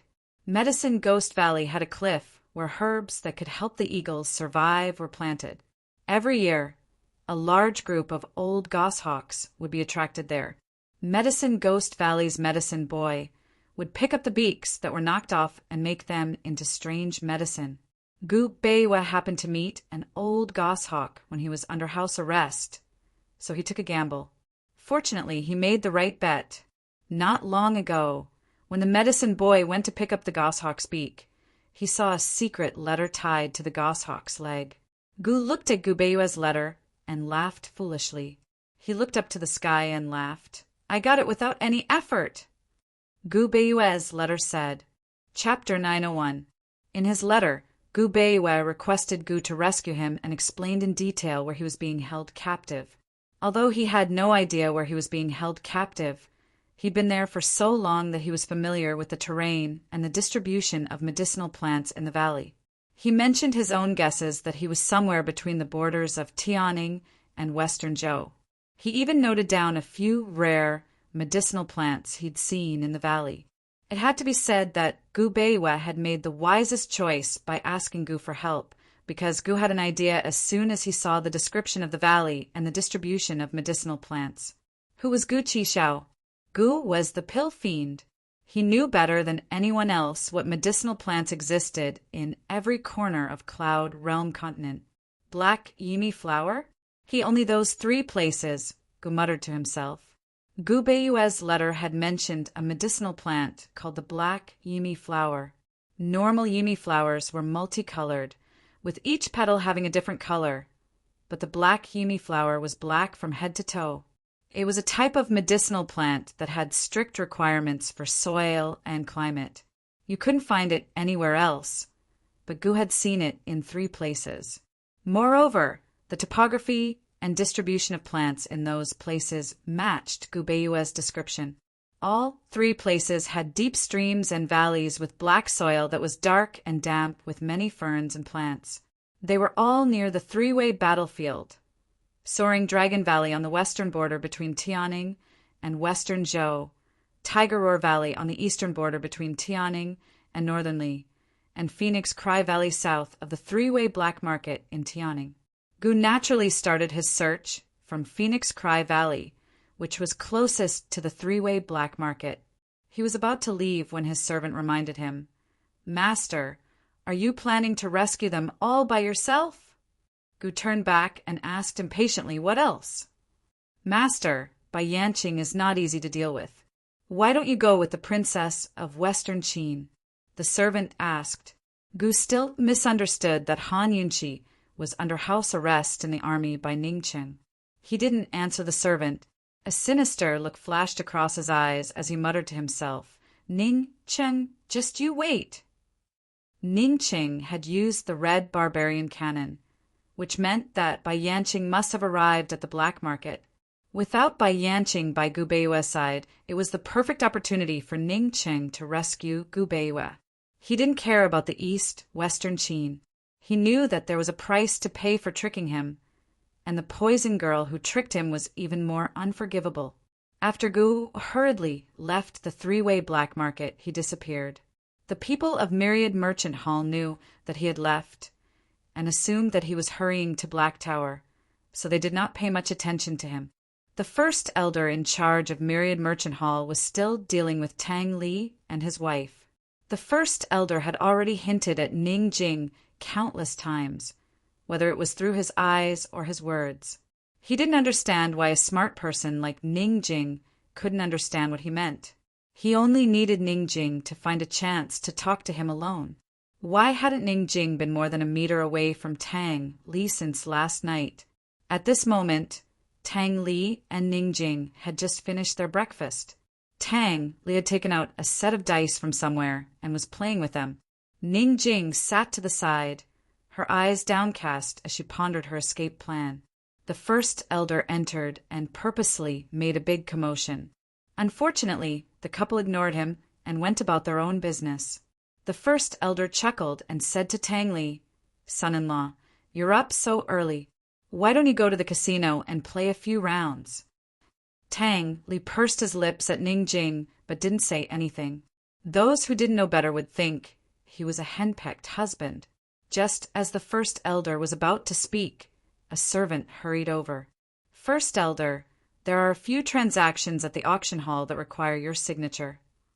Ning Jing saw the servant's hurried expression and knew that something had happened. However, she didn't take it to heart. The black market had seen all kinds of storms. An elder's council would take care of it. The first elder didn't understand the situation and didn't dare delay. He immediately left. However, less than an hour later, the first elder returned. His expression was even more flustered than the servant's. He stopped hinting and said sternly, "Miss Jing, let's talk in private." Ning Jing's heart grew suspicious. What had happened that the council of elders couldn't handle? She touched the jade bracelet on her wrist and looked at Tang Li. Tang Li smiled and said teasingly, "A married daughter is like spilled water. First elder, Jing Jing can no longer make decisions for Myriad Merchant Hall. You should go look for my brother-in-law." The first elder seemed to be suppressing something, and several traces of hatred flitted across his eyes. He ignored Tang Li, and his tone towards Ning Jing turned cold. Could it be that Miss Jing thinks the same? Ning Jing immediately understood the first elder's meaning. She tugged at the invisible string between the two bracelets and cast a pleading look at Tang Li, as if saying to Tang Li, "If you don't give in, they'll definitely suspect me. By then, both of us will be finished." Since their marriage, she had never looked at him so pitifully and begged him. Unfortunately, Tang Li was unmoved. No matter how stupid Tang Li was, he wouldn't let her go. Once he did, Ning Jing might escape on her own, and he would be trapped here. Tang Li avoided Ning Jing's gaze. Ning Jing was inexplicably angry, so she simply said to the first elder, "Son-in-law is not an outsider. If you have something to say, just say it." Unexpectedly, the first elder suddenly sneered and said angrily, "Miss Jing, the Tang sect has gone too far. The hidden needles of the Pearflower Storm needles have long been used up. The betrothal gift from the Tang sect is nothing but worthless scrap metal." At this point, Ning Jing stood up abruptly, and Tang Li looked over. His hand loosened, and the porcelain bowl shattered on the ground. The Pearflower Storm needles was the Tang sect's second best hidden weapon. Even if it was given away, there wouldn't be too many secrets about how to use it. This was to prevent the hidden weapon structure from being deciphered. Therefore, the Ning family only knew how to use the Pearflower Storm needles, but they couldn't open it to see if it was full or empty. The betrothal gift was such a big deal. Who would have thought that the Tang sect would tamper with it? Almost everyone thought that the Pearflower Storm needles were full of needles, including Ning Jing. Tang Li knew that Ning Chung must have used the Pearflower Storm needles to discover this secret. "Tang Li, you big liar. Your betrothal gift is all fake. The Tang sect is too much of a bully." Ning Jing flew into a rage. She hadn't even realized that Ning Chung was in danger. She only thought that her wedding was really laughable and ironic. Which woman didn't yearn for a beautiful wedding? Even someone as cold-hearted as her also longed for an unforgettable wedding in this lifetime. She had secretly comforted herself before. Even if her wedding with Tang Li was full of hypocrisy, everything was done according to etiquette. They were officially married and nothing was lacking. But who knew that even the betrothal gift was fake? She especially remembered that when Tang Li went to marry her, he asked her, "Ningjing, can I marry you if I don't have a heart?" She asked him back, "If I say no, are you not going to marry me?" Now that she thought about it, why was it so laughable? Ningjing sneered, "Tang Li, I didn't expect the pear flower storm needles to be as heartless as you." At this moment, Tang Li couldn't tell if Ningjing was putting on an act for the Great Elder or if she was really angry. He didn't know how to answer, but the Great Elder said, "Miss Jing, something happened to Master Ning." Only then did Ning Jing realize that Ning Cheng must have been in a very dangerous situation to use the pear flower storm needles. She quickly asked, "What happened to my brother?" The Great Elder went all out and told Tang Li everything about Ning Cheng's accident. Just now, it wasn't that there was a deal in the auction that needed his signature, but that Ning Cheng's guards had returned with bad news. Tang Li was stunned. He didn't expect his brother to be with Han Yunqi. Ning Jing's face turned pale as she muttered to herself, my brother was poisoned and he's blind? No, I don't want to." Ning Jing started crying as she spoke. "I don't believe it. I don't want to." She wanted to escape from the Ning family. She didn't like Ning Cheng, the strict family head, but she never hated Ning Cheng or resented him. Ning Cheng wasn't just the family head of the Ning family, he was also her brother, her biological brother. Her parents died young, and it was Ning Cheng who supported the D clan and the Ning family. An older brother was like a father. Ning Cheng had sacrificed much more than the siblings. She would run away, and perhaps Ning and Ning Nuo would run away too. But Ning Cheng would never run away. Like them, he had selfish motives, but he wouldn't allow himself to give up.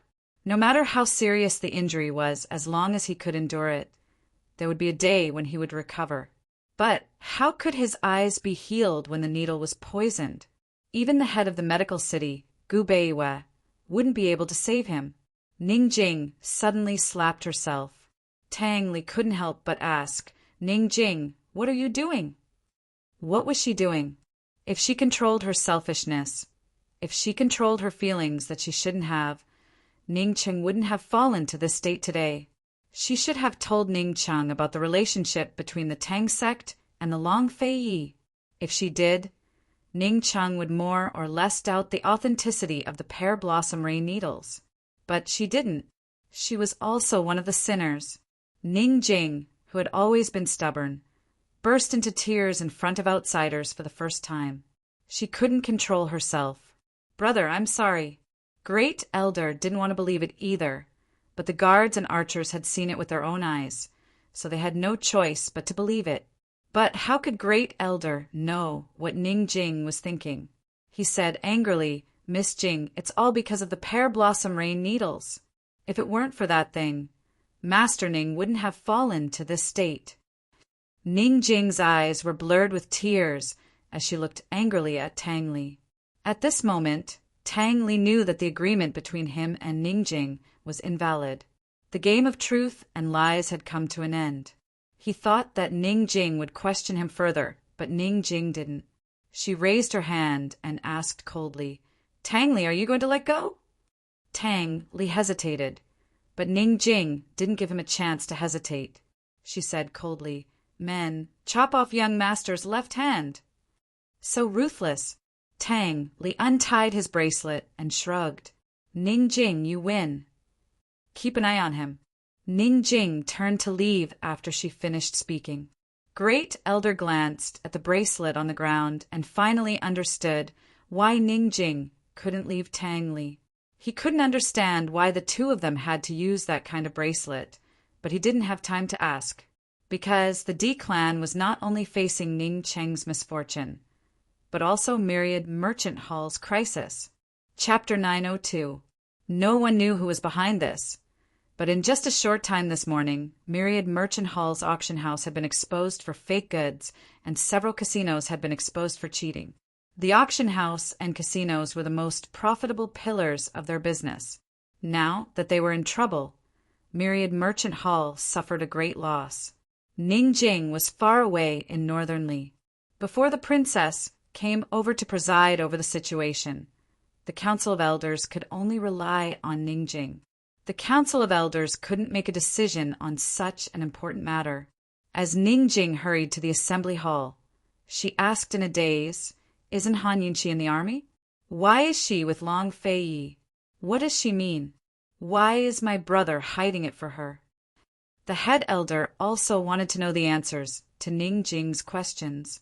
Unfortunately, the guards didn't know either. The head elder shook his head. "Miss Jing, how can Myriad Merchant Hall concern themselves with the princess's matters?" "Where's Uncle Cheng?" Ningjing asked again. The head elder finally told her about the auction house and casinos. "Uncle Cheng is handling the dealer in the casinos. He won't be able to come over for a while." There was no need for the head elder to explain. Ningjing, who was well versed in the business world, knew very well that the auction house had been exposed for fake goods and the casinos had been exposed for cheating. No matter which one of these matters was handled properly, it would be a fatal blow to Myriad Merchant Hall. These two places weren't just Myriad Merchant Hall's money bag, but also its reputation. Transactions in the black market were even more untrustworthy than those in the open. They were even more afraid of fraud. Those who could come to the three-way black market mostly had neither shortage of goods nor silver. Myriad Merchant Hall's business in recent years was far worse than before. If this crisis wasn't resolved, the auction house and casinos business would definitely be snatched away by Golden Wing Hall and East Origin Hall. Ningjing hadn't calmed down from Ningcheng's matter, but the casinos and auction house incident made her feel alarmed again. It was obvious that someone had deliberately come to cause trouble. She had never been so flustered before. She even had a premonition that the D clan's Ning clan was about to fall and fall apart. She lowered her head and hurried away. She looked calm, but in reality she couldn't think straight. Suddenly the child in her stomach moved. Ningjing abruptly stopped in her tracks, as if she had just woken up from a dream. Her hand was about to touch her lower abdomen, but when she saw the great elder looking at her, she put her hand down. The baby could move. She could feel it. "Miss Jing, what's wrong?" First elder asked. "No." Ningjing looked back and quickly walked forward. Unlike her previous panic, she had calmed down. She instructed seriously, "Just leave a group of security guards here. Send the rest to Yu Mountain to coordinate with the archers. We must save my brother. Also, send a message to the army immediately. Tell Deputy General Xue to strengthen the defense and be mentally prepared. If this matter spreads out, please ask him to stabilize the morale of the army. Send someone to tell Uncle Cheng to pay as much as he should. The gamblers will be very satisfied." A trace of viciousness flashed through Ningjing's eyes. She said in a low voice, "Have him kill the dealer on the spot. Sacrifice the pawn to save the commander." After giving these instructions, Ningjing hurried to the auction house to personally deal with the crisis there. When she reached the entrance of the auction house, she inadvertently wiped her eyes and found that there were still tears in them. However, she resolutely wiped them clean and didn't cry. There was no point in worrying. She knew that she couldn't atone for her sins. She just wanted to help Ning Cheng take care of Myriad Merchant Hall. As for why Han Yunqi was with Long Fei Yi and why Ning Cheng was covering up for Han Yunqi, she would only ask Uncle Cheng when he was free. Han Yunqi and Long Fei Yi were still searching for Ning Cheng. They wanted to save Ning Cheng more than anyone else. Unfortunately, things didn't go as they wished. 2 days later, neither they, the Shadow Guard, nor the D clan's men had found any clues. Han Yunqi and Long Fei Yi returned to the ruins of Black Tower.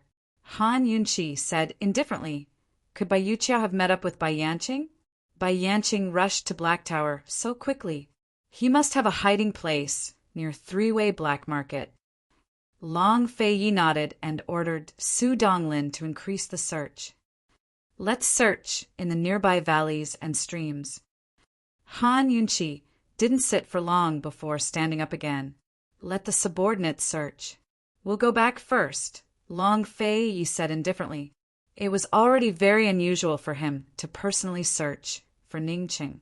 Han Yunqi looked at him and didn't say anything. Go back? Go back where? After such a big incident, she couldn't possibly continue to hide her identity and return to East Origin Palace with Long Fei Yi. She couldn't do it. Unexpectedly, Long Fei Yi said, Go back to Myriad Merchant Hall. Han Yunqi looked at him in disbelief, thinking that she had misheard. When did this guy become so easy to negotiate with? What are your conditions? She asked. Long Fei Yi couldn't help but laugh. He stroked her bangs and laughed.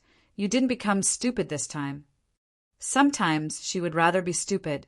She looked helplessly at Long Fei Yi, waiting for him to speak. Long Fei Yi approached and said seriously, I want you to truly take control of Western Qin's forces. You won't be restricted by anyone from the Ning clan. The main reason why they had so many troubles between them and why they still couldn't get rid of Bai Yanqing was because Han Yunqi was only a princess in name. She didn't control a single soldier in Western Qin's camp. Now that Ningqing's whereabouts were unknown, it was the perfect opportunity for Han Yunqi to truly take control of Western Qin. As long as Han Yunqi took control, everything would be easy. Even if they couldn't stay by her side for the time being, they could still fight side by side. However, taking control wasn't easy for Han Yunqi. If she returned to Myriad Merchant Hall, how would she explain her relationship with Long Fei Yi to the D clan? Without Ningqing's support, how would she convince the D clan's managers to trust her decisions? After all, Han Yunqi was still a woman in the eyes of the D clan's managers. She was a woman who couldn't step onto the battlefield and couldn't make decisions. They regarded Han Yunqi as their spiritual leader, but the one who could truly lead them into battle was Ningqing. Han Yunqi knew that her return to Myriad Merchant Hall wasn't as simple as the guard had said. Even though Ningqing was stubborn and extreme, without him around, it was very likely that she wouldn't be able to do anything in the D clan. Before Han Yunqi could answer, Long Fei Yi said, You can either come with me now. I still have a way to lure Bai Yanqing out. Han Yunqi was very surprised, but Long Fei Yi had no intention of telling her. He said, seriously, you can either return to Myriad Merchant Hall. I'll give you 10 days. If you can make the decision, I'm willing to cooperate with Western Qin to kill Bai Yanqing. If you can't make the decision, I'll take you away after 10 days. The D clan will clean up their mess. This was Long Fei Yi's final concession. Even if Han Yunqi couldn't control the D clan, even if Ningqing really betrayed Western Qin and colluded with Bai Yanqing, Long Fei Yi wasn't afraid of trouble. He needed Han Yunqi to work with him to deal with Bai Yanqing. He needed to rescue Gu Beiwe as soon as possible. He needed to clarify whether the enmity back then was a misunderstanding or hatred. All right, I agree to the 10-day agreement. Han Yunqi nodded decisively, although Long Fei Yi didn't say it out loud. She knew that he had taught her a truth, a very cruel truth. If you wanted to take responsibility, you had to have the ability to take responsibility. Otherwise, you could only obediently bear the guilt. Uncle Gao drove the carriage over. Long Fei Yi and Han Yunqi boarded the carriage. Along the way, the two of them didn't speak much. Han Yunqi leaned on Long Fei Yi's shoulder, holding his hand and interlocking their fingers. When the carriage stopped at the entrance of the black market, Han Yunqi finally couldn't hold it in any longer. Long Fei Yi, will you be staying at East Origin Hall for the next 10 days? The corners of Long Fei Yi's mouth lifted slightly, but he still answered her, Not necessarily. Then where are you going? Han Yunqi was anxious and quickly stood up. To meet Chu Tianyin, Long Fei Yi said. This place was very close to Western Zhou. How long will you be gone for? Han Yunqi asked again. Not necessarily, Long Fei Yi answered. Han Yunqi made an "oh" sound and didn't ask any more questions. Long Fei Yi looked at her and the curve of his lips gradually widened. Unfortunately, Han Yunqi didn't notice. She was silent for a while, and then said calmly, "Long Fei Yi, I will miss you." Long Fei Yi held her head and let her lean into his arms again.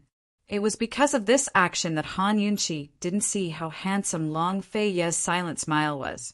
"What will you think?" He answered very seriously, but he quickly snickered again. Unexpectedly, Han Yunqi didn't answer. Instead, she suddenly raised her head to look at him and saw his brilliant smile. She was stunned at first and then became fierce. She wrapped her arms around his neck, pulled him down, and kissed him. "Han Yunqi, oh Han Yunqi, can you change your position?" Although she had pulled him down a few times, Long Fei Yi was still very willing to lower his noble and proud head and cooperate with her. Unlike before, Long Fei Yi didn't immediately take the initiative this time. Instead, he didn't move and let Han Yunqi kiss him. Even though she had been eaten and wiped clean a few times, Han Yunqi's kiss was still a little awkward. It was like she was carefully probing and groping. Long Fei Yi undoubtedly enjoyed her service. Although he didn't move his mouth, he unconsciously leaned down slowly and unknowingly forced her to lie on his lap. Han Yunqi became more and more serious as she kissed. Gradually, she was no longer as careful as she was in the beginning. Instead, it was like she was dealing with an important matter, and she was completely immersed in it. Her hands gradually let go of his neck, and she gently hugged him. Unconsciously, she started to grope his back. Even she didn't know what she was searching for. But suddenly, Long Fei Yi took the initiative to capture her lips. After fiercely planting a kiss, he left her. Han Yunqi, who was almost in a daze, was a little stunned and didn't recover for a while. Long Fei Yi smiled wickedly and said in a low voice, "You can't fool around in front of the black market." Uft. Han Yunqi instantly sobered up, and her face flushed red. If she didn't understand what he meant, she would have been bullied on the carriage from the military camp to the three-way black market for nothing. Long Fei Yi was the kind of person who would take advantage of others and still pretend to be obedient. His words made it seem like she was fooling around, but he was serious. Looking at Long Fei Yi's mischievous smile, Han Yunqi silently bore a grudge. Actually, Long Fei Yi wasn't bullying her. If he didn't control her, she reckoned that he would be the one fooling around. No matter how serious the joke was, the two of them had to separate in the end. Han Yunqi waited for Long Fei Yi to say that he would miss her.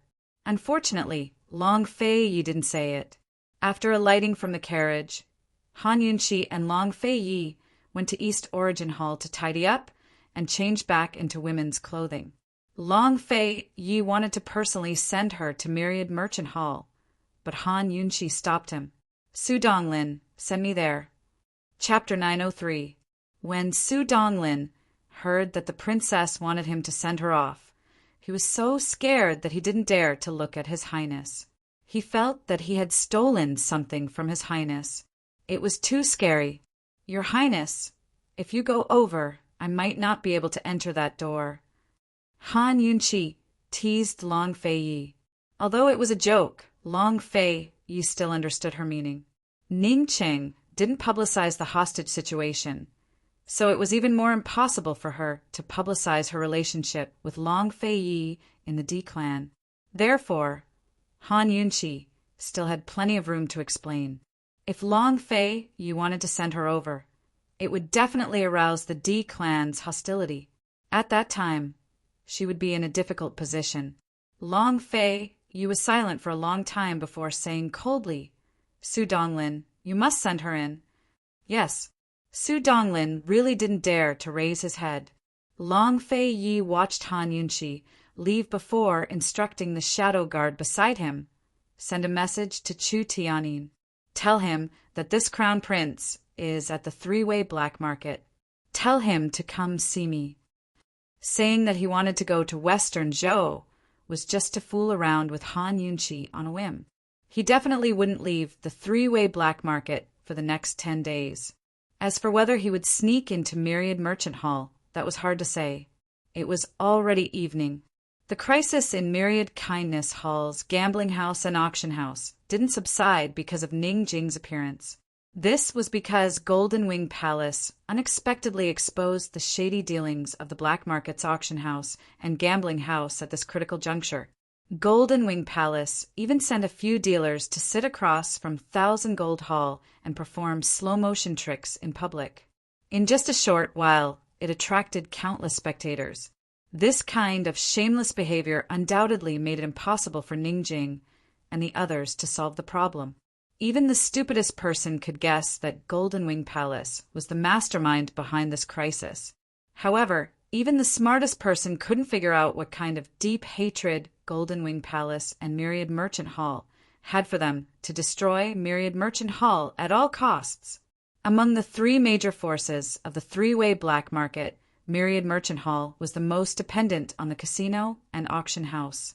On her way from East Origin Hall to Myriad Merchant Hall, Han Yunqi had also heard about the commotion that was happening at Myriad Merchant Hall. She sat in a wheelchair and wore a mask in case she was recognized on the road. Many places were bustling with activity, but the entrance to Myriad Merchant Hall's main hall was deserted. Su Donglin pushed her to the side door and stopped. He went up to knock on the door. Just as Su Donglin was about to knock, the door suddenly opened. Deacon Jean was standing inside. Su Donglin recognized him at a glance. Deacon Jean, who's in charge of Myriad Merchant Hall now. Su Donglin asked seriously. He felt that when he returned later, His Highness would definitely ask about the details here. No matter what, he had to get the steward of Myriad Merchant Hall to come out and receive him. Deacon Jean sized him up, then said coldly, "Scram!" Deacon Jean was definitely the most furious person in the entire three-way black market right now. If the three-way black market's casino business was ruined, then his bank could basically close down as well. His mood was as gloomy as the sky before a storm. He had come to look for Uncle Chung and the Great Elder, but was told that they were still at the casino. He was about to rush over and check on the situation. Su Donglin was no pushover. How can you say that? Do you know who she is? Su Donglin stepped aside, wanting to let Deacon Jean see the princess. Who knew that Deacon Jean would take advantage of the moment, he stepped aside to walk out and slam the door behind him. Su Donglin naturally could not let the D clan bully him, much less allow the D clan to be so impudent in front of the princess. He was about to make a move, but Han Yunqi stopped him with a look. "Deacon Jean, I have a favor to ask. I hope you can make it easy for me," Han Yunqi said politely. Deacon Jean naturally sensed that Su Donglin was about to make a move behind his back. He sized up Han Yunqi, but did not recognize Han Yunqi as the spectator at the gambling table a few days ago. He also did not know Han Yunqi's identity. "I don't know you." Beneath the gambling table, Deacon Jean was actually not a polite person. "It's fine as long as I know Ningqing. It's inconvenient for me to move around, so I'll have to trouble you to send me inside," Han Yunqi said politely. "I have something to discuss with you." On the way to Black Tower, she and Long Fei Yi had learned about Deacon Jin's origins. She knew that Deacon Jean had been sold to Myriad Merchant Hall as a slave when he was young. Since Myriad Merchant Hall was the treasury of Cloud Realm Trade Consortium, which in turn was the D clan's money bag, then taking down the people here would be the foundation of her control over the D clan. If she wanted to control Myriad Merchant Hall, she had to find someone to understand the details that the elders were unwilling to tell her. Deacon Jean was a very good candidate. Since she'd bumped into him here, she could ask him a few questions. Deacon Jean didn't answer Han Yunqi, but gave a cold laugh before turning to leave. Ning Cheng's luck with women wasn't any worse than his, especially in the black market. Many women who'd met Ning Cheng once often came knocking on his door, but most of them never made it past his doors. Seeing Deacon Jin's rudeness, Su Donglin immediately flew in front of him to block his way. "What are you laughing at? Do you know who she is?" Deacon Jin's eyes flashed with impatience. He'd seen plenty of women come knocking on his door to beg him, but he'd never seen one with a guard to stop him. If he wasn't wrong, this guard's martial arts skills must be impressive. Deacon Jean usually ignored women like this, but he was in a bad mood today. Seeing Su Donglin's strength made him cold. You want to climb into Ning Cheng's bed with a broken leg? Go back and dream on. Reality proved that the quiet and reserved Deacon Jean was just as mean as a woman when he turned. Han Yunqi stared blankly. Su Donglin was so angry that he drew his sword. If His Highness heard this, Deacon Jean would probably be dismembered by 5 horses. As an escort, he wouldn't be able to escape the blame. Although Han Yunqi was wearing a mask, Uncle Chung still recognized her at a glance. At this time, Han Yunqi was the only one who'd come to the door in a wheelchair. When Deacon Jean saw Su Donglin draw his sword, he also wanted to draw his dagger. However, at this moment he heard Ning Jing's voice. Ning Jing stood not far away and called out, "Han Yunqi." Deacon Jean only felt that this name was very familiar, but he couldn't remember who it was. Ning Jing quickly ran in front of Han Yunqi. "Lung Sheng, Han Yunqi, you hurt my brother." Although Han Yunqi was wearing a mask, Ning Jing knew from the guards that she was in a wheelchair, so her guess was right. At this moment, Deacon Jean finally remembered who Han Yunqi was. He slowly turned his head to look at Han Yunqi and was also stunned. Very quickly, the corners of his mouth started to twitch, as if he wanted to say something but couldn't. So this woman wasn't here to throw herself into Ning Cheng's arms, but Ning Cheng's master. Han Yunqi glanced at Deacon Jean from bottom to top, then ignored him and looked towards Ning Jing. Deacon Jean felt a chill run down his spine. It was incomparably terrifying. From what he knew, Han Yunqi was a vengeful woman who never suffered a loss. Her methods were ruthless, and her poison skills were cruel. Since she was Ning Cheng's master, that meant that his indenture contract ultimately belonged to her. Oh dear, he seemed to have offended her. Han Yunqi looked at the furious Ning Jing with a complicated expression. "Tell me, were you the one who hurt my brother? What kind of good intentions do you have? Why are you with Long Fei Yi? Are you helping Long Fei Yi deal with Bai Yanqing? Han Yunqi, why are you?" Before Ning Jing could finish her questioning, Han Yunqi interrupted her and asked in a low voice, "Ning Jing, are you in charge of the D clan now?" Ning Jing was about to answer when Han Yunqi gave her a meaningful look. Ning Jing suddenly quieted down. The anger in her heart seemed to have frozen like the surrounding air. What did Han Yunqi mean by that look? What did she mean by asking that question just now? "If you're in charge, I think I should talk to you about the Tang sect matter," Han Yunqi said again. As soon as she said that, Ning Jing immediately understood the meaning of Han Yunqi's gaze. Han Yunqi was hinting that she had no right to be in charge of the D-clan because she had betrayed the D-clan on the Tang sect matter. Ning Jing stared fixedly at Han Yunqi. She felt guilty, resentful, and indignant. What right did Han Yunqi have to threaten her like this? Han Yunqi knew the relationship between the Tang sect and Long Fei Yi better than she did. How could Han Yunqi still have the face to come back?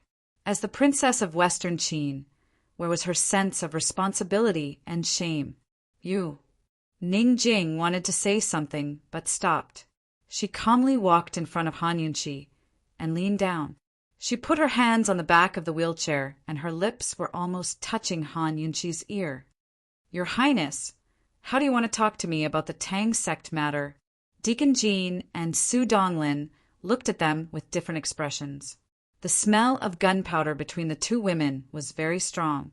A battle between women was scary, let alone two such strong women. Even Deacon Jean was interested.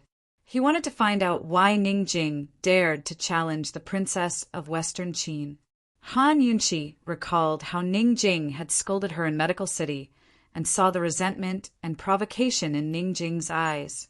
She couldn't help but think of her beautiful appearance when she married Tang Li in a wedding dress. She couldn't understand why Ningjing didn't tell Ning Cheng about the relationship between the Tang sect and Long Fei Yi when they were in Medical City. She clearly had a chance. She had asked Long Fei Yi this question before. Long Fei Yi asked Tang Li, and Tang Li said that Ningjing wanted to escape from the D clan for her own selfish reasons. Han Yunqi didn't know if Tang Li's statement was his own speculation or if it was from Ningjing. She didn't believe that a stubborn and fierce woman like Ningjing would betray the D clan for her own selfish reasons. What exactly was this selfishness? Why did she want to escape from the D clan? According to Han Yunqi's understanding, Ningjing was the most outstanding woman in the D clan. Ningjing asked Han Yunqi this question. Han Yunqi could hear the sarcasm and questioning in Ningjing's tone. Ningjing, are you going to discuss Tang Li with me at the gate? Han Yunqi asked seriously. Ningjing snorted and pushed Han Yunqi's wheelchair away without saying a word. She pushed her into the gate. Han Yunqi waved her hand to signal Su Donglin to leave. Deacon Jean saw this and didn't have time to ask Ningjing about the casino. He took the opportunity to slip away. After entering the gate, Han Yunqi began to probe. Where's Tang Li? Did you lock him up? Are you going to use Tang Li to threaten the Tang sect? Ningjing avoided the topic and asked, Han Yunqi, as the princess of Western Qin, not only did you hide the Tang sect's matter, but you also fooled around with Long Fei Yi and were used by Long Fei Yi. If I were you, I wouldn't have come. What are you doing here? Chapter 904. Ningjing avoided Han Yunqi's question and asked Han Yunqi in return. Han Yunqi also avoided her question. However, Han Yunqi did not ask her anything else. What are you feeling guilty? Ningjing said provocatively. Han Yunqi only smiled and did not answer. Both of them were very smart women, but this was the first time they were having a private conversation. They both suspected that the other was testing them, and at the same time they were both on guard. They carefully responded to the other's probing, trying their best not to reveal any clues. One had to know that most of the time, smart people only needed a glance to detect the other person's true thoughts. Han Yunqi ignored Ningjing's provocation. A complicated look flitted across Ningjing's eyes, but she did not say anything. She pushed Han Yunqi into Myriad Merchant Hall's conference hall and closed the door behind her. Han Yunqi saw this casual action and smiled. What? Do you want to talk about Tang Li with me behind closed doors? Ningjing was also an extremely calm person, but Han Yunqi's words could easily provoke the anger in her heart. She almost exploded, but in the end she held it in. She immediately went to open the door. In any case, the stewards of Myriad Merchant Hall were all in the gambling house and auction hall, so no one would come. She had already ordered the servants around her to leave. She was not afraid, even if she opened the door. Ningjing deliberately opened the door wide, then stood in front of Han Yunqi. She leaned back on the table and crossed her arms, looking down at Han Yunqi in a condescending manner. Han Yunqi, what do you want to talk about the Tang sect? Just say it. It was rare for someone from the D clan to talk to her in such a manner. Han Yunqi truly felt much more at ease. Compared to the humble and respectful Ning Onlai, she liked Ningjing more. However, liking was one thing. Han Yunqi had never been soft-spoken or soft-hearted to Ningjing. She mercilessly rejected Ningjing. You are not the steward of the D clan. I have nothing to talk to you about. You tricked me. Ningjing finally couldn't take it anymore. Han Yunqi shrugged innocently. That was what she had said at the door. If you're in charge, I think I should talk to you about the Tang sect. Ningjing looked at Han Yunqi angrily, but she didn't know what to argue with her. Han Yunqi was trying to provoke Ningjing so that she would tell her about the Tang sect. Han Yunqi wanted to find out what Ningjing's selfishness was. If she wanted to escape from the D clan, as she had said, then now was the perfect time. Why didn't she escape? Han Yunqi allowed Ningjing to glare at her. She calmly played with her beautifully manicured nails. Her attitude was full of provocation and mockery, making Ningjing even angrier. Han Yunqi thought that Ningjing would be annoyed, but Ningjing was still calm and didn't say anything.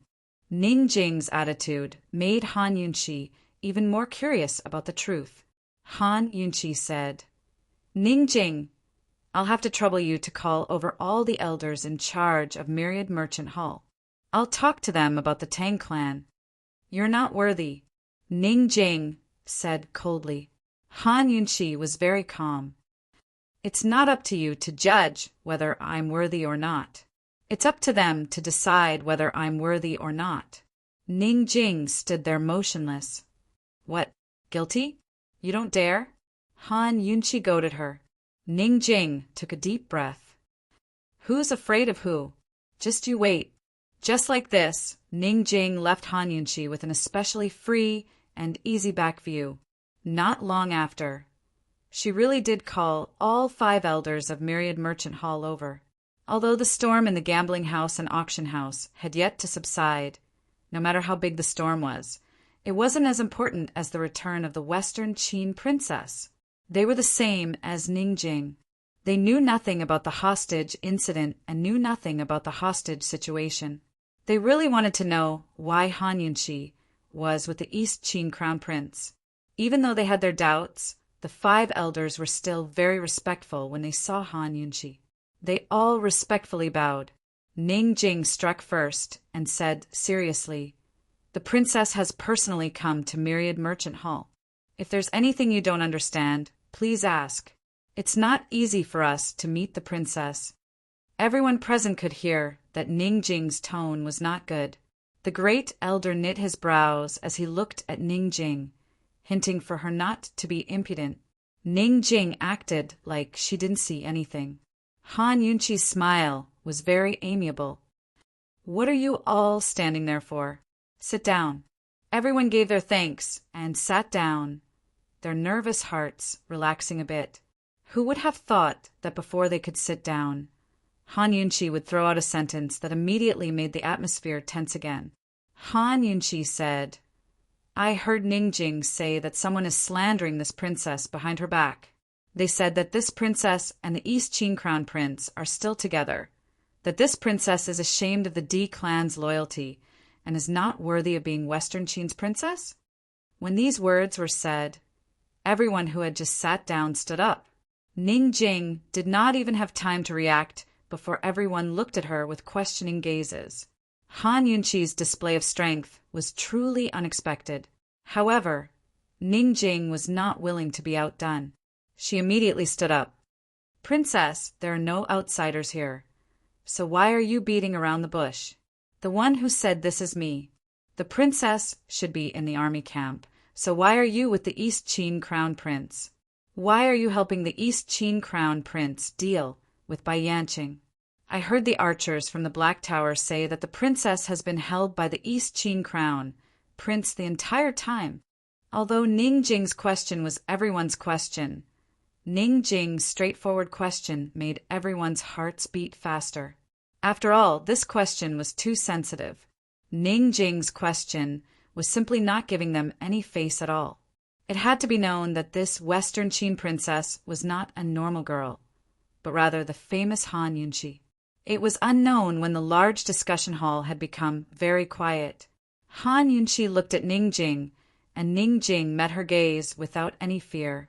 She then added, "So when I say that the princess and the East Qin Crown Prince are still together, it can't be considered slander, right?" Han Yunqi looked at everyone. "Where's the great elder?" The great elder was an astute person.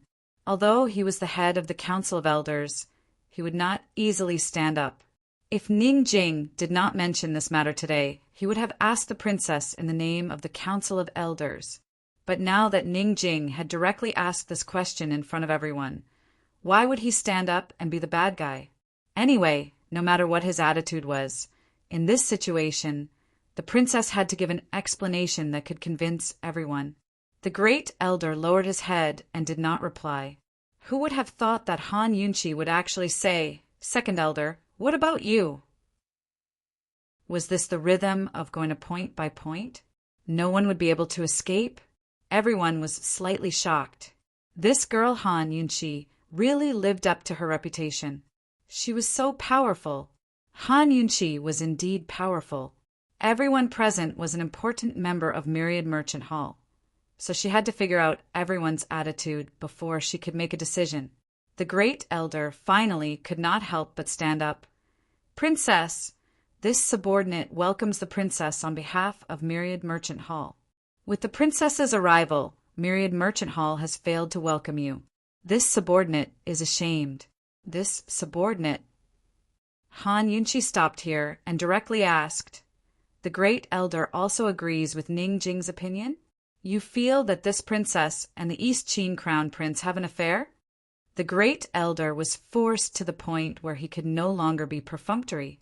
However, he once again replied in the name of the Council of Elders, reporting to the princess, although the Council of Elders does not agree with Miss Jing's opinion. The Council of Elders does not understand why the princess is with the East Qin crown prince. When the great elder said this, Ning Jing did not look at him. Instead, she looked at the other 4 elders. Her sharp eyes could see the anger the 5th elder had towards the great elder. At this moment, Han Yunqi knew that it was worth it to beat around the bush with the Council of Elders. So that's what the Council of Elders thinks. She thought for a moment, then said, "Then does the great elder think the same?" Although an individual existed in a group, the group's attitude and the individual's attitude were 2 completely different things. The most important difference was in responsibility. This subordinate. The great elder stammered, unable to answer for a long time. Ning Jing was already smiling coldly. At this moment, the 5th elder suddenly stood up. "Your Highness, this subordinate does not think that way." "Then what do you think?" "Tell me," Han Yunqi quickly asked. The young miss and Uncle Chung were disrespectful to the princess, so they should be punished according to the clan's rules. Although the 5th elder was old, his large round eyes were not cloudy at all. Instead, they were clean and clear, just like his character, upright and stubborn. Han Yunqi originally thought that the 5th elder and the great elder had conflicts, so he was dissatisfied. She had been thinking about how to use the Elder Council's conflict to control Myriad Merchant Hall. But she never thought that the 5th elder would be such a loyal and stubborn person. The 5th elder said, "Your Highness must use your own reasoning when doing things. How can we, as subordinates, question her? Isn't this rebelling?" This subordinate thinks that if your Highness was really like what young Miss Ning Jing said, you wouldn't be sitting here today. When the 5th elder said this, the great elder's face became awkward, not knowing what to say. The other members of the Council of Elders had complicated expressions. Ning Jing began to laugh loudly. "Han Yunqi, look, there are many people in the D clan who are as foolish as my brother. You've ruined my brother's loyalty. You've ruined their faith." Han Yunqi immediately denied it. "I haven't." She stood up and asked seriously, "Hasn't everyone thought about it? The East Qin Army and Western Qin Army have been fighting for less than a month. The East Qin Army has the absolute advantage. So why would the 2 armies suddenly stop fighting?" It wasn't that everyone wasn't curious, but how could they understand the matters of the battlefield? Ning Chung hadn't announced the real reason, so no one dared to ask. "What? You didn't ask Ning Chung?" Han Yunqi asked again. Seeing everyone's expressions, she smiled helplessly in her heart. The Long Fei Yi was right. She was just a religion in the D clan. The one who truly held power was Ning Chung. If Ning Chung and Long Fei Yi were together today, who would dare to be so bold as to ask Ning Chung for an explanation? "I have reached an agreement with the Long Fei Yi. Eastern and Western Qin will temporarily stop fighting, and will fight again after Bai Yanqing is taken care of." Han Yunqi softly said, "Why would the Long Fei Yi make this agreement with Western Qin? The East Qin crown prince, would never make a losing deal." Ning Jing said, "Because he can't deal with Bai Yanqing's poison skills, but I can." Han Yunqi honestly replied. Ning Jing immediately refuted. Han Yunqi, do you think we're all fools? You're actually making up this kind of ridiculous lie. You and Long Fei, you were hugging. All the archers saw it. Chapter 905. Hug and Hug? At this moment, Han Yunqi's mind wandered. She suddenly wanted to know how Long Fei Yi would react to Ning Jing's words. My legs are injured and I can't walk. Long Fei Yi has to bring me along. Otherwise, he won't be able to guard against Bai Yanqing's poison. After Han Yunqi explained, she specially asked, May I ask if Miss Jing is satisfied with this explanation? The elders looked at each other in dismay. Ning Jing asked again, Since it's like this, why did my brother act alone? This was the key point, but Han Yunqi cleverly asked back, Why do you think? In any case, I don't know. When Long Fei Yi and I worked together to deal with Bai Yanqing, we weren't purely helping East Qin. After capturing Bai Yanqing, my Western Qin would naturally want a share of the loot. She wasn't completely lying. She had already agreed with Long Fei Yi that she wouldn't interfere in the contest between Long Fei Yi and Ningqing. She wouldn't help either side. The contest between the two of them wasn't about Bai Yanqing, but rather Jun Yixie's warhorse. She and Long Fei Yi had lured Bai Yanqing out for Gu Beiwe and to find out if there was a misunderstanding during the Great Qin Empire Civil War. Gu Beiwe was a member of the Western Qin camp. In a sense, capturing Bai Yanqing wasn't her helping Long Fei Yi, but Long Fei Yi helping her. Seeing that everyone was silent, Han Yunqi looked at the fifth elder. Fifth elder, tell me, why did Ningqing act alone? The fifth elder was very honest. In this subordinate's humble opinion, if Master Ning could capture Bai Yanqing, he could threaten Jun Yixie. Master Ning made a thorough deployment, but he didn't expect that the pear-flower storm needles was fake. Han Yunqi immediately looked at Ning Jing, and Ning Jing also looked at her. There was no doubt that the two women had a tacit understanding about the pear-flower storm needles. Han Yunqi knew the truth about the Tang sect, but she didn't tell Ningqing. Ning Jing also knew the truth, but she didn't tell him either. It was also because of this matter that Ning Jing didn't suspect Han Yunqi. Instead, she firmly believed that Han Yunqi and Long Fei Yi were still together. The two women looked at each other without saying a word. After waiting for a long time, Ning Jing did not say anything. Instead, it was the first elder who said angrily, If Tang Li doesn't cooperate with us, he can forget about going back. This time, the playful look in Han Yunqi's eyes deepened. She was completely sure of her guess. Although Ning Jing had put Tang Li under house arrest, she still hadn't revealed the relationship between the Tang sect and Long Fei Yi. A sly look flashed across her eyes. She said lightly, The pear-flower storm needles, actually. Ning Jing immediately changed the topic. Is my brother's poison serious? At this moment, Han Yunqi knew that Ning Jing had lost. Han Yunqi didn't pursue the matter. Instead, she changed the topic. She said, Don't worry, Bai Yuqiao is Bai Yanqing's disciple. If she can't cure that little poison, she can forget about staying in the industry. What about my brother's eyes? Ning Jing asked again.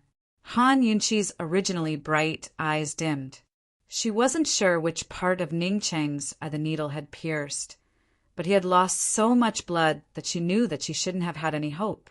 After a while, Han Yunqi said lightly, It's my fault. Fifth elder immediately said seriously, Princess, don't blame yourself. Master Ning won't blame you. He won't? She recalled Ningqing's question and his stubbornness to wait. Han Yunqi had no confidence at all. She would find it strange if Ningqing didn't blame her. Han Yunqi sighed softly and didn't explain further. She said half-jokingly and half-self-deprecatingly, Everyone, are you satisfied with this princess's explanation? Do you believe me? Everyone was silent. The 5 elders had nothing to say. Ning Jing had something to say, but she didn't dare to say it. At this moment, Uncle Chung was standing in a dark corner. Although he knew that Han Yunqi was lying and that Han Yunqi and Long Fei Ye's relationship had never been broken, He didn't want to expose her. He didn't expose Han Yunqi, because he knew that there was no point in arguing. With Han Yunqi's status, any more arguments would be futile. Since Han Yunqi was back, there was no harm in leaving Myriad Merchant Hall's mess to her. He wanted to see how Han Yunqi would deal with a mess that even First Elder couldn't solve. If the D-Clan's money bag was destroyed, Han Yunqi would lose all prestige in the Western Qin camp.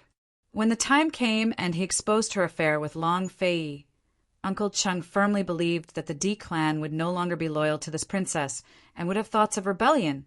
At that time, no matter how stubborn Ningqing was, he wouldn't be able to dissuade the entire clan. Thinking of this, Uncle Cheng's lips curled into a cold smile, and he quietly retreated. Once he reached the door, he instructed in a low voice, "Send some people to smash the casino. Remember, don't let anyone discover your identities." Yes, the manservant respectfully retreated. The meeting hall was silent for a long time. First Elder secretly glanced at Ningjing. Seeing that Ningjing didn't say anything, he was about to speak when Fifth Elder beat him to it. This subordinate believes in the princess. For the princess, I'll do my best until my death. Fifth Elder had already expressed his stance. If First Elder didn't do anything, he, the head of the Elders' Council, would be removed by Han Yunqi sooner or later. This subordinate believes in the princess. For the great cause of Western Qin's recovery, I'll do my best until my death. First Elder said loudly. The other elders also expressed their stance. Ningjing took a deep breath and didn't say a word. Han Yunqi said indifferently, "It's getting late. The matters at the auction house and the casino haven't been settled yet. Elders, you should hurry back to your work. Ningjing, take me to see Tang Li first. As for the specific situation, we'll discuss it tomorrow." "How about it?" Han Yunqi asked, so politely that the elders were terrified. Who would dare to say no? After the elders left, Ningjing finally couldn't hold it in any more. She said angrily, "Han Yunqi, you're lying. You and Long Fei Yi are clearly still in love. Otherwise, why would you help him hide the Tang sex matter? Why didn't you tell my brother? What about you?"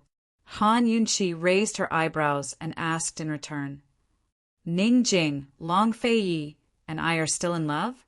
Don't tell me that you and Tang Li are really deeply in love? That's why you also hid the Tang sex relationship with Long Fei Yi?"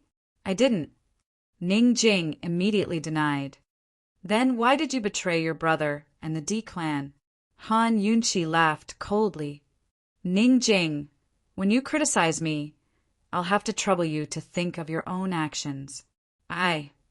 Ningjing had never been so frustrated in her life. "Han Yunqi, I'm different from you." "We're different." Han Yunqi looked indifferent. "We're both traitors. What's the difference?" Ningjing was suddenly shocked. "Han Yunqi, why did you come back? Are you helping Long Fei Yi deal with us?" "I told you, you have no right to question me or criticize me," Han Yunqi said coldly. Ningjing rushed in front of her and almost hit her. "Han Yunqi, let me tell you, I'm different from you. I only betrayed my brother once. Just once. But you, as the princess of Western Qin, you betrayed your clan again and again, betrayed your loyalists. You did it more than once. Is there a difference between once and multiple times?" Han Yunqi laughed. "Ningjing, betrayal can't be overturned after the first time." Ningjing's heart lurched. Han Yunqi's words were like a sharp knife stabbing into the weakest part of her heart. "Still," she stubbornly retorted, "Han Yunqi, at least I've stopped betraying. But what about you?" Han Yunqi looked at the woman in front of her and associated her with the shrewd and capable manager of Cloud Realm Trade Consortium. When did this woman become so unreasonable? "Ningjing, when did you stop betraying?" Han Yunqi shook her head. "You still haven't admitted your crimes to the D-Clan. What right do you have to say you've stopped? You've been betraying us all this time." Ningjing had nothing to say. She backed away step by step, shaking her head as well. It wasn't clear whether she was denying Han Yunqi or herself. She had once comforted herself by telling herself that she'd only betrayed Ning Qing once. Just once. She'd spent a lot of effort to convince herself before stealing her heart to run away. She thought she'd stop betraying him after that. But today, Han Yunqi's words had thoroughly dispelled her reasons for consoling herself. That's right, betrayal is betrayal. What kind of chastity monument is a whore trying to set up in her heart?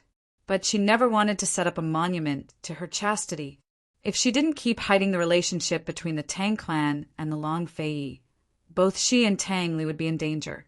If the D clan knew about the relationship between the Tang clan and the Long Fei, they wouldn't believe any of Tang Li's excuses so easily, much less let him leave. Meanwhile, she would have to face the Council of Elders' suspicions and be doomed. As long as she was locked up for a month, her stomach would be exposed.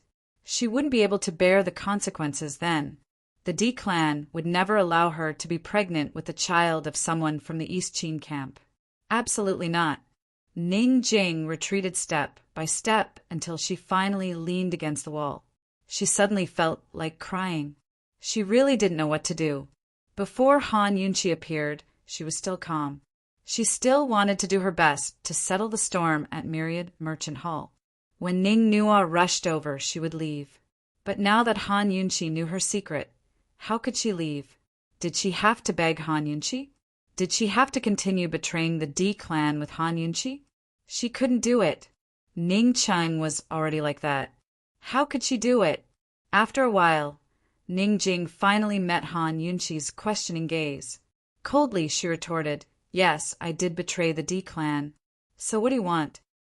Who knew that Han Yunqi would suddenly say, "Ning Jing, have you taken a liking to Tang Li?" Ning Jing was stunned. Then she angrily denied, "What a joke!